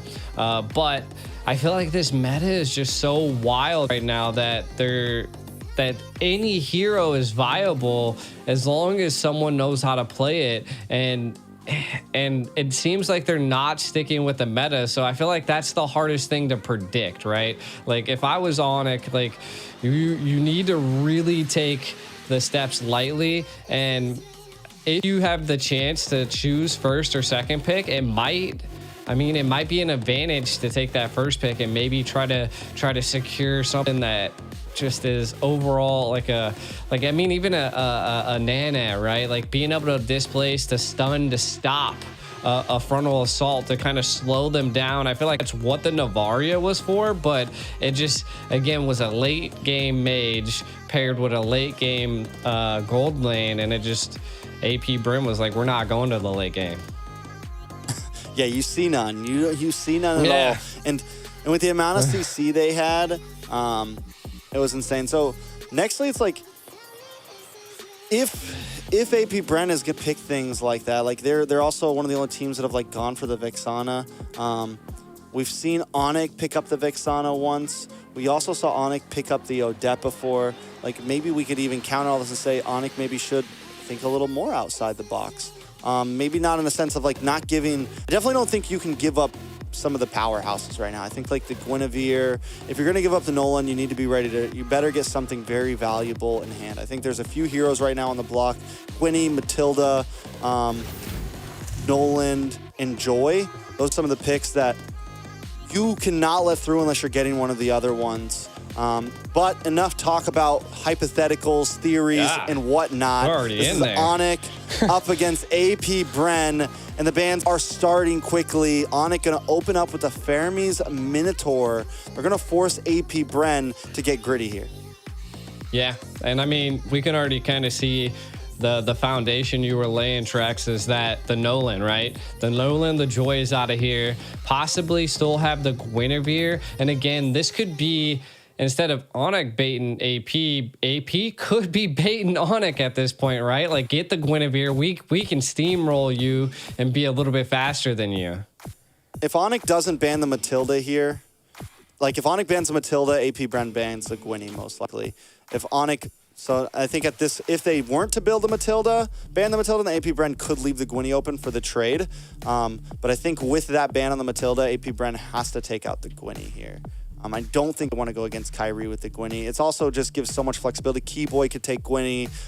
True. I think it's just too solid of a blue side pick. It's too solid of a first pick up front with nothing to trade for. But who knows? I mean, we saw Onyx give up the Nolan last time. AP Bren are a game up.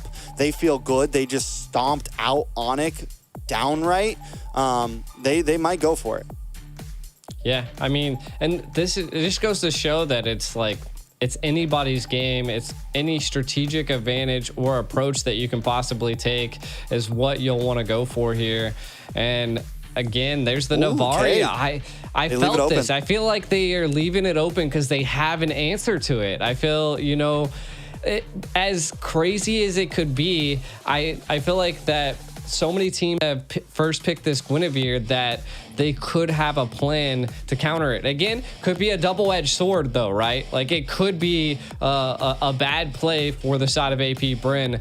But getting rid of the Navaria, I didn't feel like the Navaria was too big of a problem, but I guess they don't want to give a Gwyn and a Navaria depending on their comp here. So the AP Bren could go for more of a strategic comp here, do a little bit more like, bush camping, kind of taking care of someone. To get rid of that Navaria is I feel like Navaria is just, again, late game, very strategical on, showing positions.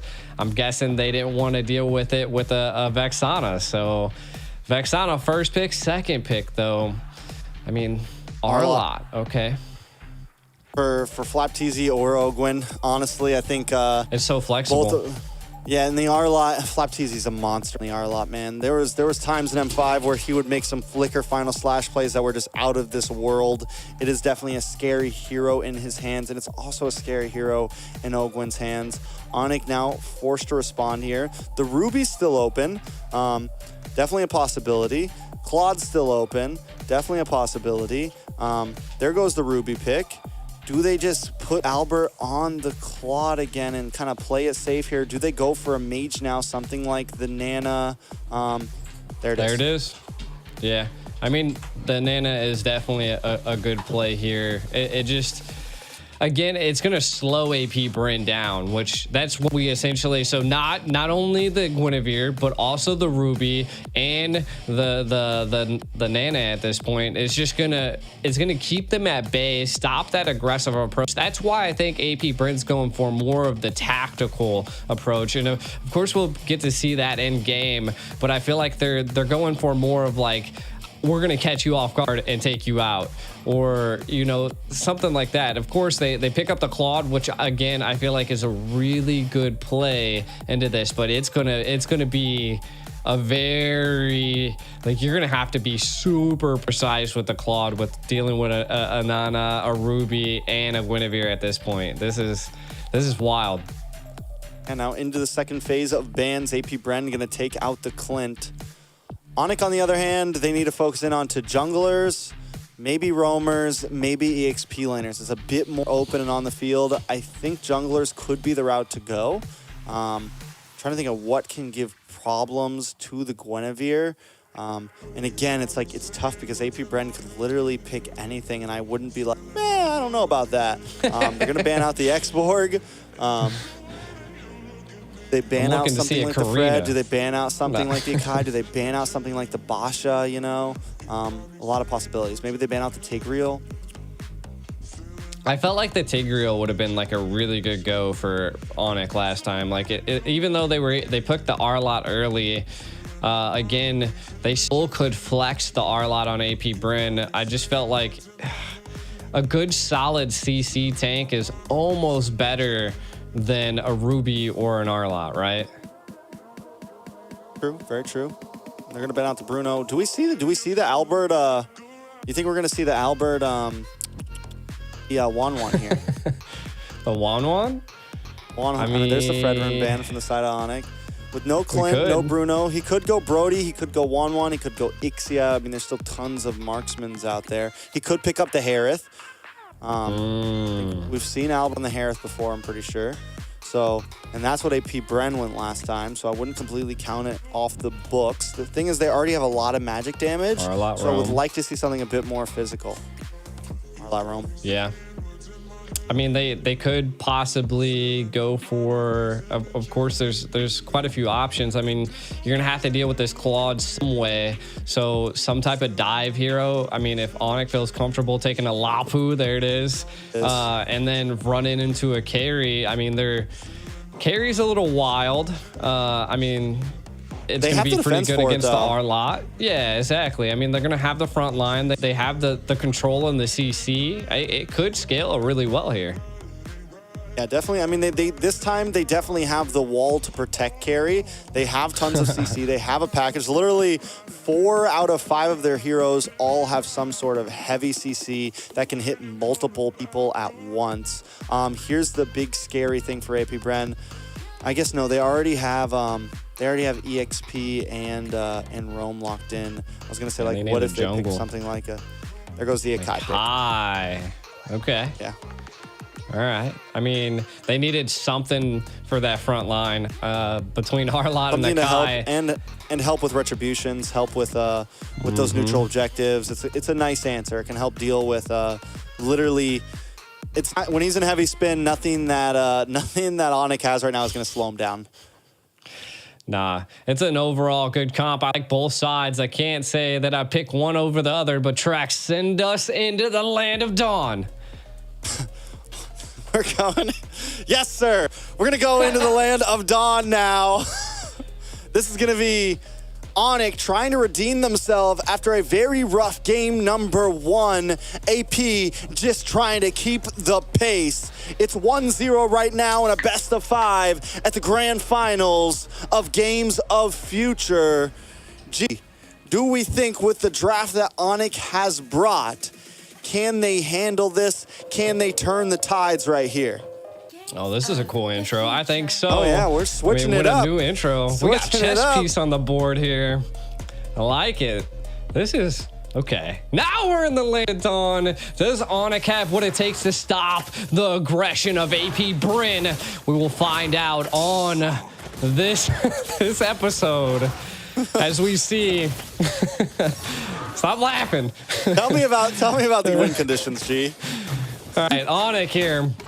What we have, right, the Guinevere. I feel like if they're able to utilize the Guinevere's just mobility and out-farm the side of Kaltizi, I think this could be the great option that they need. We can already see, again, Flaptizi is just absolutely insane on the EXP. That could be just the response that they need is maybe stopping Flaptizi from controlling that EXP. Maybe show some pressure up there instead of the gold lane, as we don't see it being a major problem in the gold. Last time we seen the EXP fall first, and it looked like that's what might happen again as the pressure is being applied up there by the side of AP Bryn. Again, I think if they just keep up the aggression, keep up the farm, keep it going, that they have the claw to secure the late game. They have a solid CC with the heavy spin combined with the Vexana. Just control the overall team fights. Don't get caught off guard though, because Onic has the CC and the control to stop AP Bryn's aggression. Kyrie missing that though. That's a little rough right there. That's a mistake you don't want to make. It still sends few back. It still does a little bit something there. So, I mean, we're definitely seeing the possibilities from the side of Onic, and it definitely doesn't feel as stompy as AP Bren was. Yeah. And again, I think it just comes down to the overall control that Onic is now exerting. They're able to control and just put a little bit more pressure onto AP so that they're just not as dominating as they were. We can already see that the EXP is not too bad. You can see Sans rotating up there as the turtles here. We'll see. Yep. Ooh, the damage though. Big knock-up. But wait a second, boots in the backside, taking out few. Kyrie in a little bit of trouble, but they do get the transformation onto Flaptizi. Kyrie thinking twice before he moves in. Keyboy finds a kill onto Flaptizi. Onic coming out on top in the turtle fight, but Kaltizi still takes the turtle. It's 2-0, but a turtle over to the side of AP Bren. Onic with a lead in gold. Ogwin gonna be next, a lot of damage, and Sans finds the kill. Okay. Look at Onic coming out on top. The Kings looking really good this time around.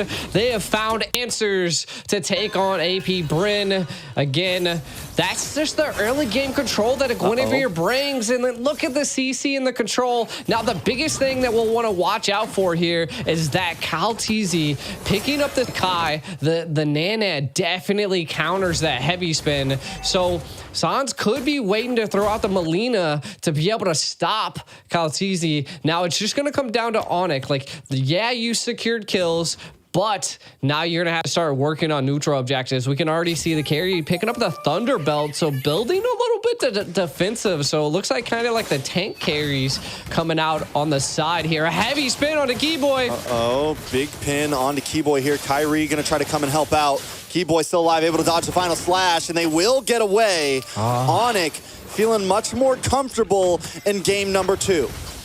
Definitely, and again, that's the kill lead, but they ain't gonna let up. Hold on, the Melina blitz, and the kill on to Ogwin. Sans putting another one in the book there.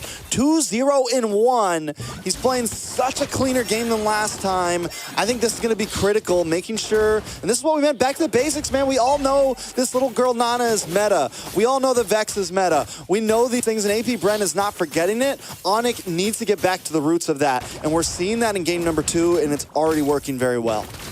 I like it. I mean, but Onic, they don't get tunnel vision, right? You are facing AP Bryn.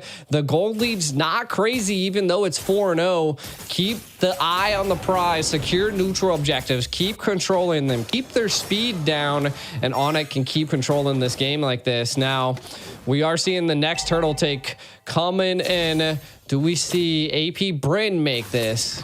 Or does Onic finally take a turtle here? A lot of utility available. Oh, wait a second, but a big pin does land on a Keyboy, but he's able to just get away. AP Brandon looking boots into the backside with Bravest Fighter. Gonna get hit by the heavy spin. Kaltizi looking for an angle, trying to get in. Kaltizi takes the turtle once again. Onic unable to secure a big neutral objective just yet. Still holding a small lead in gold, but AP Bren is keeping up. Yeah, I mean, they saw that turtle. They came and they conquered that turtle. AP Brand coming out on top in that go around, but still, Onyx not letting up on the pressure. You can kind of see Albert in a little bit of trouble. Ogwin trying to dash in, gets final slash, picks up the kill. Keyboy looking for something, looking for an angle onto Ogwin. Gonna get the I'm offended onto him. Kyrie coming in to help out, dashes in. Looking for another hit. Ogwin may be able to get away from this. Kyrie still trying, but out comes Kyle Teasy from the bush. Kyrie knows he can't get it. He's got to back off.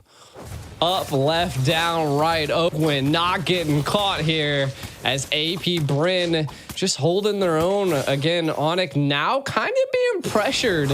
And I feel like this is where they need to find the momentum to re-pressure AP Bryn. You can kind of already see Boots on the Lapu putting on a lot of pressure on the Flapteezy. And again, this goes to show that the EXPs are kind of equal at this point. We're not seeing too much of an early rotation. Turtle now going down to the bottom lane. I feel like the biggest problem Onyx just ran into is that Albert fell right into the little bit of the early game. A tank carry, that's not what you want. That's definitely not what you want. He's already a level behind Super Marco right now. Super Marco getting the gold from mid and the bot there. Albert does get some shots onto that tower, but it's still nothing major here. I think Onyx needs to understand that he's going to be a critical part of their team. Sans has been able to scale a little bit, 2-0-1, feeling pretty good, hasn't taken a death. Few has taken a death, so mid lane, Onyx is feeling good, but they need to start focusing onto this gold. Yeah, I mean, if they're not able to stop Super Marco, it could be a little bit of a problem because the Claw's the hardest person to lock down. Now, what I really need to see from the side of Onyx is Sans, man. We need to see that Melina Blitz just absolutely devastate AP, but an engage possibly happening as the Turtle rubber band match is engaged. We'll see what happens here. Kyrie keeping his angle. Boots with the bravest fighter into the backside onto Few once again. Target locked. Target secured, but no kill. Flapteezy able to take the turtle. Now Boots too deep, unable to find anyone, and Albert comes in with a blazing Albert comes in with a speedy light wheel. Super Marco, the blazing duo. Members of Onyx are falling. Kyrie, Boots, Sans, Keyboy might just be next. Popsy, I'm offended, trying to hide under the tower, but AP Bren is closing the distance. Albert as well. They found you out. No hiding today. It's a full 5-man wipe. AP Bren taking the wheel. Such great positioning by Super Marco. This is what I was saying. Kind of keep an eye on him. He's staying out in the far right. The heavy spin, though Flapteezy was able to secure the turtle. The retries didn't even matter at that point, but look at the Vaxana Lord paired with the blazing duet that just pierced the back line of Onyx there, and it was just 1, 2, 3, 4, and 5 down on Onyx for AP Bryn. I mean, they're gonna have to think this Vexana has been hiding under the blanket for a while now. A lot of teams haven't been focusing her, but AP Bren picks her up every time for a reason. The damage is there, the CC's there. You get an extra hero on the map, and now Keyboy in trouble. The damage is locking on. Kyrie jumps in, looking for the Violent Requiem, looking for Super Marco, but unable to find him, denied, and taken out from Ogwin. The decimation is coming from AP Bren. They're closing in. Boots looking for something, and Onyx seems to be panicking. AP Bren back on the aggressive route, back onto what we saw in game 1. Once they smell blood, once they take a bit of oxygen, there's nothing left. Boots is the next to fall. Super Marco looking for the 1v1. Let's bring it, Albert. AP Bren feeling good about themselves right now. Sans next. They're everywhere. They're glued to him. Onyx falling down, crumbling right now. And this is where I feel like AP Bren always just flicks the switch, right? They just flick of the switch, right?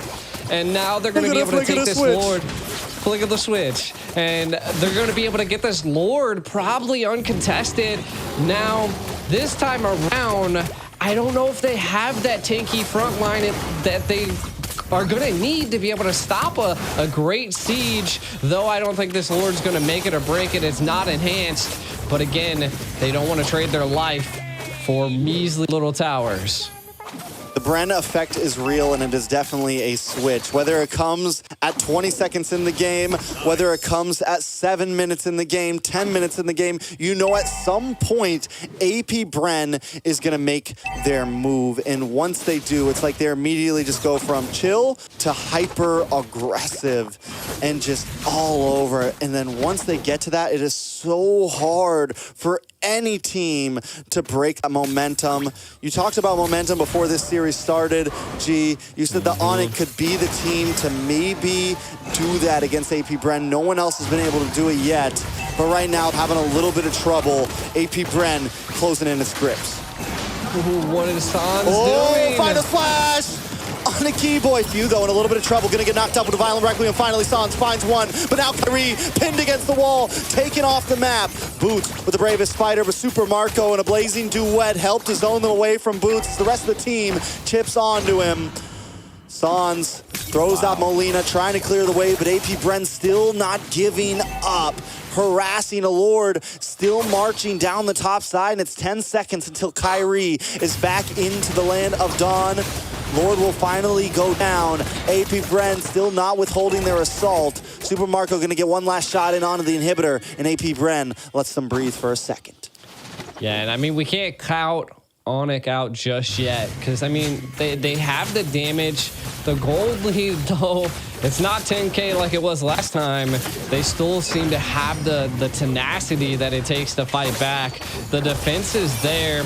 What we, again, like I said, we really need to see the Molina be utilized to stop Kaltizi's heavy spin, and I'm not quite sure why it's not being used, to be honest. Like, I'm seeing so many heavy spins just come out, and Nana's just so good at countering that. Now, we can kind of take a look at some items. Kyrie has one items, mixing bits of multiple other items. A concealed play, though. He'll play on Keyboy. Ogwin looking for the final slash once again to bring him into the team. Keyboy goes down. The recalls come out. The taunts are there. When AP Bren gets in this vibe, man, we saw it the other day in the winning clip. Flapteezy was just screaming, man. The man was yelling. He was talking smack. He was feeling himself. And that's, once again, it's the Bren effect. AP Bren moving in. The Molina Blitz comes out, but it's not stopping them today. AP Bren takes an inhibitor. They back off. It's guerrilla warfare out here. It is, and I mean, AP Bren is just taking it to Onyx at this point. You can see a complete control. They're gonna probably have the Lord Pit here, but wait. Flapteezy. He's dipping and diving. He's not. Oh, but Boots finds the kill. But is it for not or not? The Molina Blitz comes out. Onyx now looking for the play. Kaltizi able to get the pin on two members. Ogwin with the final slash once again. The Guardian comes out, and destruction still reigns. Super Marco trying to get some health out. Trying to get some health back. Keyboy, you got it? Onyx looking for something. Keyboy 1v1 and the Guardian might be losing to that one. It's a bulky boy right there, not someone you want to go up against. Few getting back onto the map now. Lord is delayed Onyx by some time. The discipline there by Super Marco to not take that kill. I mean, he is 5-0-6. Doesn't want to allow the shutdown. Might as well work on securing his stacks. Looks like they might trade and give him the blue buff. I thought I just heard a conceal play, but nothing really comes out of it just yet. Again, looks like AP Bren might be just utilizing this Lord as a bait. No, they've zoned him out. Onyx just gives it up. What in the world? Yeah. What is going on? Man. No, it's death as they go in that pit. It's a 10,000 gold deficit. We're very similar to game one where it's like, okay, we need a little bit more time. We need a little bit more time. And this time, we can't make the mistake. We can't let them in. We can't get cut off. They have to watch out for those big plays that AP Bren likes to bring. Last time, it was the combo between Vexana and Minotaur. This time, it's going to be Kaltizi, the final slash from Ogwin, and still the Vexana getting the big knock-up. As long as they can watch out for some of those hits, they can definitely survive this, but it's not going to be easy. Yeah, that was a good utilization of the Magic Sentry there. I think they're just going to take as many tier 3s as they possibly can. Just open up the base a little bit more. Super Marco so low. That is a win for the side of Onyx. That's going to allow them to have a little bit of breathing room as he needs to heal up. So an engage probably not going to be happening here by AP Bryn. Though he is full HP. We might see an engage now. Boots into the backside once again. Boots is like, listen, you guys tell me I'm going, bro. You guys want me to do it? I'm going. Boots has no fear. And I've heard Mirko talk about it before. Like, Boots is the XP laner who's just willing to do it. He's willing to die for the team. And whether you think it's a bad play or not, his plays have been helping Onyx out. The last fight that they almost won, Boots was the starter of it, almost able to take out Few. Again, Onyx just needs a little bit more time that when Boots makes those plays happen, the rest of the team can capitalize on it. Yeah, I mean, give it up to Onyx, though. I mean, they were able to hold that so well, and the Melina Blitz was just constantly taking Super Marco down to like 10% HP. Boots is able to do something. But he's getting chipped away by Marco. Oh, Kyle Teasy goes down finally. A Bravest Fighter lands on a Super Marco. Albert now with Speedy Lightwheel, looking for a target, looking for someone to lock onto. AP Bren knows that with Kyle Teasy being gone, they've lost some of their front line. It's time to back off. Onyx buys more time. I mean, that's all they can do at this point, right? Is just keep buying time, maybe secure some of the neutral objectives that are still standing. Like we can kind of see pushing the minions to do a tower takedown here. Ooh, Kyrie. He's okay. Not able to do too much. I was hoping he was going to make a good pick. No. I think that's one of the downfalls of the Gwen is like, if you're by yourself, like once you go in, you're sitting there, man. And if you don't hit Super Marco, you're dead. If he doesn't get Few or Super Marco, like you're dead, man. You're just gonna stand there in Violent Requiem and get out damaged, you know?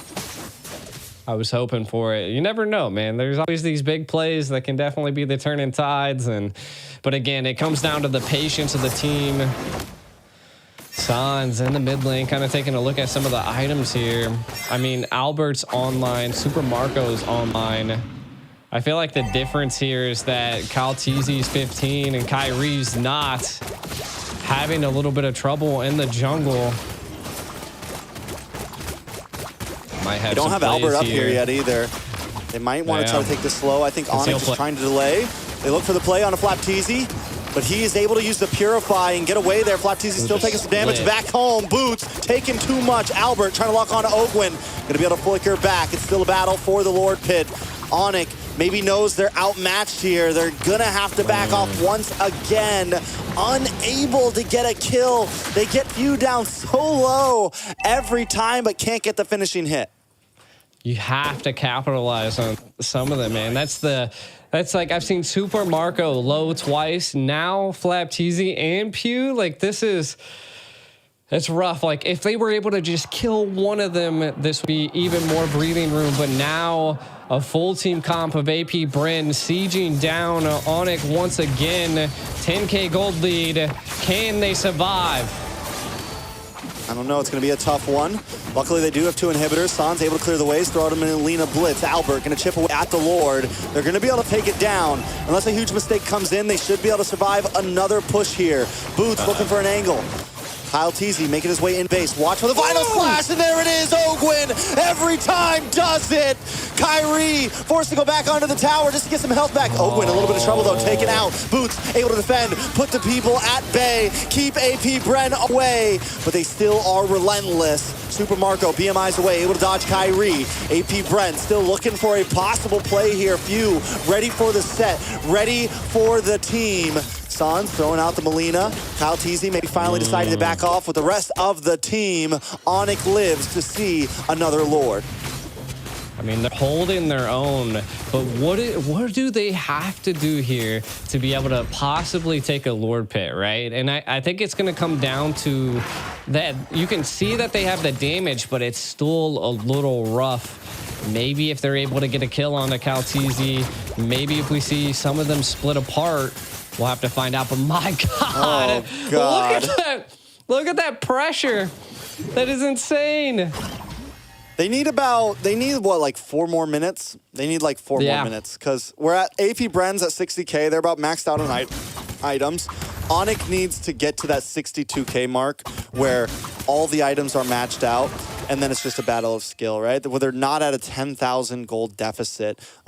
Taking a look at some of the items, Albert, at least the damage dealers for the side of Onyx are essentially maxed out. Albert's got everything in. We're waiting for Sans to finish that last item. Kyrie sitting pretty far behind right now at only 8,600. He is down 2 items right now, so he still has a while to go before where he needs to be. Yeah, he was down 3, but was able to pick up that Athena shield. And I think that could attribute to that Pew is just doing so much damage in CC that he's not able to survive. And if they're able to just stay alive long enough, maybe they'll be able to get a set onto Super Marco. That's the only thing I can possibly think would be a saving grace right now for Onyx. Pew with the pew. Pew with the pew. I'm telling you. All right, next Lord gonna be coming up. The clock is running. Onyx made it up to 54K gold. Still about 8,000 till everybody's maxed out, maybe even more because Kyrie's 2 items behind. But Onyx knows this might be their chance. They got to go for something here. They're coming at it straight on. Nobody finding an angle just yet. Kyrie trying to make it. Oh, Keyboy misses the I'm offended. That's 1 utility down. Flapteasy and Few also don't have an ultimate anymore, but here comes a concealed play from Ogwin. Ogwin maybe going the wrong way. He's trying to zone away Sans here.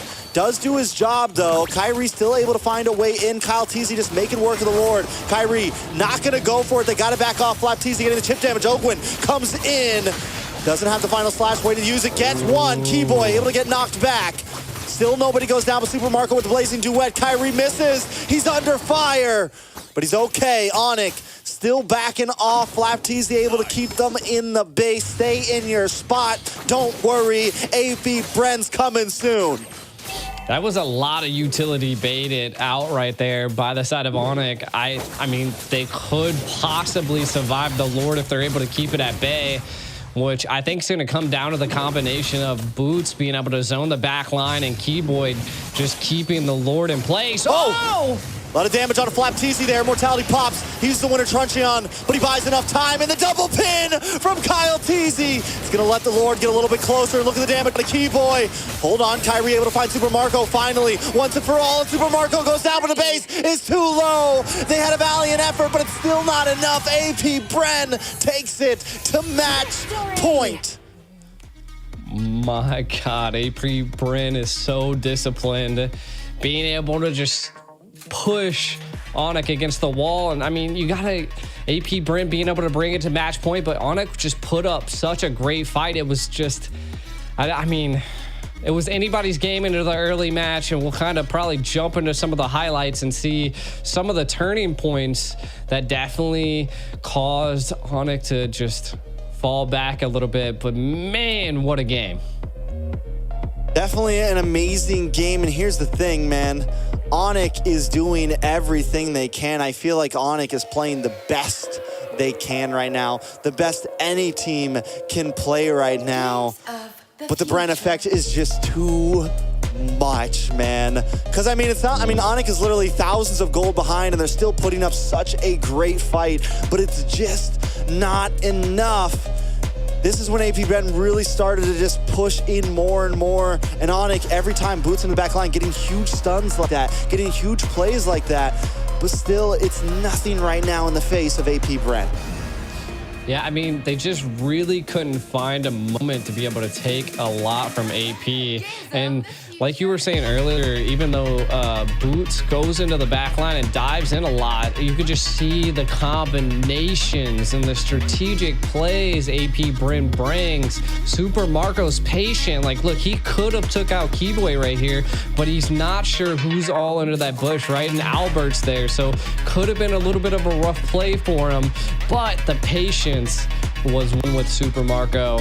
And again, there's Boots diving into the back line, trying to make progress, and the Molina Blitz able to burst down Kyle Teasy. But again, AP Bren still not being like Onyx not able to take advantage of those key spots. Though this was almost a really good play. They split AP Brent apart, but they're, again, Boots all alone trying to keep them at bay, and Onyx not really responding or even able to find a response. And then, oh my God, one shot right there. And this looks like this was one of the last pushes. Yeah, second to last push. Yeah, so nice play. I mean, even here, Onyx able to defend, able to do well. AP Bren, never really pushing the envelope. They never force it, right? They like we always say, they always feel in control. And even here, Kyle Teasy able to put them both pinned. Kyrie finds Super Marco, but by then it's just too little, too late. The night's getting darker, and the night might be getting darker for Onyx as well, but AP Bren is feeling on fire. Super Marco gonna take the MVP on this Claude. 7, 1 and 8, 28% team damage, and 820 gold per minute. Taking a look at his items, he got the trio in, then goes for the Malik Roar on top of it, picks up the immortality, and by then he's just comfortable, especially once he has the Athena shield to deal with any possible burst damage coming from the Nana. Yeah, I mean, it was well executed. Super Marco's patience was amazing. AP Bryn just knowing when to strategically utilize their kits. And I mean, we can just see it in the whole comp. There's golds all day. And I mean, Kyle Teasy did so well on the Kai, and there was multiple times that he had multiple targets pressed against the wall and nothing Onyx could do. Now, I mean, I felt like Onyx had the ability that they could have came back, but I think it just ultimately, they just didn't have that frontal line, that wall that they needed. You can kind of see that damage taken was Boots and Keyboy, but still a rough time for Onyx. It is now 2-0 match point for Onyx.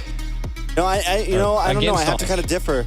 I think Onyx did have the front line. I think the draft was really good for Onyx. I think AP Bren is just playing better tonight, man. I think AP Bren is just right now in a class of their own. Passion. And Onyx is, Onyx just can't keep up tonight, man. I mean, Onyx is an amazing team. I got to give it up to them. But right now, AP Bren just feels better. Yeah, their tempo right now is just high. Like there's even with a comp that Onyx just had to kind of like CC control slow, it still wasn't enough to stop the tempo of AP Brent. All right, well, after that, we're gonna let the teams rest up for just a second. We're gonna grab a quick water, grab some popcorn, take a break, use the bathroom. We're gonna be right back to the possible match point for AP Brent.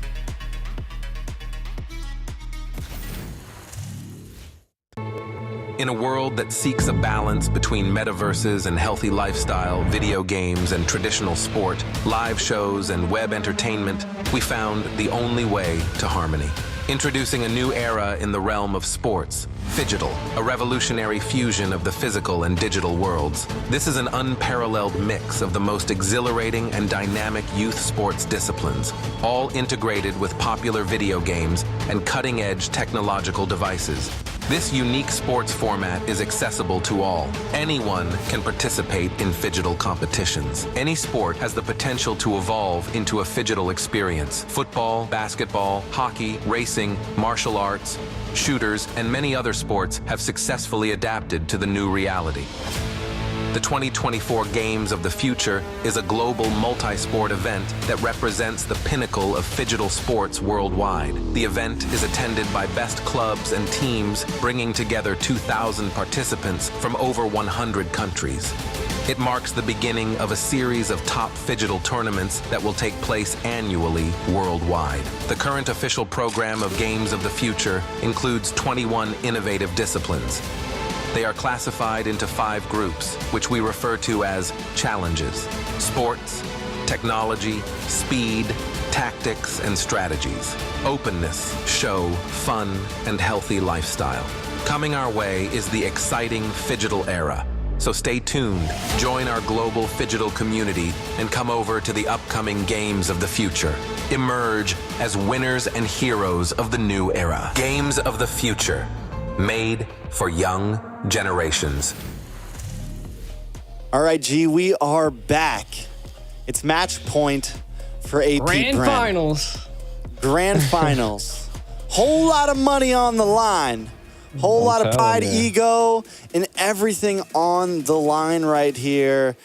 And AP Bren is trying to make quick work of it. They're trying to get out the cold. They're trying to go back home fast. Onyx trying to delay the process here. At this point, the only way out for Onyx is a clean reverse sweep. They got to win 3 games in a row, and it doesn't feel very good in their favor. I'm hoping that they can at least take 1 here, maybe take 2, maybe try to take 3, just for the sake of Mobile Legends esports, for the sake of the hype of these games. But right now, AP Bren just looks good. And, you know, there's something I want to talk about. AP Bren last year did something that, you know, some people would call, like, the golden road. Right? Like, Onyx was looking for the Grand Slam. They were looking for MPL season. They were looking for MSC, and they were looking for Worlds. Whereas when we looked at Onyx, they had taken ISF, they had taken SEA Games, and then they took Worlds. And now they're over in Russia, trying to take another one, just really cementing their legacy overall. They got rent paid at their boot camp for a very long time right now. Who, Onyx or AP, huh? AP. It is true. It is true. I mean, what we're seeing is that just AP is just on a whole nother level right now. And they were able to take the crown from the Kings, right? And I feel like this is, again, if we see it, they're going to have to... Onyx just gonna have to break that tempo, right? Like, they're gonna have to come up with some type of strategic comp to break it. But at this point, like, AP's just singing a tune, a whole different tune, and Onyx just can't get on that frequency. It's a hard time for him. I'm losing G for a second. He's like... I love your facial expression. It's the digital taking over me. It's the digital. It's the digital. He's turning into a game of future. I need my physical back. There we go. We're back. We're back. All right, let's cut to the chase. Do we think AP Bren clean sweeps this? I mean, from the tempo that I've seen, yeah. I mean, they can pull out anything, and it seems like they're just countering every avenue that Onyx has and anything they attempt to try to take, right? Like they've done try to do, you know, like a little bit of the defensive approach, have a little bit of strategicness to it, and it didn't work. They just attempt to try to do, of course, like a more a slow approach to try to control AP Bren. And of course, again, they just at certain moments, the flick of the switch, and they just become like monster Bren or something. I don't know. You can't stop them once they're on that stride. It's true. I mean, right now they're just continuously getting the better of Onyx, man. Like, we were wondering, oh man, they're giving up to Guinevere, and they were ready for it. At this point, I don't feel like it matters what Onyx picks. They just have to not let that switch get hit, man. And when the switch does get hit, they can't let it hurt them. And when the switch happened was AP Bren got like a full team wipeout, and Onyx had the lead in the laning phase. They were feeling really good about themselves, but then it happened, right? Like you like to say, the switch was flipped. AP Bren gets a full team wipeout, and from there on, AP Bren was everywhere. Once they find that moment, they are all over them, not giving them any time to breathe, and it was just a repeat of game number 1. So Onyx, I'm almost wondering, it's like maybe last Valiant efforts, just take things really slow, man. Just don't even try to force fights in the beginning. I don't know. They got to figure something out here, because this could be the end. This could be the end of the grand finals for them. Yeah, match point. I mean, what The only thing I can possibly think of is that Onyx just needs to stop making those micro mistakes that they are, because the moment they do, that's how the team wipe occurred, right? Like they attempted to try to break and split AP, but then they also split themselves in the last game, which caused a little bit of a downward spiral for Onyx at that point. So I think it's just coming down to the fundamentals. Like just keep it going. Don't, again, like you said, take it a little bit slower if you're not able to, you know, handle such a fast pace at this point, because AP Bryn is aggressive. They are hungry, and again, I don't know if they got like spy glasses or something, but the moment a mistake is made, they are engaged. Very, very fair. Do we think that, so the way that Boots is playing right now, like so aggressive, do we think he needs to tone that down a bit as well?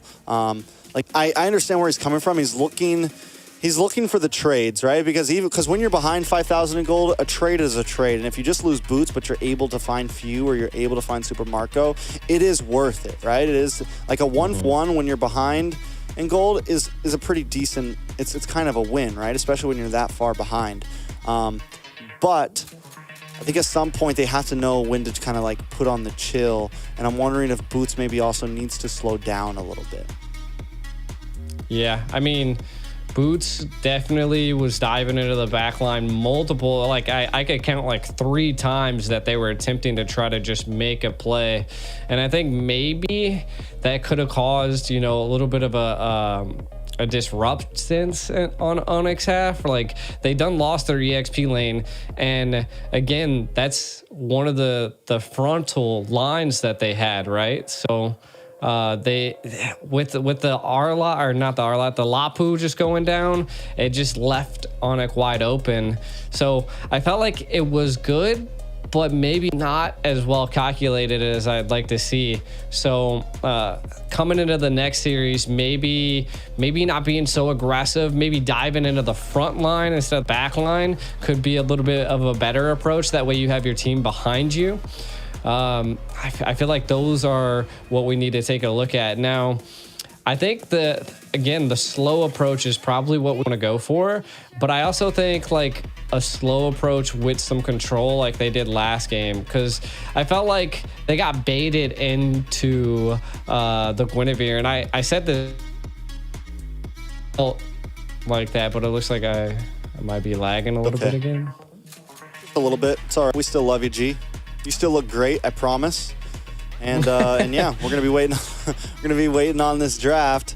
So 2-0. I want to take a look at some of the picks since we have some time. If I can get them to load up real quick. With the way things have gone, we've seen the Nolan get let up. My guess is most likely AP Bren will be on blue side this time. Maybe I'm wrong. If it was decided that the loser get to pick their side, then maybe Onyx will take blue side again. There's a pick that's really been throwing me for a loop, and it's that Vexana pick. I think it's been one of the major things causing Onyx issues, man. Honestly, every time they try to come in,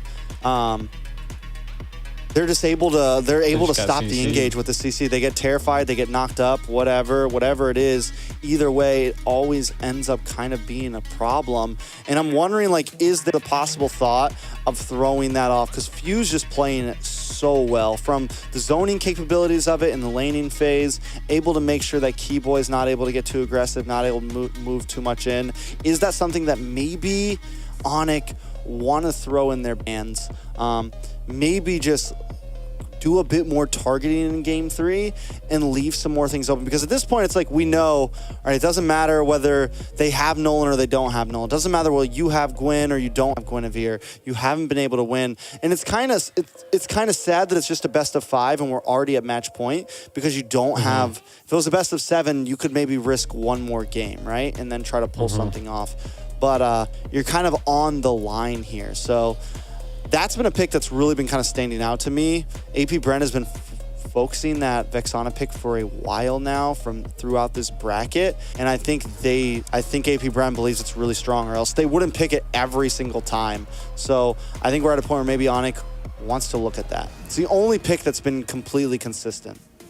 Yeah, I mean, I feel like Vexana is definitely one of those mage, like she has Terrifies, she has CCs, the Undead Knight that she drops is just, it's like adding an additional person on the playing field. So I do think that it would probably be a good option to definitely throw it in the ban phase. But again, I think it just comes down to what you were stating earlier, is that the overall just the hero pool of AP Bryn is just hard to match. Like, even if you're gonna ban the Vexana, they're just gonna pick something else out, right? I mean, you'll have the Lilia, you'll have the Nana, you'll have, there's just so many good mages. Fairmiss, I mean, I think we've seen Fairmiss banned almost every time, if I'm not mistaken. So yeah, again, so I think it's just more that it's really hard to ban out a team like AP Bryn. So I think if you're not coming with a plan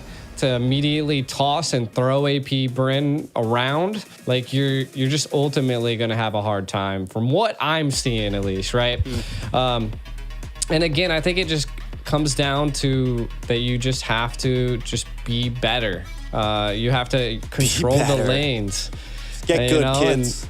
That's what I'm saying, right? And sometimes it could just come down to maybe coming together. Stop focusing on the turtles, right? Like, give the turtles to AP Bryn. Focus on taking towers, because in every game we've seen, Onyx had like maybe one tower. And the last game, I don't think Onyx had any towers taken down. So it just goes to show that you got to focus on maybe like trade things. You know, I feel like that's the biggest thing that you have to look at here. And I mean, do you agree?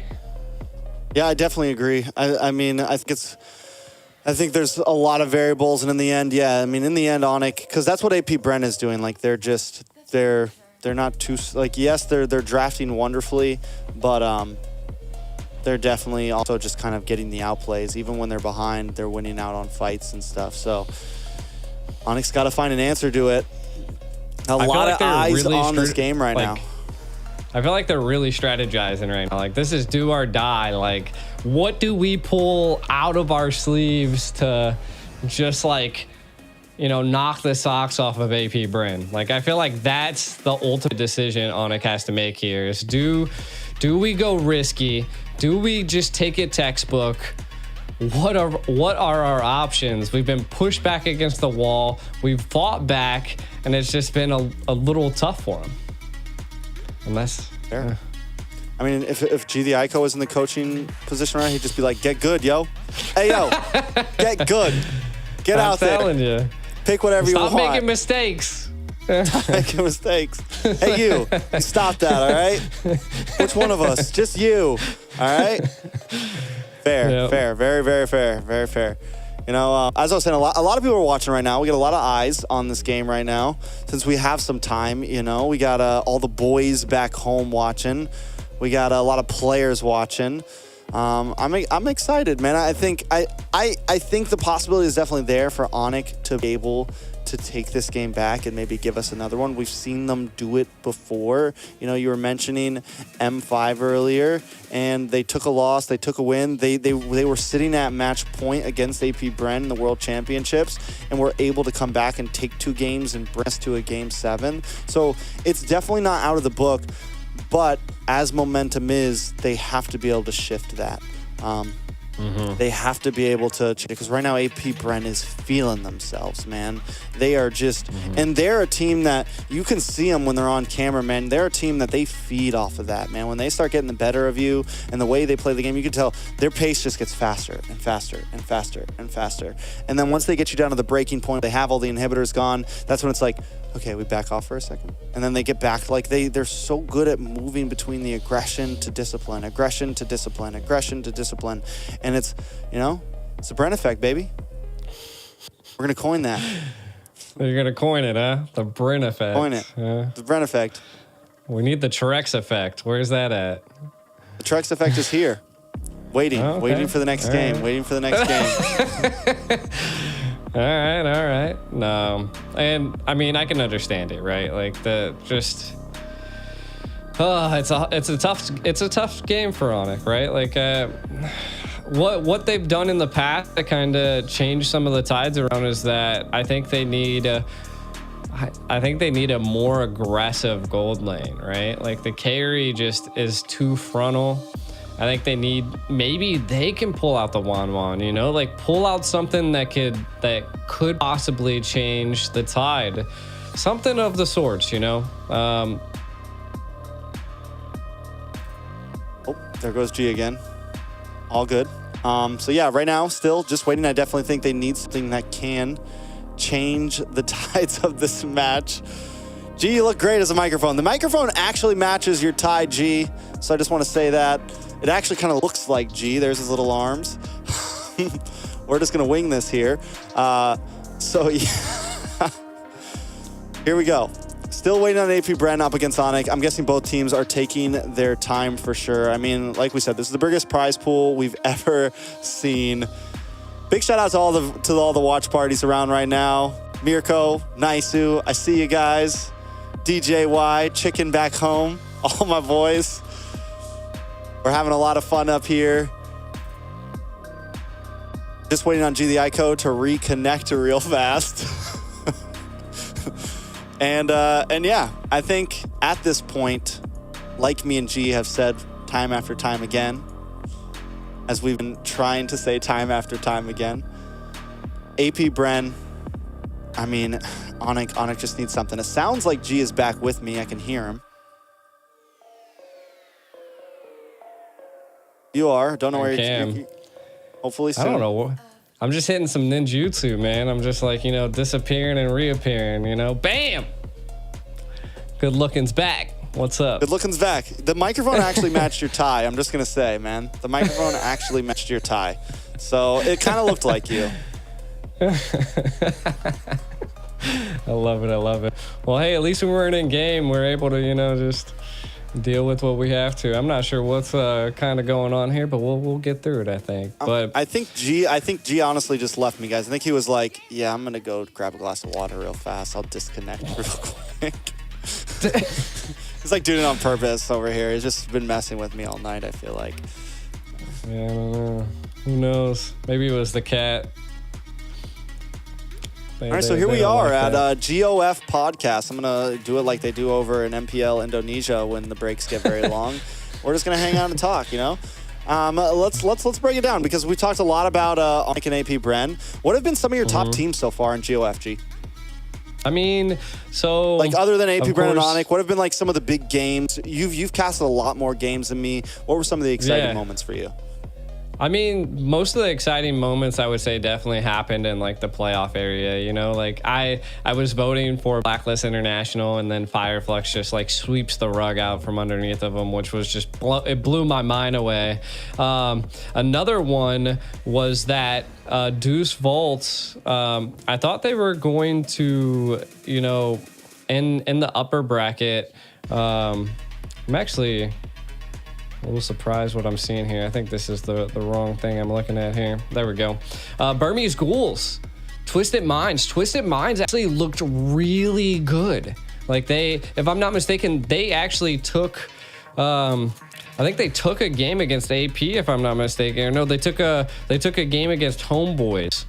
And I was like, you know, that was wild. I was like, okay, so Twisted Minds definitely came here to fight. Something that really surprised me was Team Little Gun, like getting knocked out in the group stage. Like that blew me away. I thought, I was like, I do not know what happened to him.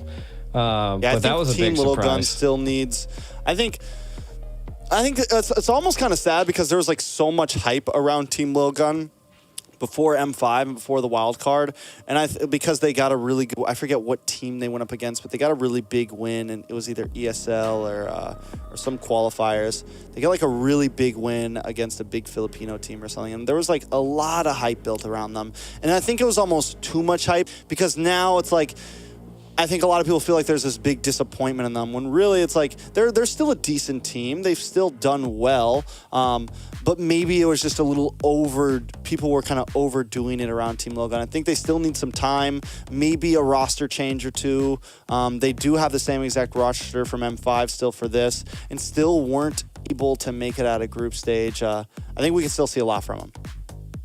Yeah, true. I mean, I think it'll just come down to, I think the biggest surprise I had for this tournament was just not even the overall teams, but the overall like choice of the meta, how like diverse everything's been. It's not been so one-sided that we've always seen, like, you know, like we're seeing here.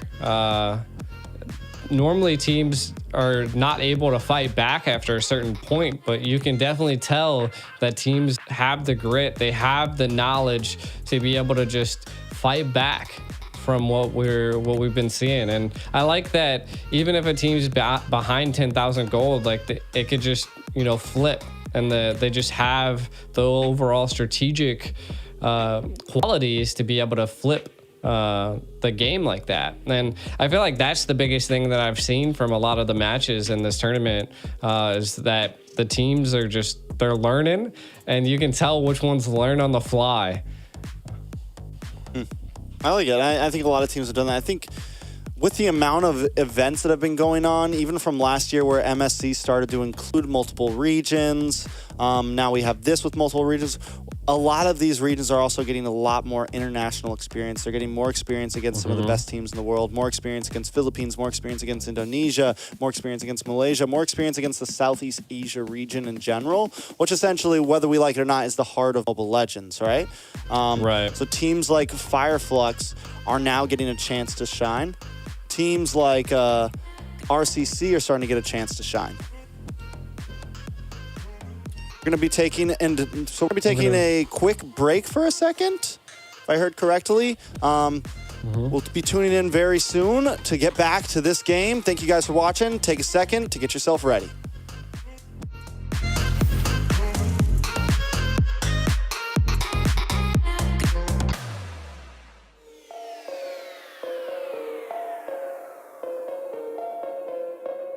Games of the future.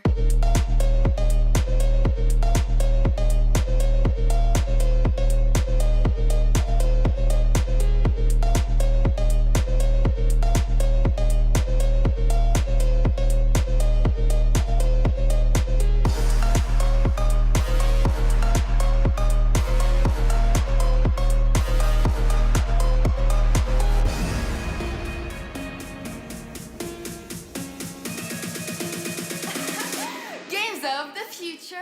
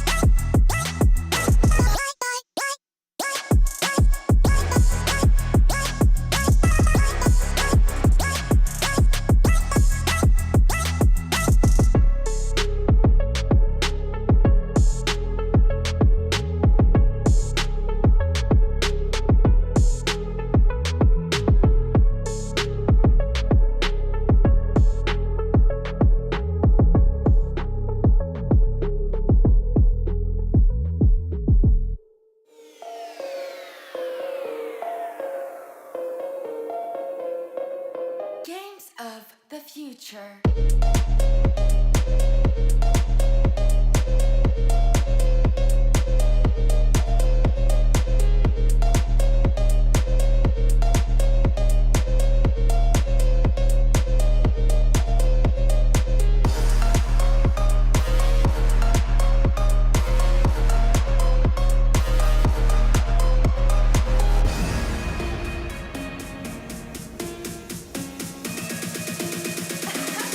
Games of the future.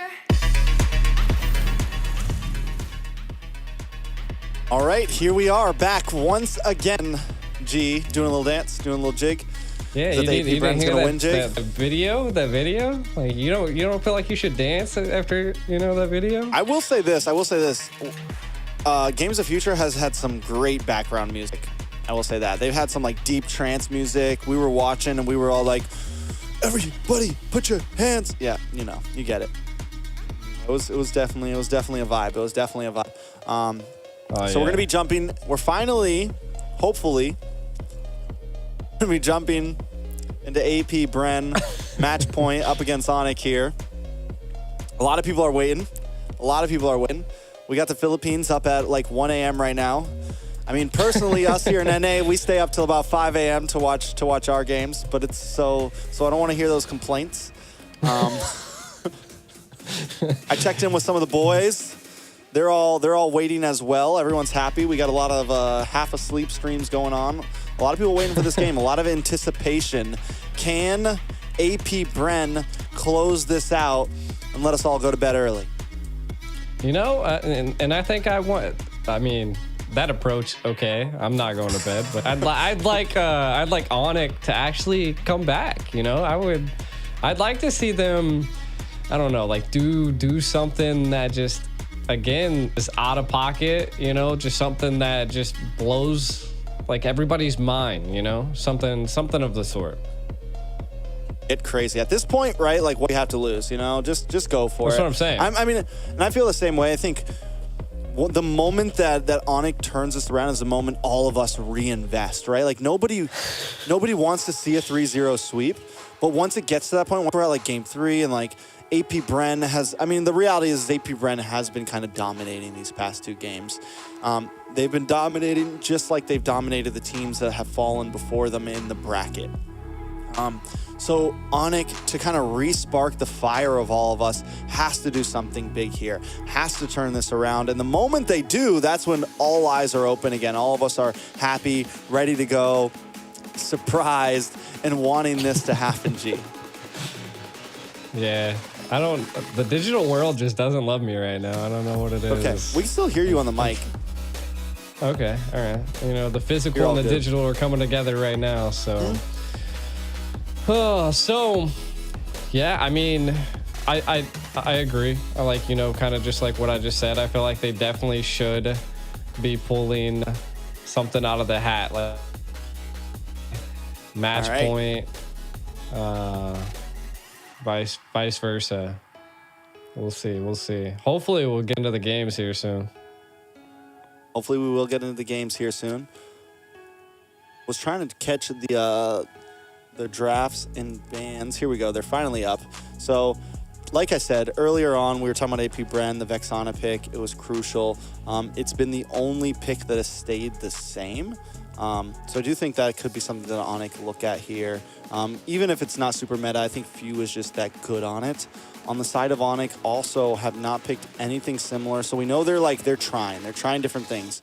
Draft 1, they went for the CC, the Fredrin, the Novaria, the Claude, and the Arlot. And then draft 2, we completely switch it up. We go for the Lapu, the Guinevere, the Nana, the Carry, and the Ruby. I think game 2, the opportunity was there. They just kind of missed in the execution. They kind of fell apart after the laning phase. Once AP Bren flipped the switch, it was on them. So I think they could honestly do something similar to draft number 2. They just have to execute it a little bit better. Yeah.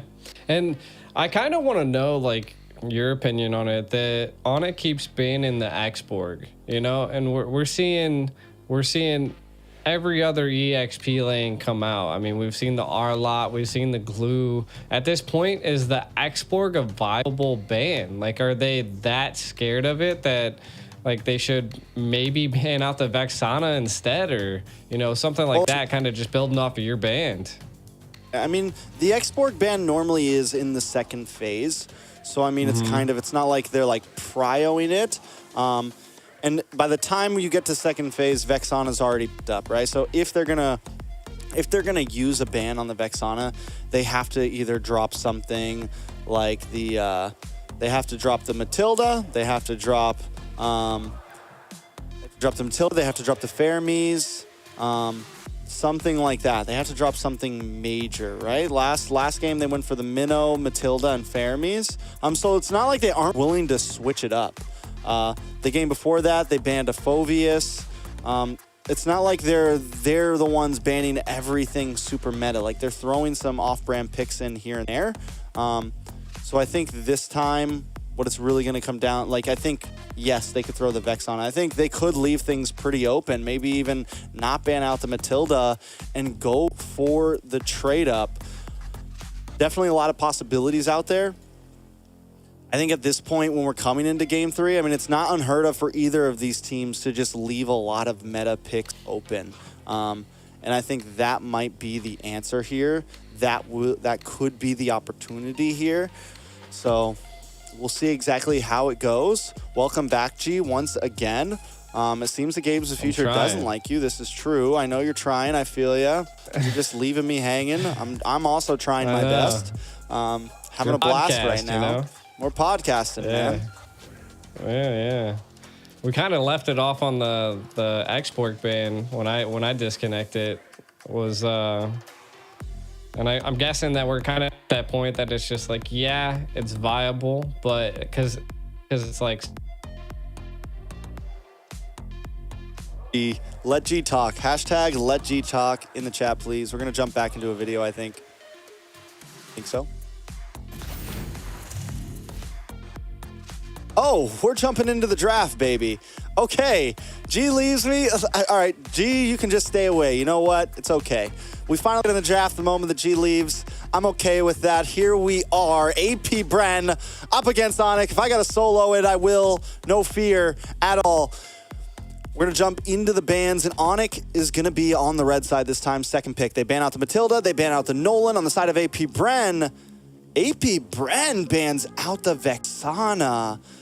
Literally seeing into the future a bit here, literally changing things up here a little bit, kind of making the play myself. And it just also goes to show that they're not like, they're just not worried about it. Gee, it's okay, man. I don't even need you anymore, bro. I got this. The game's back on.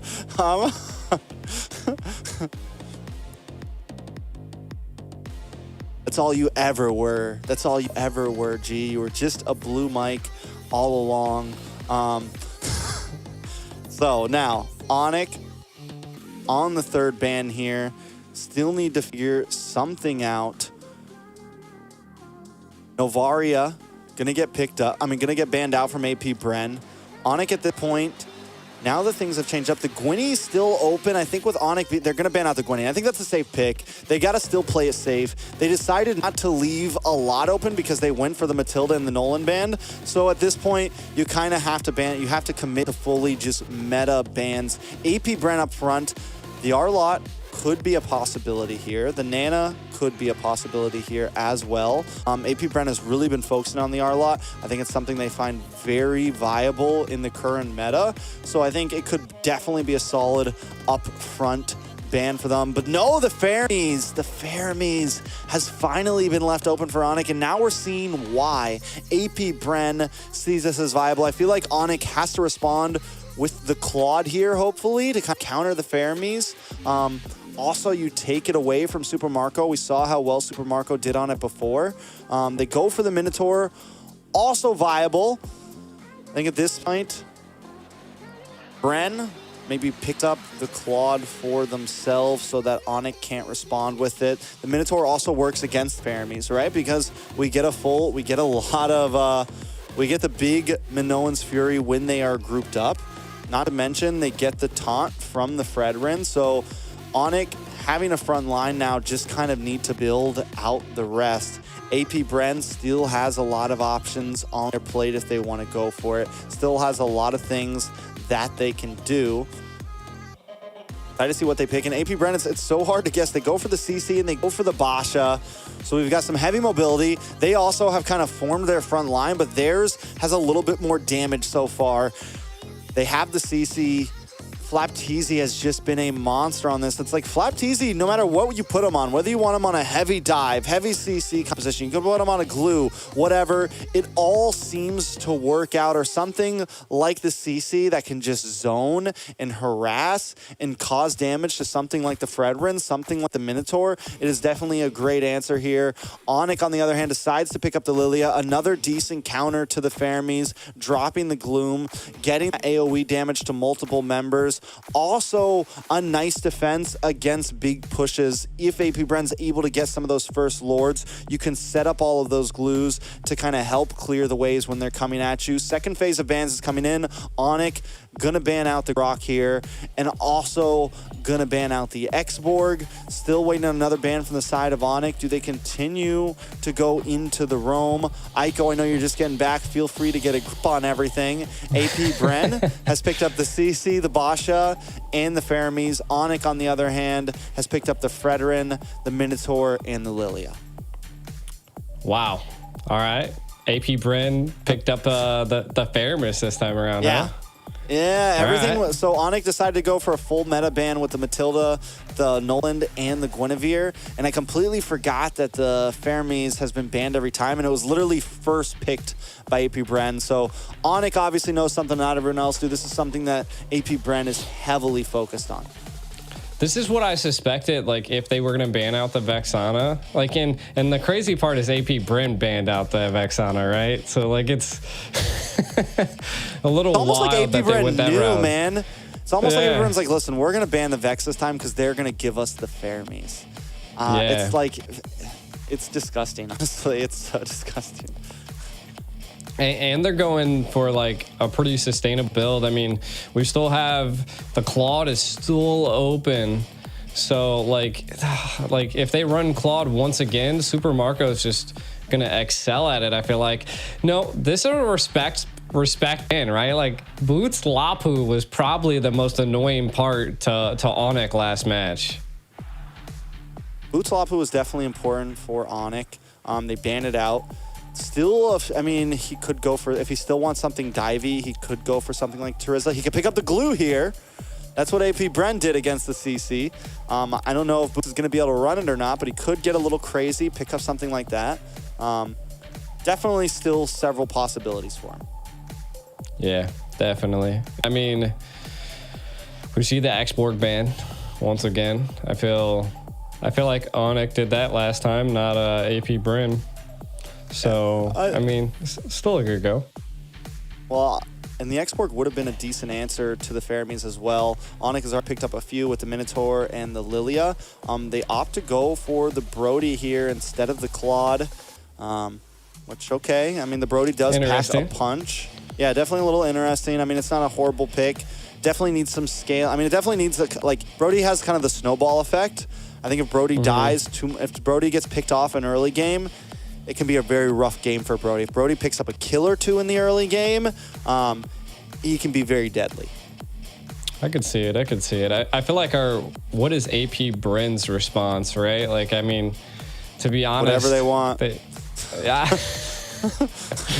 Whatever they want, God. man. Whatever they want. This is their game. No, I mean, the Claude, the Carrion, and the Angela. Oh, man. They're getting spicy. Support Angela, mid Fermis, or support Fermis, mid Angela. Putting a lot on the line. I mean, my guess is it's going to end up being a mid Fermis, because eventually Fermis damage does get pretty crazy. Well, the sustainability on this team right now, and just the combinations of the Angela Basha, Angela CC, Angela Carry, all of it looks good right now. Onyx picks up another big AoE hero, trying to counteract everything that AP Bren is going to bring. Yeah, I think they're really focusing on like the speed aspect, especially with the Angela and the Bashia. I mean, you can already see a lot of Onyx like team comp relies on like hitting your target, right? And I guess if target's not there to hit, like it's going to be a little bit harder to go about. And I feel like that's what the Lilia is going to have a hard time on. But again, I mean, it's a fair miss. You got an Angela, like I feel like if I was Onyx, like I need to start baiting out utilities left and right when I can. Most definitely. And now with it, the wait is finally over. We're going to be jumping into match point. And like you said, the draft, I think a big win con for the side of Onyx here is going to be some early game aggression. You got a pretty squishy mid side on the side of AP Bren, right? You don't have a big heavy roam. You've got a Fermis and an Angela.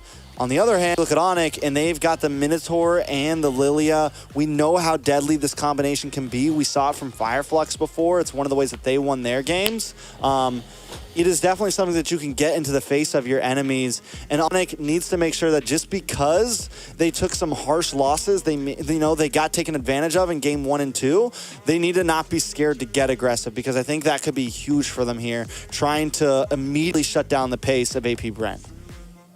True. And I mean, it is what it is, and we will find out as I think we're going to be diving into the Land of Dawn after we look at the crowd for one final last time, possibly. Whoa. Yeah, possibly, good save. Possibly. Look at is the crowd like mixtures of happy Shout out and to sad? Musa Mafia. Yeah. I'm pretty sure those are chat people's names, like people's names above the robots. That is Games of Future cool. is calling you all bots right now. That guy is cheesing. He's feeling good. He's ready for the game. I'm ready for the game. Hopefully we didn't jump right into a pause. We'll see. Possibly. Taking our time. This arena is massive. This arena is pretty massive. We need some more seats full, though, man. Where's all the ball? We got Reza, Farizi. Look at that guy. I love how these guys take each other out at the same exact time. We're back. Oh. Back on screen, baby. We're the arena. What's up, guys? Want to go, bro? What side you on? No. I mean, we would be battling on the mid there. Apparently, the arena is mid lane only. Mid lane, everybody goes mid. Everybody goes mid. Wow. It's like a brawl. It's like a brawl. Yeah. Big brawl battle. It's gonna be more of like a ranked brawl, but yeah. Ranked brawl. Yeah, ranked brawl. But what? You thought we were about to jump into the Land of Dawn? Nope. We saw the portal. You thought we were going? Huh? Hey! Not today. Aw. We don't even get an arena now. You guys want to trick it? You guys want to... He was so excited. Don't push me down. Don't push me down. Not when I'm up, man. Not when I'm up. But we can go. I mean, we've seen the draft, right? I mean, I feel like just to kind of get into a quick hot take, like the Boxia Angela, right? Oof. Right? That's going to be a little bit harder. Boxia Angela. It's going to be a little bit harder to deal with when you're a Fred. I feel like essentially that's why AP Bryn ended up going that route, was just to farm the jungle a little bit faster and just go ham. Yeah, I mean, there's a lot of options. There's definitely, I really think Onyx the major win. Like I said, the major win con is they need to get aggressive. They're not going to be able to really pick on Basha per se, but I think if in the first like level 2, level 3, level 4. Maybe even, maybe before level 4, before the Angela or the Fermi spike, they can try to make a play in the mid, have the opportunity to do that. They definitely have a lot of aggression on their side. They have a lot of damage, a lot of level 1, level 2, level 3 damage. Yeah, true. I think that's where the Lilia scales as well, right? Just early, mid poke. But to be honest, like, where's their burst at? Like, I mean, the Brody is about the only burst paired with the Lilia, I feel like they're going to be Lilia. lacking a little bit of damage. You know, like it's very precise, I would say. I think they have the damage for sure. You think so? Yeah, I mean, unless Brody completely falls off, but even Lilia can carry, man. Lilia's a monster. She's a monstrous little girl there. And then you have the AoE damage, you have the answer to the Fermi. So the possibilities are there. It's just, can they execute it right? And we know how AP Bren, like, so far we've seen, even when Onyx seems to maybe have the advantage, the Bren effect happens and they are down. But in the draft, I do think that they probably could have picked something different than the Brody maybe, but it's still viable. Yeah, I mean, the Brody's really good at stopping enemies from escaping with the torn apart memories. So maybe that's an attempt to, you know, put a little bit of pressure onto the gold lane, apply something, and we'll definitely have to see. I wonder what's kind of going on with the two teams. I feel like it's the last match, and some technical issues. I mean, it seems like they jumped into it, so my guess is we went right to a pause. Some sort of ping issues, something like that, you know. So yeah, we'll just wait it out. We got to make sure everybody plays fairly. Everybody has the same opportunity. It is match point. There's a lot of money on the line, so it makes sense. Repetition. Yeah. We'll see. Tell you this, we will become pros at killing time by the end of this.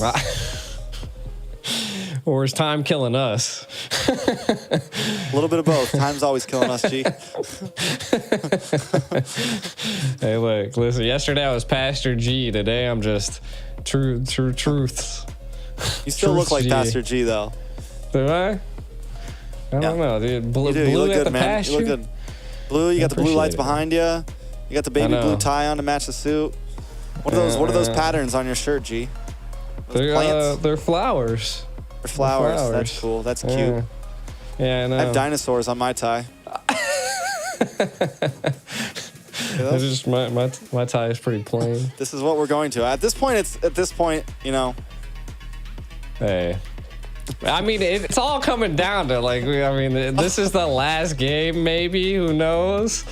But there's, like, I mean, the possibilities are just going to be coming down to how the players play in the game, you know? Like, use your strategic comp to your advantage, and we'll see. All I know is my Instagram's actually going absolute nuts right now. I don't know who posted it, but there's a lot of followers coming in.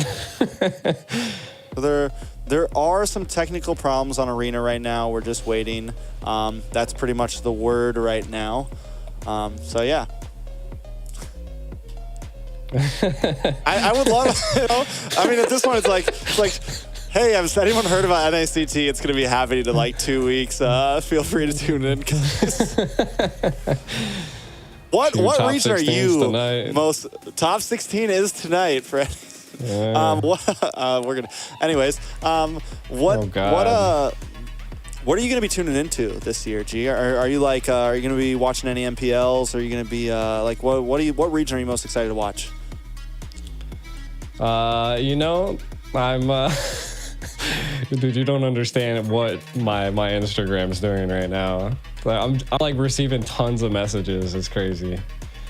Nice. Are they telling you how white you are? I'm gonna have to like mute my computer or something. The notifications are going off the chart. Oh, hey! First blood! Hey! First blood!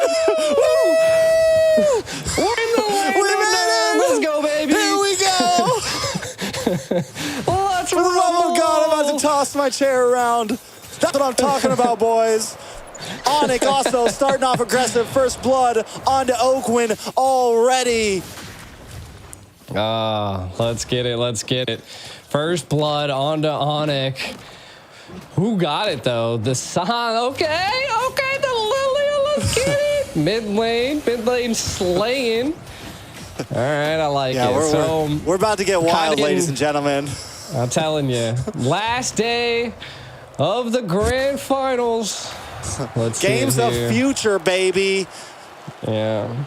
Let's see how it goes. We can see Let's take a look at some of the win conditions here, right? So I think really what's coming down is that Ugwin ended up getting taken out, right? Early stage. That's a little rough for an Angela, but not going to be the make it or break it for team comp.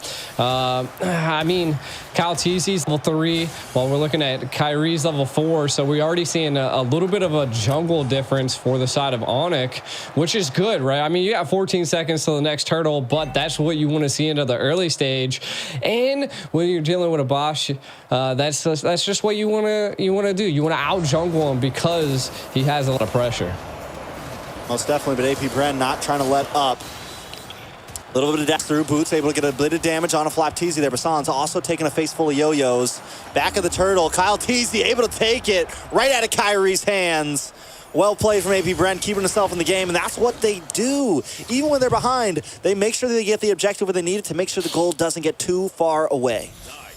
Yeah, and so what I'm really seeing right now is that everybody's roughly about even, right? I mean, first turtle, was that going over to the side of Onyx? First turtle, no, over the side of AP Bren. Over the side of AP Bren. AP Bren, okay, so Retry was able to be landed. AP Bren coming out on top there, and I think this is what was happening in the last game, right? Like, it was just a little bit hard for Kyrie to hit these retries, and I'm not quite sure what could be causing that. I mean, AP just able to zone and properly keep them at bay. And if they can keep that up, it's going to be a little bit of a trouble for Onyx. Now, Onyx side, right? They have the sustainability. They have, like you were saying, I mean, they have damage. I just don't know if it's going to be enough to penetrate a Ferris Coulter, and I'm not even quite sure if it's going to be able to get past the Angela, right? Like, I just feel like the whole comp of AP Bren is thick. Like, look. Yeah, a little bit of a play up top. Boots in a bit of trouble here. Gonna go down. Flap Teasy able to pick up the kill. Now, on the side of Onyx, they got to respond 1-1. AP Bren has now taken the gold lead. Is this the Bren effect? Is this the switch that flips? I think this is the switch that gets flipped. That was a tongue twister. That was a tongue. I was like, hold up. Like, what did you just say? Yeah, it was definitely we've been here a while. Twister. It's zero IQ desk right now. We're on the zero IQ desk. We're vibing. We're feeling it. Let's go. We're just vibing at this point, 100%. We can already see. I like this, right, from the side of Onyx. They're already setting up this turtle, but they have to be able to secure this turtle. Let's see it, Kyrie. Kyrie they get it. Trying to get the zone onto Flap Teasy. Kyle Teasy, though, making his way around. Boots looking for an angle as well, able to dash through. Kyle Teasy finally comes in, but no Fury connects, and the flicker gets the knock up. Keyboy able to pull another one, but the damage is shredding him down. Boots gonna be the next to fall. Super Marco picking up the kill. Kyrie able to take it, though. They're trying to fight back. Albert in the backside doesn't have the torn apart memories anymore. It's 2 for 1 right now. Onyx finds the turtle, but loses the extra member. I mean, not too bad. We can kind of look at what the engage entailed here. The Minerals Rage with a flicker definitely secured quite a bit of CC for the side of Onyx, but then the final slash connects.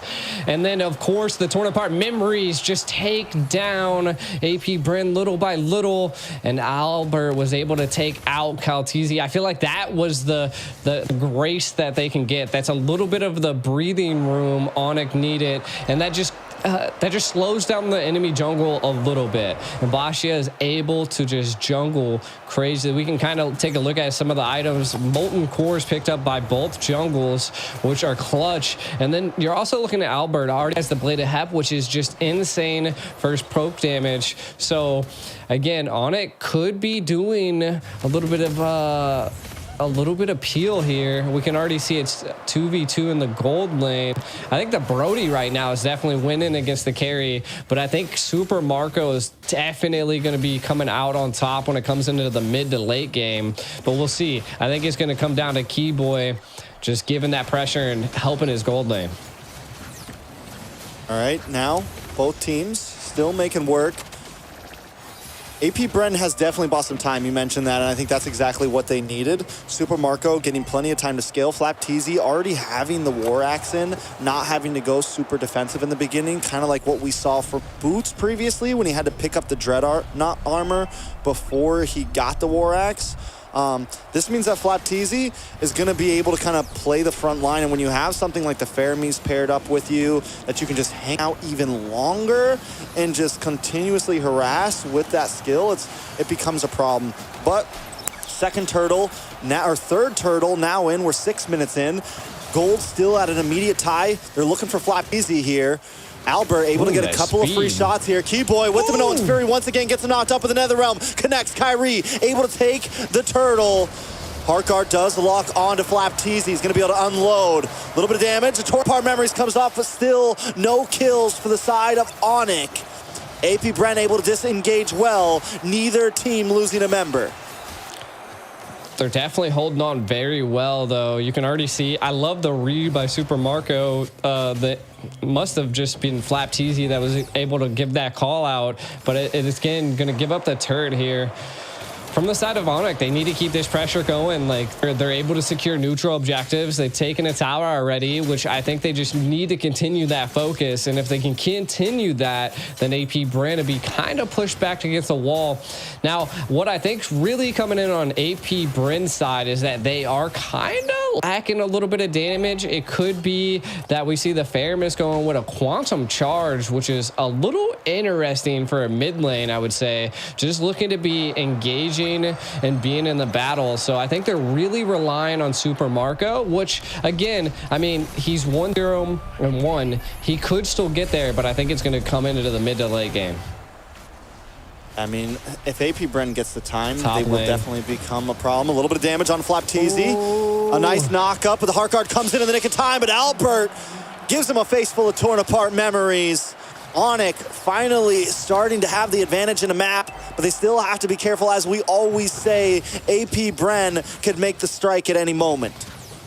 Yeah, but I love that they're going back to the fundamentals, right? Like, they're just securing neutral objectives, taking towers, because I felt like maybe they listened to us. Like, they just weren't secure in towers in the first and second game, and we're seeing that time around.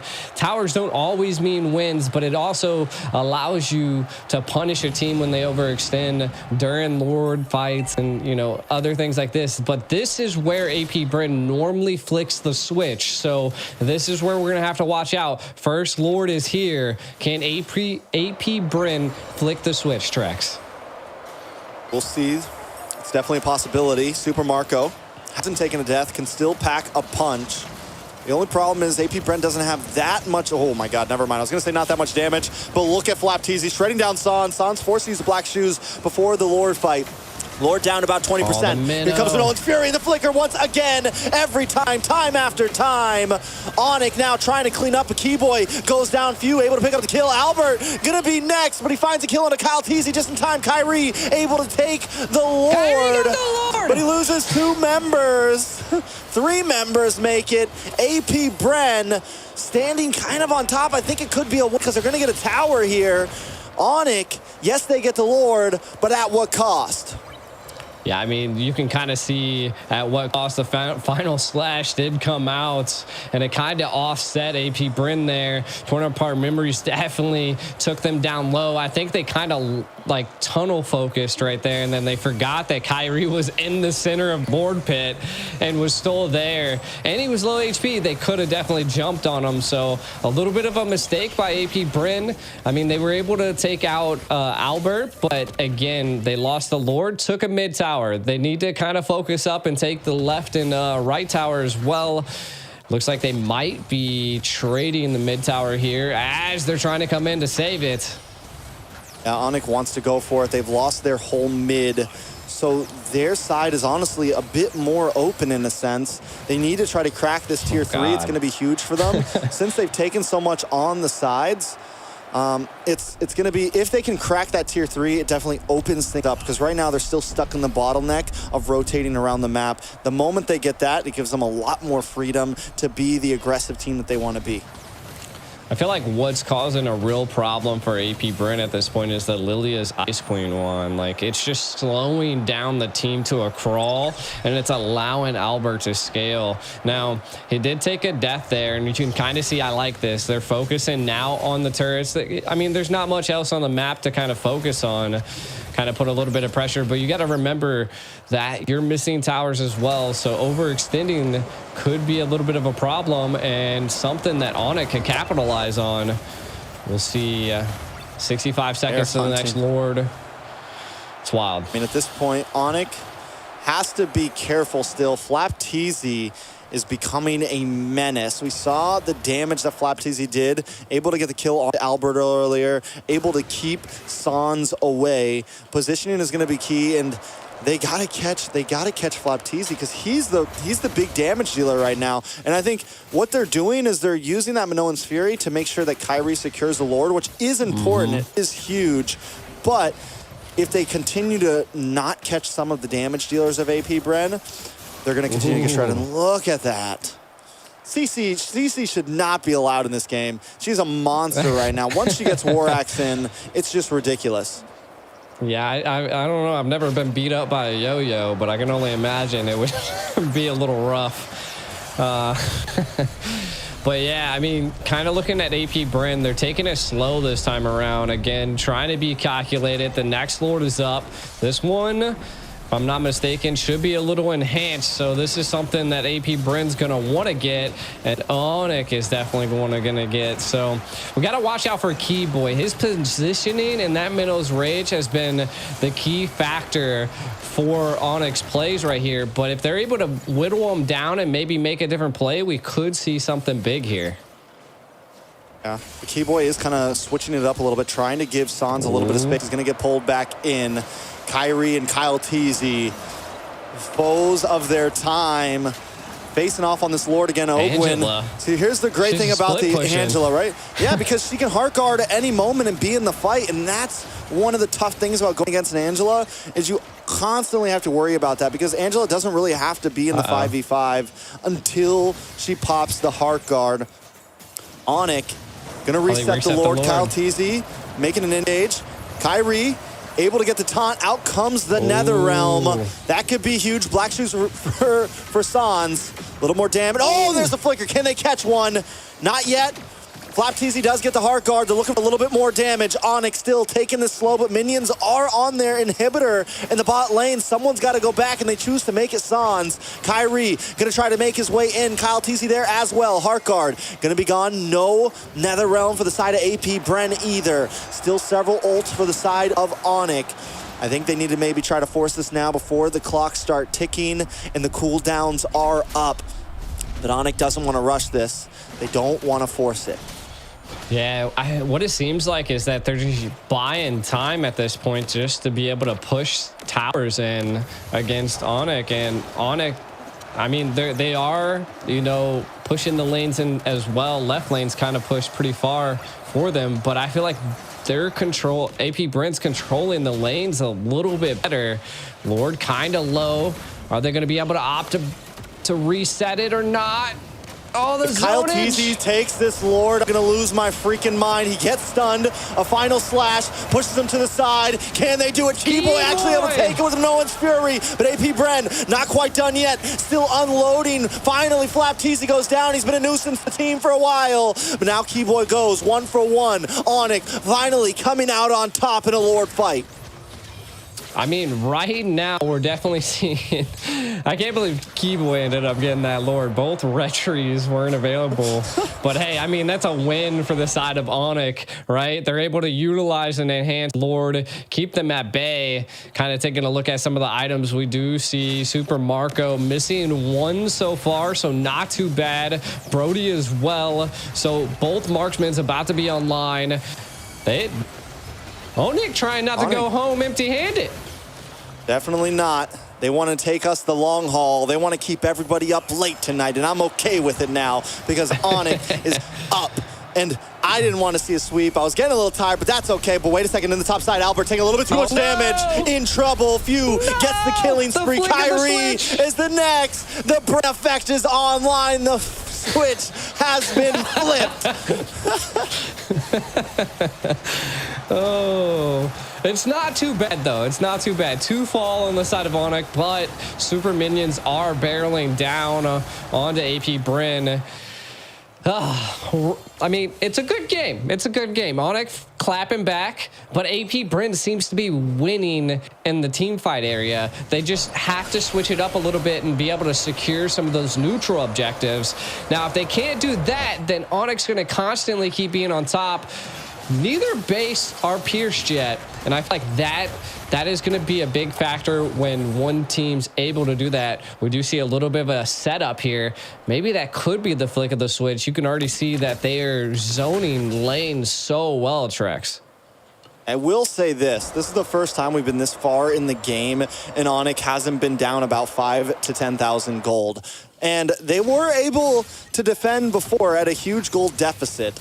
So I want to say that maybe them being even or close to AP Bren is the advantage. But here's how good AP Bren is. Even in the beginning of this game when they were down in kills, even when it felt like Onyx was in control of some of the fights, AP Bren still keeps a solid gold lead. Take us through some of these items, though. Yeah, taking a look at some of the items here, really what I'm seeing is Fairmiss just now picking up a Divine Glaive, so a little bit of magic piercing definitely going to be happening on the team fights. Again, Brody now has that Wind of Nature versus that Albert does as well. Sold his boots, so Super Marco sold his boots, picked up the Wind Talker, so that could be one of the biggest plays here. I mean, we're 17 minutes in, not super late game, but being able to pick that up right now is huge. Let's see what they're able to do with it here, Tract. All right, Kyrie gonna start off on the Lord, let it reset. Altizi, per usual, just feeling the ground out, rolling around, gonna get position over the Lord here. Super Marco gonna start to unload Keyboy. Testing the waters too. Onyx very grouped up here. Sans holding the side, and once again we got the signal. Oh, wait a second, a little bit of damage on a Flapteezy there. We're gonna be able to chip him back. Someone's got to go up and deal with Ogwin. AP Bren, the Angel backdoor, non-stop, just harassing. God, that's annoying. You gotta feel it for Onyx right now. I mean, if we feel like it's annoying, it's definitely annoying. Like, someone go deal with Angela again. You know? You as well. You mentioned the Divine Glaive earlier. Here's the thing about the Fermis. In the beginning, oh, wait a second. A lot of damage. The taunt does lock down. Flapteezy gets the heart guard, but it might not do enough. Cult Altar to try to help seal the deal. But still, Flapteezy taking a lot of damage. There's the Minoan's Fury. Onyx trying to collapse. Albert able to find Super Marco. Sans picking up the kill. Few now on the run. AP Bren for the first time shot back in 3 series. Shooken down. Onyx taking control of the Lord Pit, but look at Kyle Teasy, man. Look at him, he's still gonna try to go for this. Flapteezy with him, is AP9 gonna finally back off? They decide to. Onyx gonna take the second Lord. What happened there in our break time? Onyx now online. They're putting it to AP. Oh, look at the final slash. I don't know if they're gonna be able to do anything though. Teasy getting some nice chip damage. Kyle Teasy in a little bit of trouble, getting way too locked up. Finally taken down from the Appraiser's Wrath. San able to pop the black shoes. Onyx moving in onto the inhibitor. Lord hasn't even showed up yet, but they're gonna break down this base. Onyx not trying to go home too early. Got their eyes on the prize here. Lord to make his way down the mid side. Onyx ready to fight. Yeah, I mean, I'm super surprised with how much damage they're outputting at this point. I think it's just they're utilizing and baiting quite a bit of the utility via AP Brand, but the siege is happening. Boots moving in for the final slash, able to connect onto one. Ogwin goes down, no heart guard for the team, that means. And now Flapteezy in a little bit of trouble as well. Boots finally getting his revenge. Onyx getting onto the base, and that is it. It's not match point till Onyx says it is. Onyx. Not one to leave the stadium empty-handed. Takes one on AP Bryn. Man, what a battle. Utilization of the Bashia and the Angela wasn't enough. The Bees have fallen in one match. All right, so we're gonna have another hour till the next game. No, I'm just kidding. time to go back to the drawing board, kind of taking a look at some of these highlights that went down. The first blood going on the side of Onyx was pretty clutch, but I don't know if it was ultimately the deciding factor in the game. I think it was mainly how many utilities they were able to utilize and bait from the side of AP Brent. Also, just being able to secure so many neutral objectives. They took so many towers into the early age, and I mean, look at the torn apart memories just tearing apart AP Brent, and this just goes to show that Onyx is here to rumble. Yeah, Keyboy was on fire that game, man. Those flicker Minoan's Fury, every time you could see it coming, but there was just no escape. Albert as well, we were a little questionable about the Brody pick, but it definitely started to pack a punch when they needed it, able to kind of zone out Flapteezy, and then Boots, even at the end, at one of these final replays, it was huge for them, but this is about 14 minutes in, second Lord of the game. And that is huge right there. We see the play happen. We see them finally catch off Flapteezy here. He goes down, and this is when everything finally starts to shift. Kind of a tug and pull, but Onyx finally kind of takes control here. A little bit of a fight in the mid again. This is when AP Bren tugs back a bit. First Lord goes down, and AP Bren takes control. Yeah, I really think it came in clutch that Keyboy was able to utilize the Minnow's Rage to secure the Lord into this late game. Again, the bait, the utilization of the Nether Realm was also great and clutch for him because they were just stacking up. Albert was just stacking stacks, and then the moment the Nether Realm let up, he just tore them apart. So it just worked out in their favor, being able to secure the Lord and then end on a siege. You could see that AP Brent tried to attempt to move the Lord into another tower, but a good response by Onyx here. So it was just a great game. And Boots finally kind of comes online there too, able to get the better of Flapteezy. Yes, he had Big Brother Lord on his back to help out, but still, you started to see the tipping point of where the CC wasn't as savage as it was in the first 10-15 minutes. Let's take a look at the MVP for Onyx's first win of the series. It's going to be Sans on the Lilia, 3-1-7, 37 damage dealt. You were worried about burst damage, D. Well, there it is. Yeah, I mean, in the very beginning, I was definitely a little skeptical about the team comp, but I think ultimately we approached that end game mark, which allowed the Lilia to just go crazy. So I think paired with that and then Albert just on the Brody, it was actually pretty decent for the side of Onyx. So it came clutch, and then Keyboy, just those minnows, the rage was coming out. The pure adrenaline by the side of Onyx just goes to show they are do not count them out on the world stage. Yeah, they showed up when they needed to. I think it got to a point where people were losing faith. We were losing faith. We were wondering if Onyx was going to be able to take something here, able to get their flow back. And now they finally broken the momentum of AP Bren. I mean, it's 2-1. It's still match point for AP Bren. We still know how strong AP Bren can be, but still to come back after a 2-0 deficit, I mean, it's pretty huge. Taking a look at the kills, it was still a very close game. At any point, it could have gone either way. Yeah, you got to really think about the mental when it comes to being so far behind like this. And now, I mean, it's one step to the highest pedestal here. Can Onyx keep that up? And I mean, if they're able to break the switch of AP, then I think they could definitely do this. They got to hit the switch and turn the lights out. I feel Anyways, like it. We'll see. All right, so Onyx takes it, and again, I think in that game, I don't think it had too much to do with draft that game. I think honestly, AP Bren had a decent draft. I think one of the major points was Keyboy timing those Minoan's Furies perfectly, and Onyx able to kind of hang in there against the force that AP Bren is.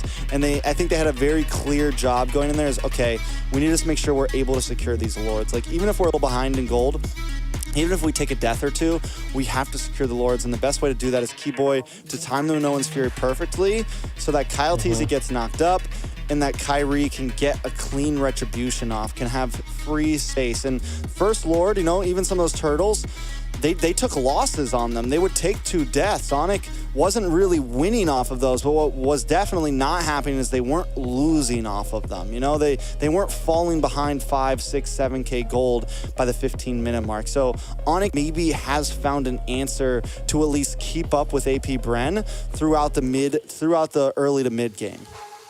Yeah, and I think it really comes down to just solid CC tanks, right? Like just having, I feel like, of course they had an Angela, right? So it was a little bit of a problem when it just came to that aspect. I thought it was going to be a little bit too much support paired with the Fairness. So again, it just came down to great timing, good control, and overall execution. So overall, Onyx did insanely well that game. I don't know if it was that little bit of a break that they just, you know, took a shot of energy, but whatever they just did, bring it again. They definitely needed something there, and they pulled it off. There's something else I want to point out here.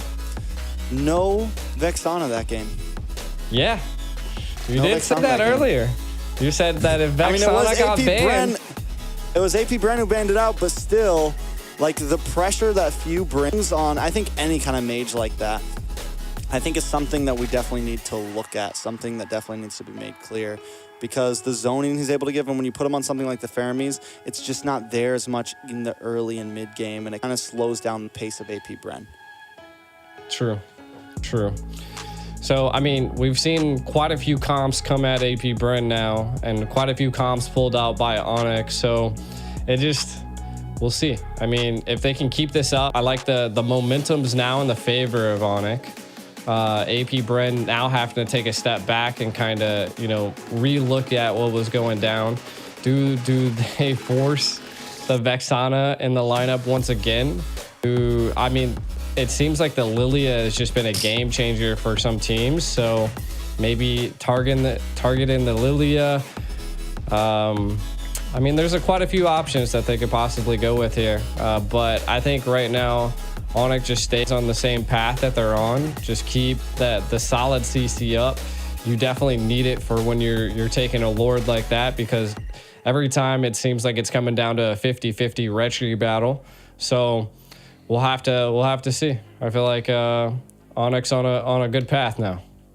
Yeah, they're going to get blue side as well, which I think blue side has been, you know, the favorited side for wins. So you get the first pick. You get to draft a little bit differently.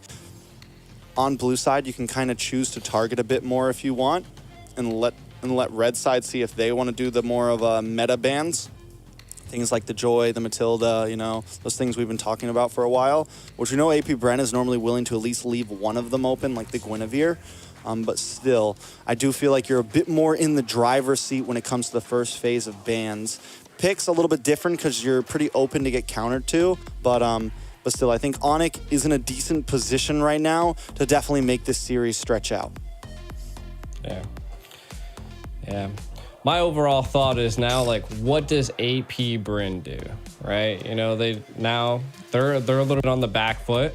What's their overall strategic approach to this next match? Do they just rock it out like they did in the first two, kind of play as aggressive as they possibly can? I felt like they definitely took a step back because they had 2 supports this time.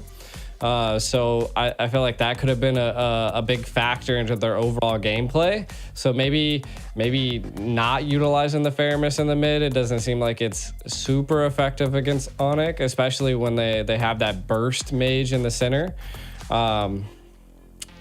Again, they picked up the carry, but we've seen the carry actually shine sometimes. I just don't think it made it too late into the game for it to really pick up.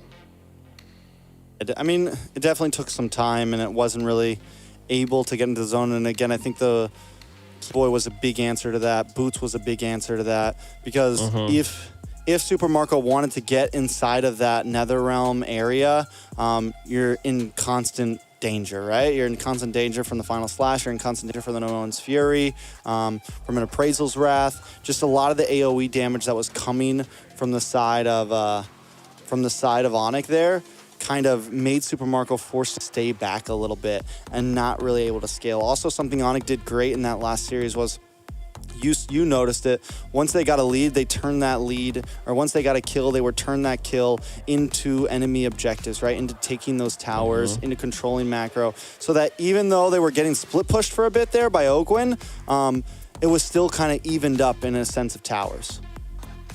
Yeah, and I felt like that, again, was just like the first 2 games they were lacking in those, the objective department, right?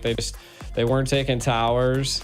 They were losing turtles and lords. So instead of going for the 50-50, might as well just go for other objectives, right? And this time they were actually winning turtles and securing objectives. And something I've always learned throughout my like Mobile Legends career is that if there's a kill, you need to turn that into something else, right? Like they're down a person, let's go get something else, right? Secure the enemy jungle, secure a tower, secure something, you know, vision on the map. Like always take something when you take something again, right? Yeah, most definitely. I think, so I think at this point, honestly, you asked earlier, what does AP Bren do? I don't think they really need to change too much. Even that last game, it was very possible that they could have taken it, right? It's very possible that they could have won that last game. Onyx was not like in complete control of that game. They were able to get a big play and finish things out. They even rushed it, you know? They didn't even like play it super safe in that last finish. They were like, we got to end now. We got to end now. Whereas AP Bren normally takes a slower approach. If they get the better of you, they take an inhibitor or 2, then they back off. They come back for another one. Onyx knows it's we can't mess. We can't play with our food. Let's get in there. So definitely, I think AP Bren can kind of just come into this again, play what they want, you know, play what they feel is best. I definitely think one of the weaknesses in the last one was the Fermis and the Angela. It kind of gave a little bit too much space for Onyx, and I think one of the things they've done so well is smothering Onyx, and that's where Onyx kind of falters, because Onyx not used to teams smothering them, right? I don't think Onyx is really used to teams just like bullying them in the laning phase and things like that. And I think that's where AP Bren kind of has their number. It's like, okay, we have the skill, we have the micro mechanics to kind of go there with you, and when they do that, Onyx kind of falls apart sometimes. Yeah, definitely. And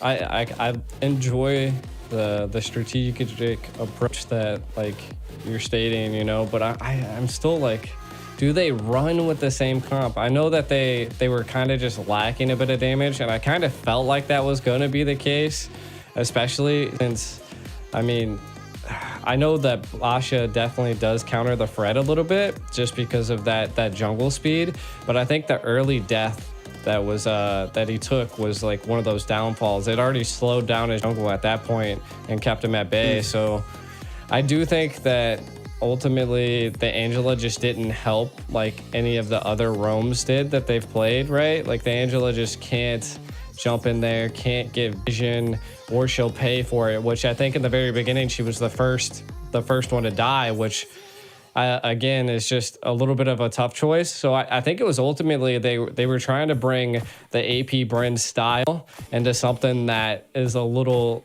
laxative and not as easy to pull that style off, you know? I think it's definitely a fair statement overall. I want to take a look at, see if they're up just yet. at some of the last picks and bans real fast, since we have some time to kill, it seems.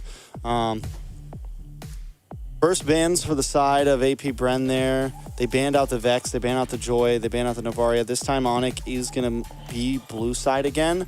I still believe that Onyx should maybe stick to what they did, ban out the Vexana.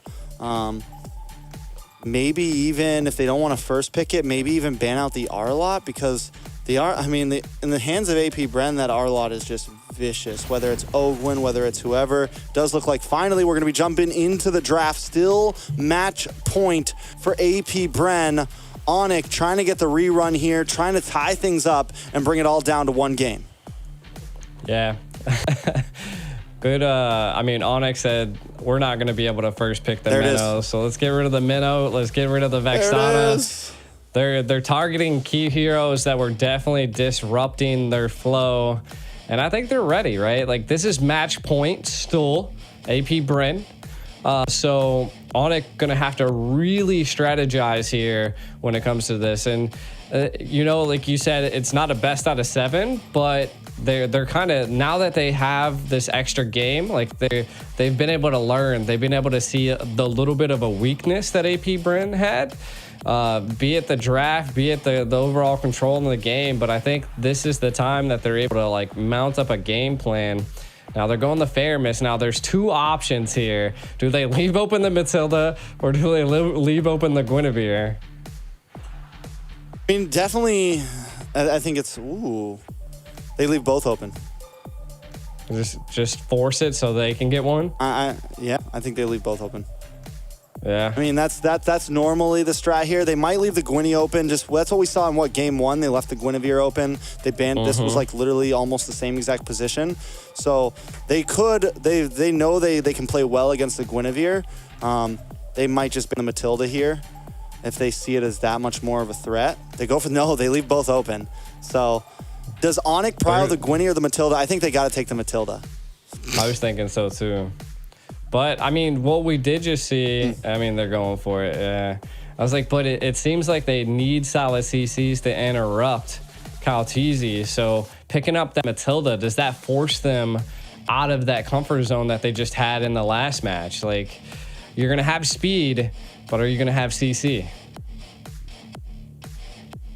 I mean, it's definitely possible. I'm wondering, my thing is now that they have this Matilda, they can go for, like, Onyx can kind of go for something a bit lower pace if they want. Like they could go like for the Barats now. We didn't see them pick it before. We also haven't seen Kyrie in general played a whole lot. Now with the Nana picked, they do need to think about a mid lane here. There's no Novaria, there's no Vexana. They need something here.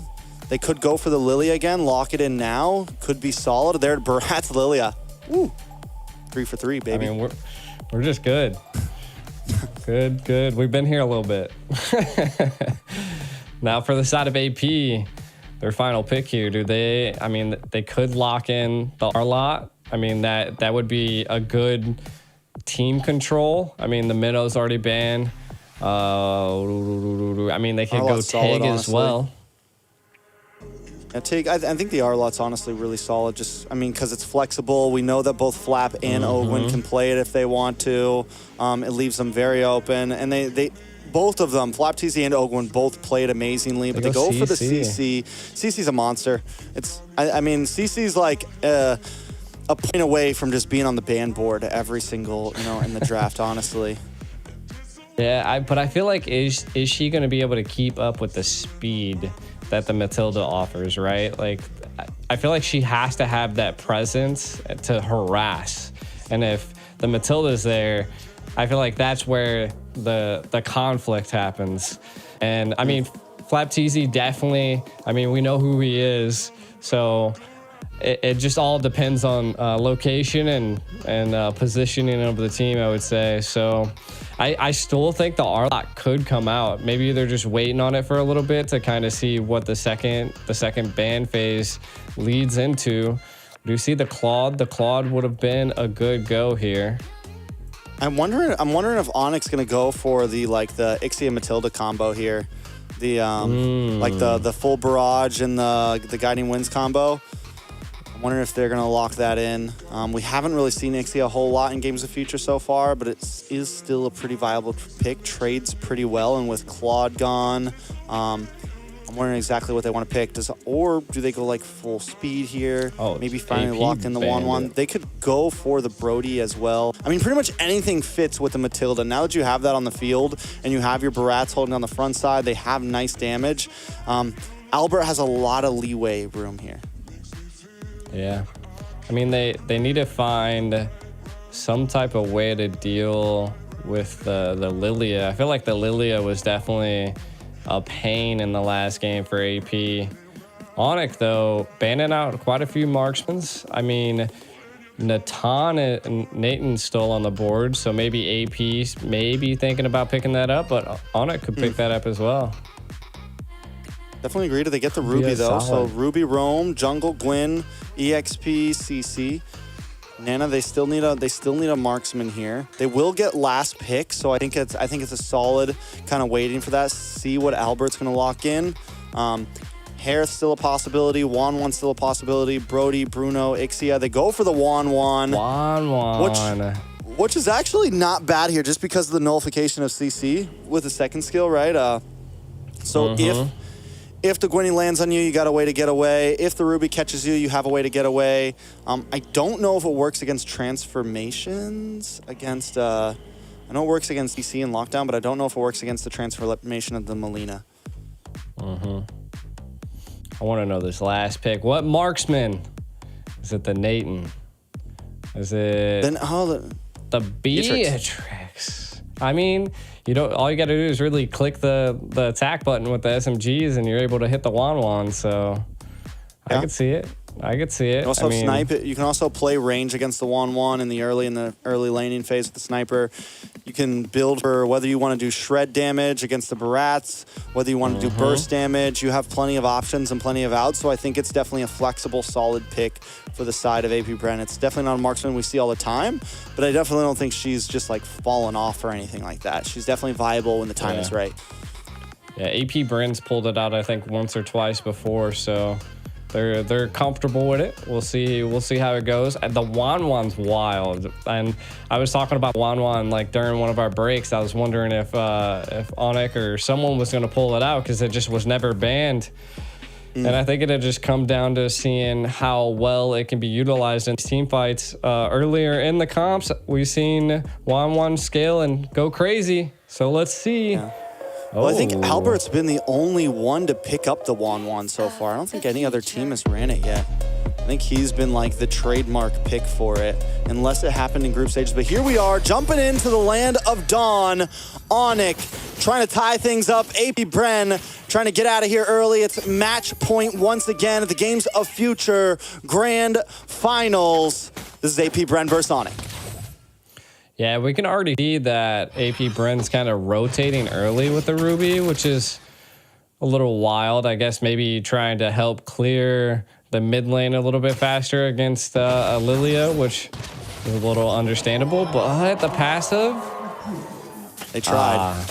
I know. They went for it. Even the crowd got a little loud there. I heard it. You gotta love when the crowd interacts with like what's going down. Right now, you can already see that the pressure on the side of Onyx, they really want to stop and put pressure onto Super Marco. And I think the Matilda is going to be at play here. The Matilda Bratz combo is just an overall good combo. It allows the jungle to be able to rotate and move fast. And you can already see that Kyrie's putting on the pressure on the enemy jungle. And I mean, Gwyn also has the ability to roam and put pressure and to be able to secure jungles. But let's see if paired with the Matilda, they're able to do it quicker on the side of Onyx. Win conditions, what do you think here, Trex? I mean, win conditions overall, I think both teams scale. Both teams have a pretty a decent late game. You have Albert on the Wanwan. I think something that is going to be crucial for the side of Onyx is making sure that Albert has decent space and a decent game. And with the Matilda and with the Barats, they should be able to create ample opportunity for Albert to get something off. I like it. San's taking a little bit of damage here. Ogwyn and Few in the mid side. The major thing that everyone's going to have to watch out for is Ogwyn with that I'm offended. This guy knows how to make a set when he needs to. He knows how to make a play when he needs to. Kiboy and San's both locking in the Purify, so it's definitely a solid answer. Wanwan has the built-in Purify. So AP Bren, I think one of their win conditions is going to be kind of layering a lot of their attacks. Everyone not blowing their load at once, kind of taking their time with these team fights. Yeah. I feel like also Kyrie is going to have to manage those stacks really well, and if AP Bren, disrupts that, it could be a little bit of a problem, but maybe a little bit of an engage. Boy able to get the knock-up onto Ogwyn. Sans trying to get out, but not able to. Flaptisi getting the final hit. First blood for the side of AP Bren. Kyrie decides that's it. We're calling off. Back to your stations. Yeah, but Oakland doesn't want to let up. Flapteasy, they're all over him. They're going to force him to use the retry here. He's going to be okay, but at least they force that out. AP Bren with that, and Kyle Teasy not using the retry. They're going to try to go for a purple buff steal here. Ooh, I mean, they can, right? I mean, they have the retry. This would be clutch for them. Kyrie gets the Daytona's welcome, though. And the stun. Kyle Teasy takes a lot of damage. Able to get away. Grand Theft Purple. Ogwin just dashing through. Kyrie gonna be okay, but still, that is huge. Yeah, he's walking up by himself. He's like, nah, forget this, man. You ain't gonna steal my whip. This ain't no Grand Theft Purple without any consequences. Nah, that's a good go by the side of AP. They keep up this pressure. I think just kind of reverting back to what they did in game 1 and 2. And they're just applying heavy pressure. Right now, we're not seeing too many rotations. I mean, it's 4 minutes in with only 1 kill. We can kind of take a look at some of the items. We see Corrosive Scythe being picked up by Albert, which is clutch. Right now, I think... Flap's easy. A little bit of damage on Flap, but Flap still, I mean, that's just a CC right there, man. It's like, even when you think you got the better, out of nowhere, she's throwing more yo-yos in your face. I don't understand how you heal with a yo-yo, but it's there. Wanwan, though, struggling a little bit down here against Super Marco. Two major happening still. It's 1-0 gold at a small deficit for AP Bren, but this is definitely a good spot for them if Super Marco can keep dominating in this top lane and Albert having to slow play this. Like I said, it's going to be a problem. They need Albert to scale. They need Albert to be able to get some free waves here and be able to get involved in these team fights soon. Oh, a lot of damage on the Keyboy, though. Keyboy might just be able to get away from this. Use the circling eagle, but no! Taken down, and a kill goes into the pocket of Super Marco. I wonder if Super Marco picked up the Blade of Despair, because he's doing a lot of damage at this point, right? And now the turtle is probably going to be uncontested because you can already see the side of the map. Bravest fighter on the Flap, but I don't think it's going to be too much of a problem. Onyx, I like this. They're responding. They know they can't get the turtle, and this is what I was saying before. Can they take something here? Oh, AP Bren takes something themselves. Find Sans. Sans 2 deaths now, not at the place we want to see a Lilia. AP Bren feeling confident in themselves. The switch might have been flipped here. I'm wondering how much more aggressive they're going to get. Yeah, I mean, you can already see they're gonna, Wario this tower right here. Oh no, they backed off. They seen the numbers difference was there. Again, I think the side of Onyx, they just got to keep this up. Like you were saying, Albert needs to kind of get fed, keep the gains coming. And Sans, I mean, gonna have to stop dying here. They're definitely taking advantage of it. The Matilda not coming into too big of a play yet. Yeah, definitely being monsters. Kyrie still trying to zone. But he's kind of been on his lonesome lately, and that's because that's because Keyboy has been forced to kind of babysit other areas, move around the map, stay close to Albert. Luckily, Albert hasn't taken a death yet. That's very important. Few, though, on this Nana is definitely going to end up being a problem as well. It's going to be hard for Kyrie. He's going to have to watch out for those Molinas because that could be the game changer in a big retribution battle. True. And I mean, just the pressure. This is like literally just reliving game 1. Like they are just applying so much pressure on Onyx, and they have to find some type of relief here. But again, I feel like at some point they're keeping. They're keeping this left tower, which is it's good, right? Albert just has to get a key play on this Wanwan, and it can make differences. And they're just a little too late there. Onyx looks for the play nonstop. But AP Bren is constantly answering faster. They know them. They know when they're coming. They feel it out. And like you said, they're just eating up at Onyx right now. Kyrie, unable to get his last orange buff. They're losing towers in the bot. Here comes another turtle, last turtle of the game. Keyboy gonna try to make the roundabout. Not able to get a knock on to anybody. The bombs come down and Kalati's able to take it. Kyrie taking huge damage. Unable to even finish the Daytona's welcome. The rest of his team not there to help out. He went from a big dino to a tiny dino right there. It was big dino to a dead dino. Yeah.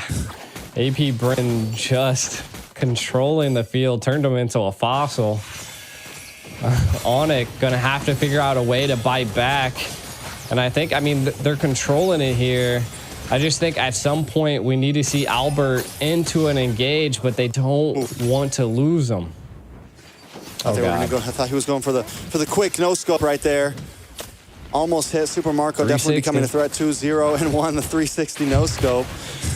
Trying to land down. Onyx American now Sniper Special. losing out on the mid side as well. AP Bren looking to close the distance here. Can they clear this wave? Ogwin, Poppy, I'm offended, but a lot of damage. On to Few, force back Sans, looking for the chase. Doesn't have the black shoes, so can't overcommit, but Boots able to get the land down onto Kyle Teasy, but out comes the Nibiru's Passion, and Kyrie is forced to back off. A nice crossbow of Tang, but still no finishes for Onyx. AP Bren still controlling with the 5K gold lead. Now, if I was on the side of Onyx right now, I would just, they got to play it tactical at this point, right? Like, Albert's still doing really good. Keyboy hasn't died, but I think he needs to be in a little bit more of a key location to be able to save his team sometimes. Mainly, Sans at this point kind of dying. Taking a look at some of the items, we do see the Demon Hunter sword being picked up by Albert, so could be coming online, but the biggest difference is that Super Marco has the Malefic Roar secured and the Blade of Despair, so the damage is a lot. Oh, Boots gets pulled back, though, with the I'm offended. There's no way to get the stun, trying to respond. Able to come back, using the Guiding Wind. Sans able to pot the black shoes. AP Bren. Oh, snap. Blows everything they can, but Onyx, do they want to try to push this over? Nobody falls in such a clash, and only teams like this could pull something like that off. Flap Teasy still holding down the front line. Kyrie, here comes the conceal play. Watch for Ogwin, watch for Flap. Kyrie taking a lot of damage here. Ogwin gonna get locked up, misses the I'm offended. Boots misses the stun. Super Marco looking for an angle. Kyrie able to take the first Lord of the game there. They lose Sans and Boots though. Very similar to last game. They're able to control the objective, but AP Bren may be able to crack through this tower. Yeah, I mean, this is good pressure by AP Bren, but Onyx able to secure it. I feel like it's good. Look at Albert, possibly going to be able to make a play. Maybe on the flap. Do they attempt it? They have Keyboy with them. No, they're just going to play a safe, back off. They got the Lord. They stall out a little bit more, but how long can they continue to play the stall game for? AP Bren with a dominating lead right now. Yeah, and we can already see Super Marco is just coming online. The damage is devastating. When the SMGs collide into any of the team fights, it's just, it's too much. Really, right now, if I'm on the side of Onyx, they're doing what I would do, right? Just keep Albert farming, keep him going. He's 1-0-0. Really haven't seen any crossbow tanks coming out just yet, but when they do, that's probably going to devastate AP Bren. So I feel like that's the biggest thing we have to watch out for. We don't see a Wind of Nature being picked up by Super Marco, but we do see it by Albert. So again, this is what I was saying. This could be a turning grace. Ooh. Field play from Ogwin, not able to find too much. Kyle Teasy dashes under the tower. Onyx still just trying to defend here. Albert playing the off lanes, doing it well, just farming up, still hasn't taken a death. So yes, you're right, that's huge. But AP Bren, man, this is exactly where they want to be. And at this point, they feel comfortable. They're just going to kind of freeze up the lanes a little bit, slow play things, hold their gold lead, and wait for Onyx to step out a little bit too much. Oh, he missed both shots. I feel like if you had the SMG right there, Sans would have been panicking, but... I mean, Sans panicked anyways. He's like, black shoes, black shoes. Was not messing around. I mean, I think it was smart if he stayed there. It could have been bad, but either way, like, you see the snipe come out, you're like, oh, I gotta go. Because you don't know who else is in the bush. Kyrie. A little bit of a skirmish here at the purple buff. Kyle Teasy. Looking for an angle as well. Super Marco going to back off as Few stays behind. Taking a lot of damage. Few in trouble. Forced to use a flicker there. Takes a little bit of burn, but the passive does not proc. AP Bren still in control. Yeah, I mean, I think they're in a little bit of control, right? I mean, right now, Onyx able to, you know, control a little bit of the right lane and the turtle area. I feel like this is going to be a key play. Do they go opt for a concealed play? Kind of how do they approach this here? Utilities available for both sides. Only thing is that Nana does not have that flicker, so could be huge. You can kind of see Few staying into the back line, trying to keep them at bay. Onyx, what's your play? I don't know. I mean, they do have control over the pit, but the last time I felt like they had a little bit of control over the pit as well. They don't want to step too far out. They can't really take full control because if Boots gets to the other side of the river, he just gets torn apart. If Keyboy steps to the other side of the river, he just gets torn apart. So they kind of have to play this half and half game. Zan's in trouble, goes down, a mega kill into the hands of Super Marco. Onyx aborts mission. They're going to back off. They're going to give this Lord over. It's 25 seconds till Sans is back up, and AP Brent isn't going to wait that long. I mean, it looks like they pulled back a little bit to maybe attack again. Lord low. Oh, the Molina Blitz does land on to Kyrie. Super Marco able to secure the Lord. Kyle Teasy does use the Retribution as well for it. Onyx unable to make a move. Keyboy utilized the Purify to stay out of the I'm Offended. It could have been really bad for Onyx at that engage. Again, taking a look at some of the items, we still don't see a Wind of Nature being picked up by Super Marco, but the damage is there. There it is. Wind of Nature secured. This could be a tough go here, as we have not seen Albert use one crossbow of Tang. He used one, but it didn't do anything. Did he? Oh, he used one, but it did not do anything. Oh, nice. I'm offended on to Kyrie's going to get knocked up by the Violent Requiem, and he's taken low. Kyrie's still on the map, though, able to just survive. No members from either team have dropped yet, but the inhibitor has fallen. Albert trying to get the swift plays, move around. Does get the crossbow Tang mark, but he's not able to do it. Forced to bounce back to the team. Kyrie going to get the Tona's welcome. Bash him against the wall. Flap Teasy takes a little bit of damage, but the I'm offended locks on to Kyrie. Kyrie taking too much. Can he survive this? A little bit of play. Kyle Teasy dashes back onto the team. AP Bren got what they were looking for, but still nobody drops. And it's just insane to think about two teams like this can have a battle that long and nobody dies. That was crazy. Lords barreling down, sustainability from both teams. And that just goes to show like the micro play coming from both sides are just so good. And to be honest, I was suspecting Super Marco to actually be dealing some like critical damage, but Onyx just able to eat it. Oh. Gonna lose another purple. He sees no buffs this game. Kyle T is always there, the man of Kyrie's nightmares right now. Just retry after retry after retry. Kyrie even has to, he even tried using the retry, but he's still unable to get it. Kyle Teasy and the team showing pure dominance. Yeah, I mean, right now, AP Brins. Yeah, this is what I was saying, right? Like in the early stage, if Kyrie's not able to keep up these stacks, it's going to be a big problem. Oh, no! Marco! Albert, why? Oh, no. Marco's waiting for him at the shotgun loaded. Bow, bow, boom. Albert's gone, and now AP Bren smells the blood. Here comes the Bren effect. Flap Teasy gonna flap on in. Oh, Gwyn looking for something as well. Kyrie just trying to defend with the rest of the team, but boom! Oh, Super Marco takes out another. The target is locked, and they're taken down. Sans and Albert are off the map. The two major damage dealers. Is AP Bren gonna try to finish this out here? One big mistake to finish things off. Kyrie taking way too much damage. Keyboy looking for the knockup. Boots into the backside with the bravest fighter. They're just trying to defend, but the minions keep on coming. Ladies and gentlemen, AP Bren, undefeated, undisputed, from world champions to the games of the future. They take it all.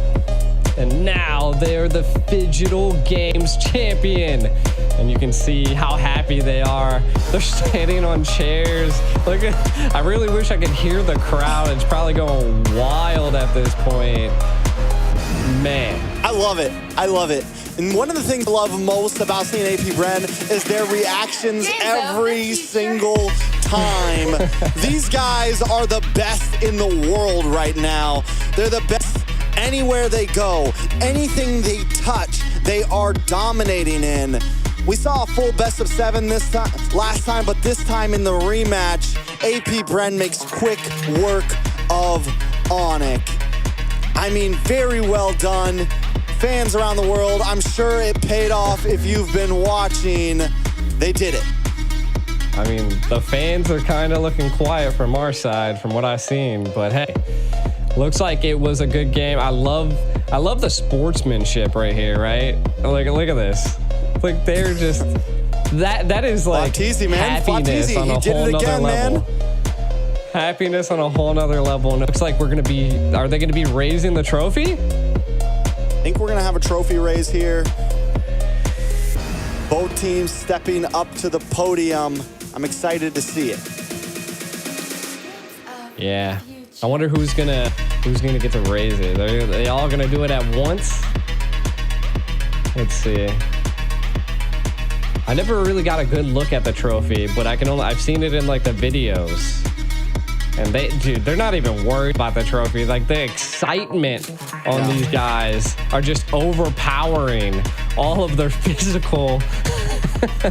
they're just too happy. I understand it though.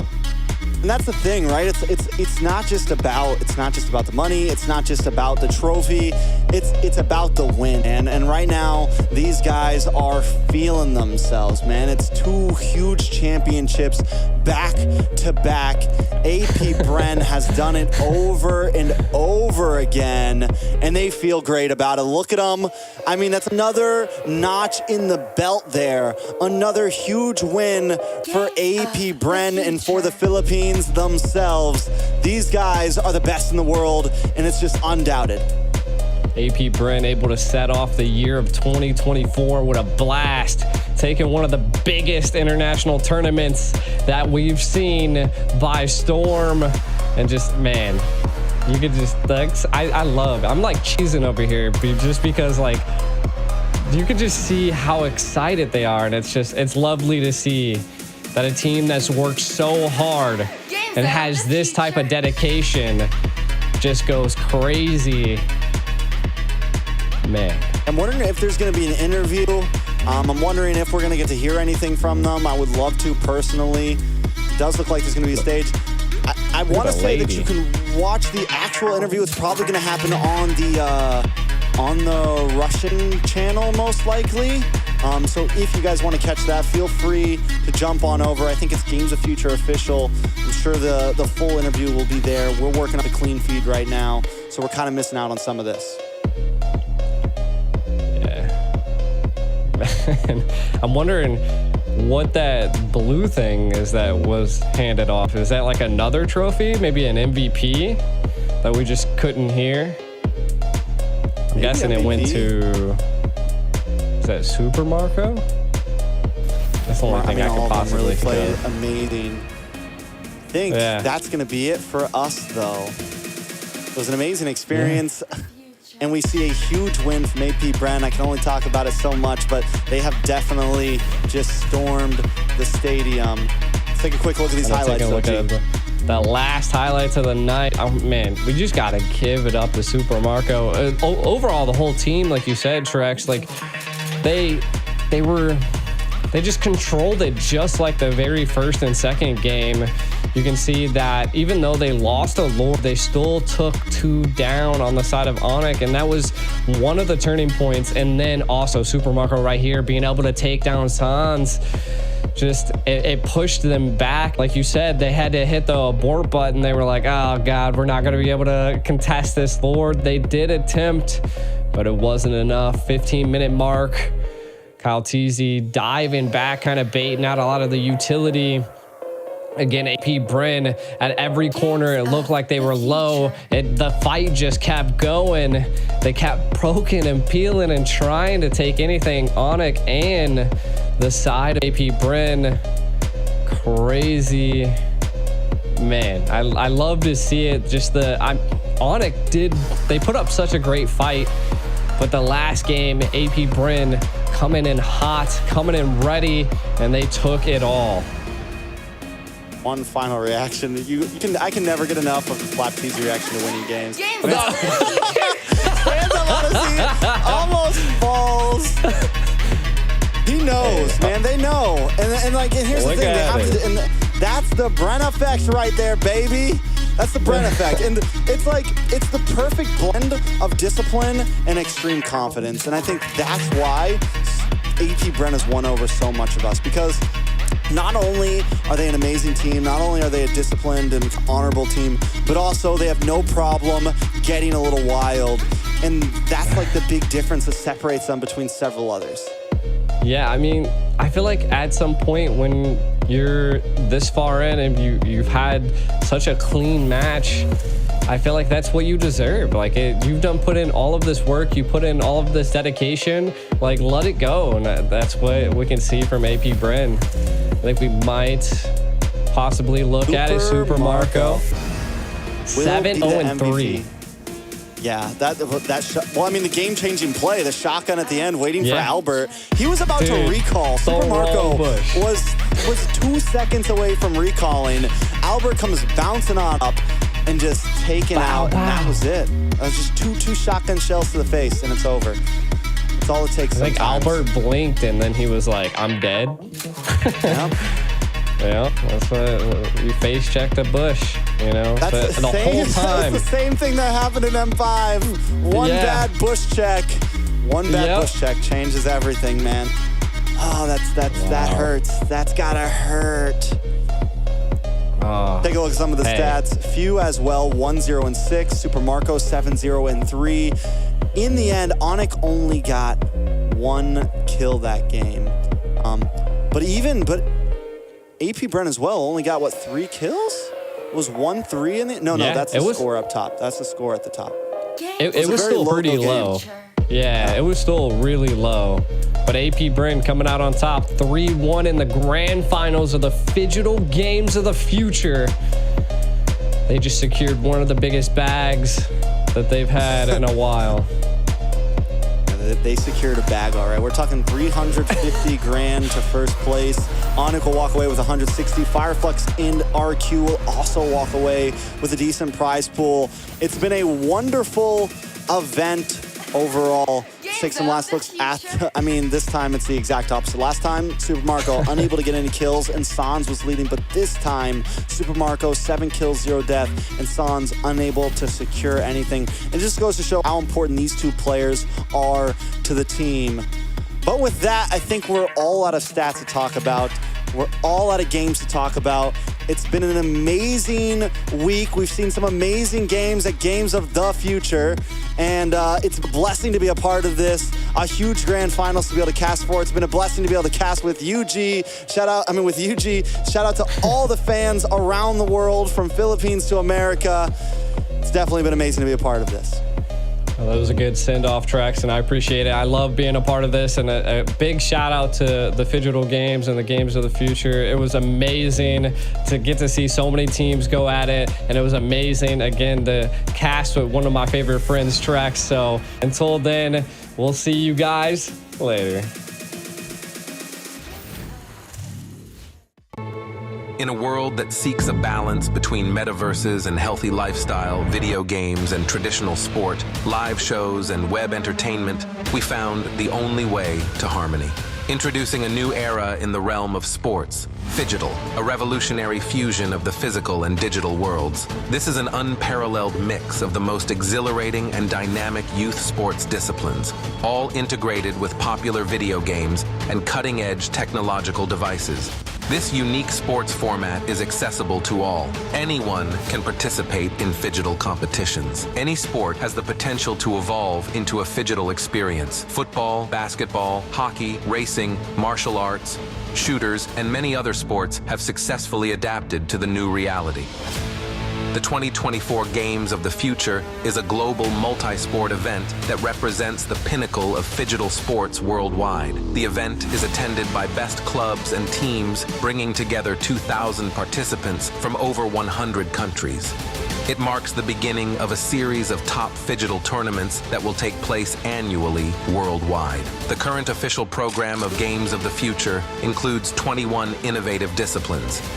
They are classified into 5 groups, which we refer to as challenges: sports, technology, speed, tactics, and strategies, openness, show, fun, and healthy lifestyle.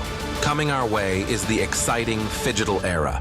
So stay tuned, join our global Phygital community, and come over to the upcoming Games of the Future. Emerge as winners and heroes of the new era. Games of the Future, made for young generations.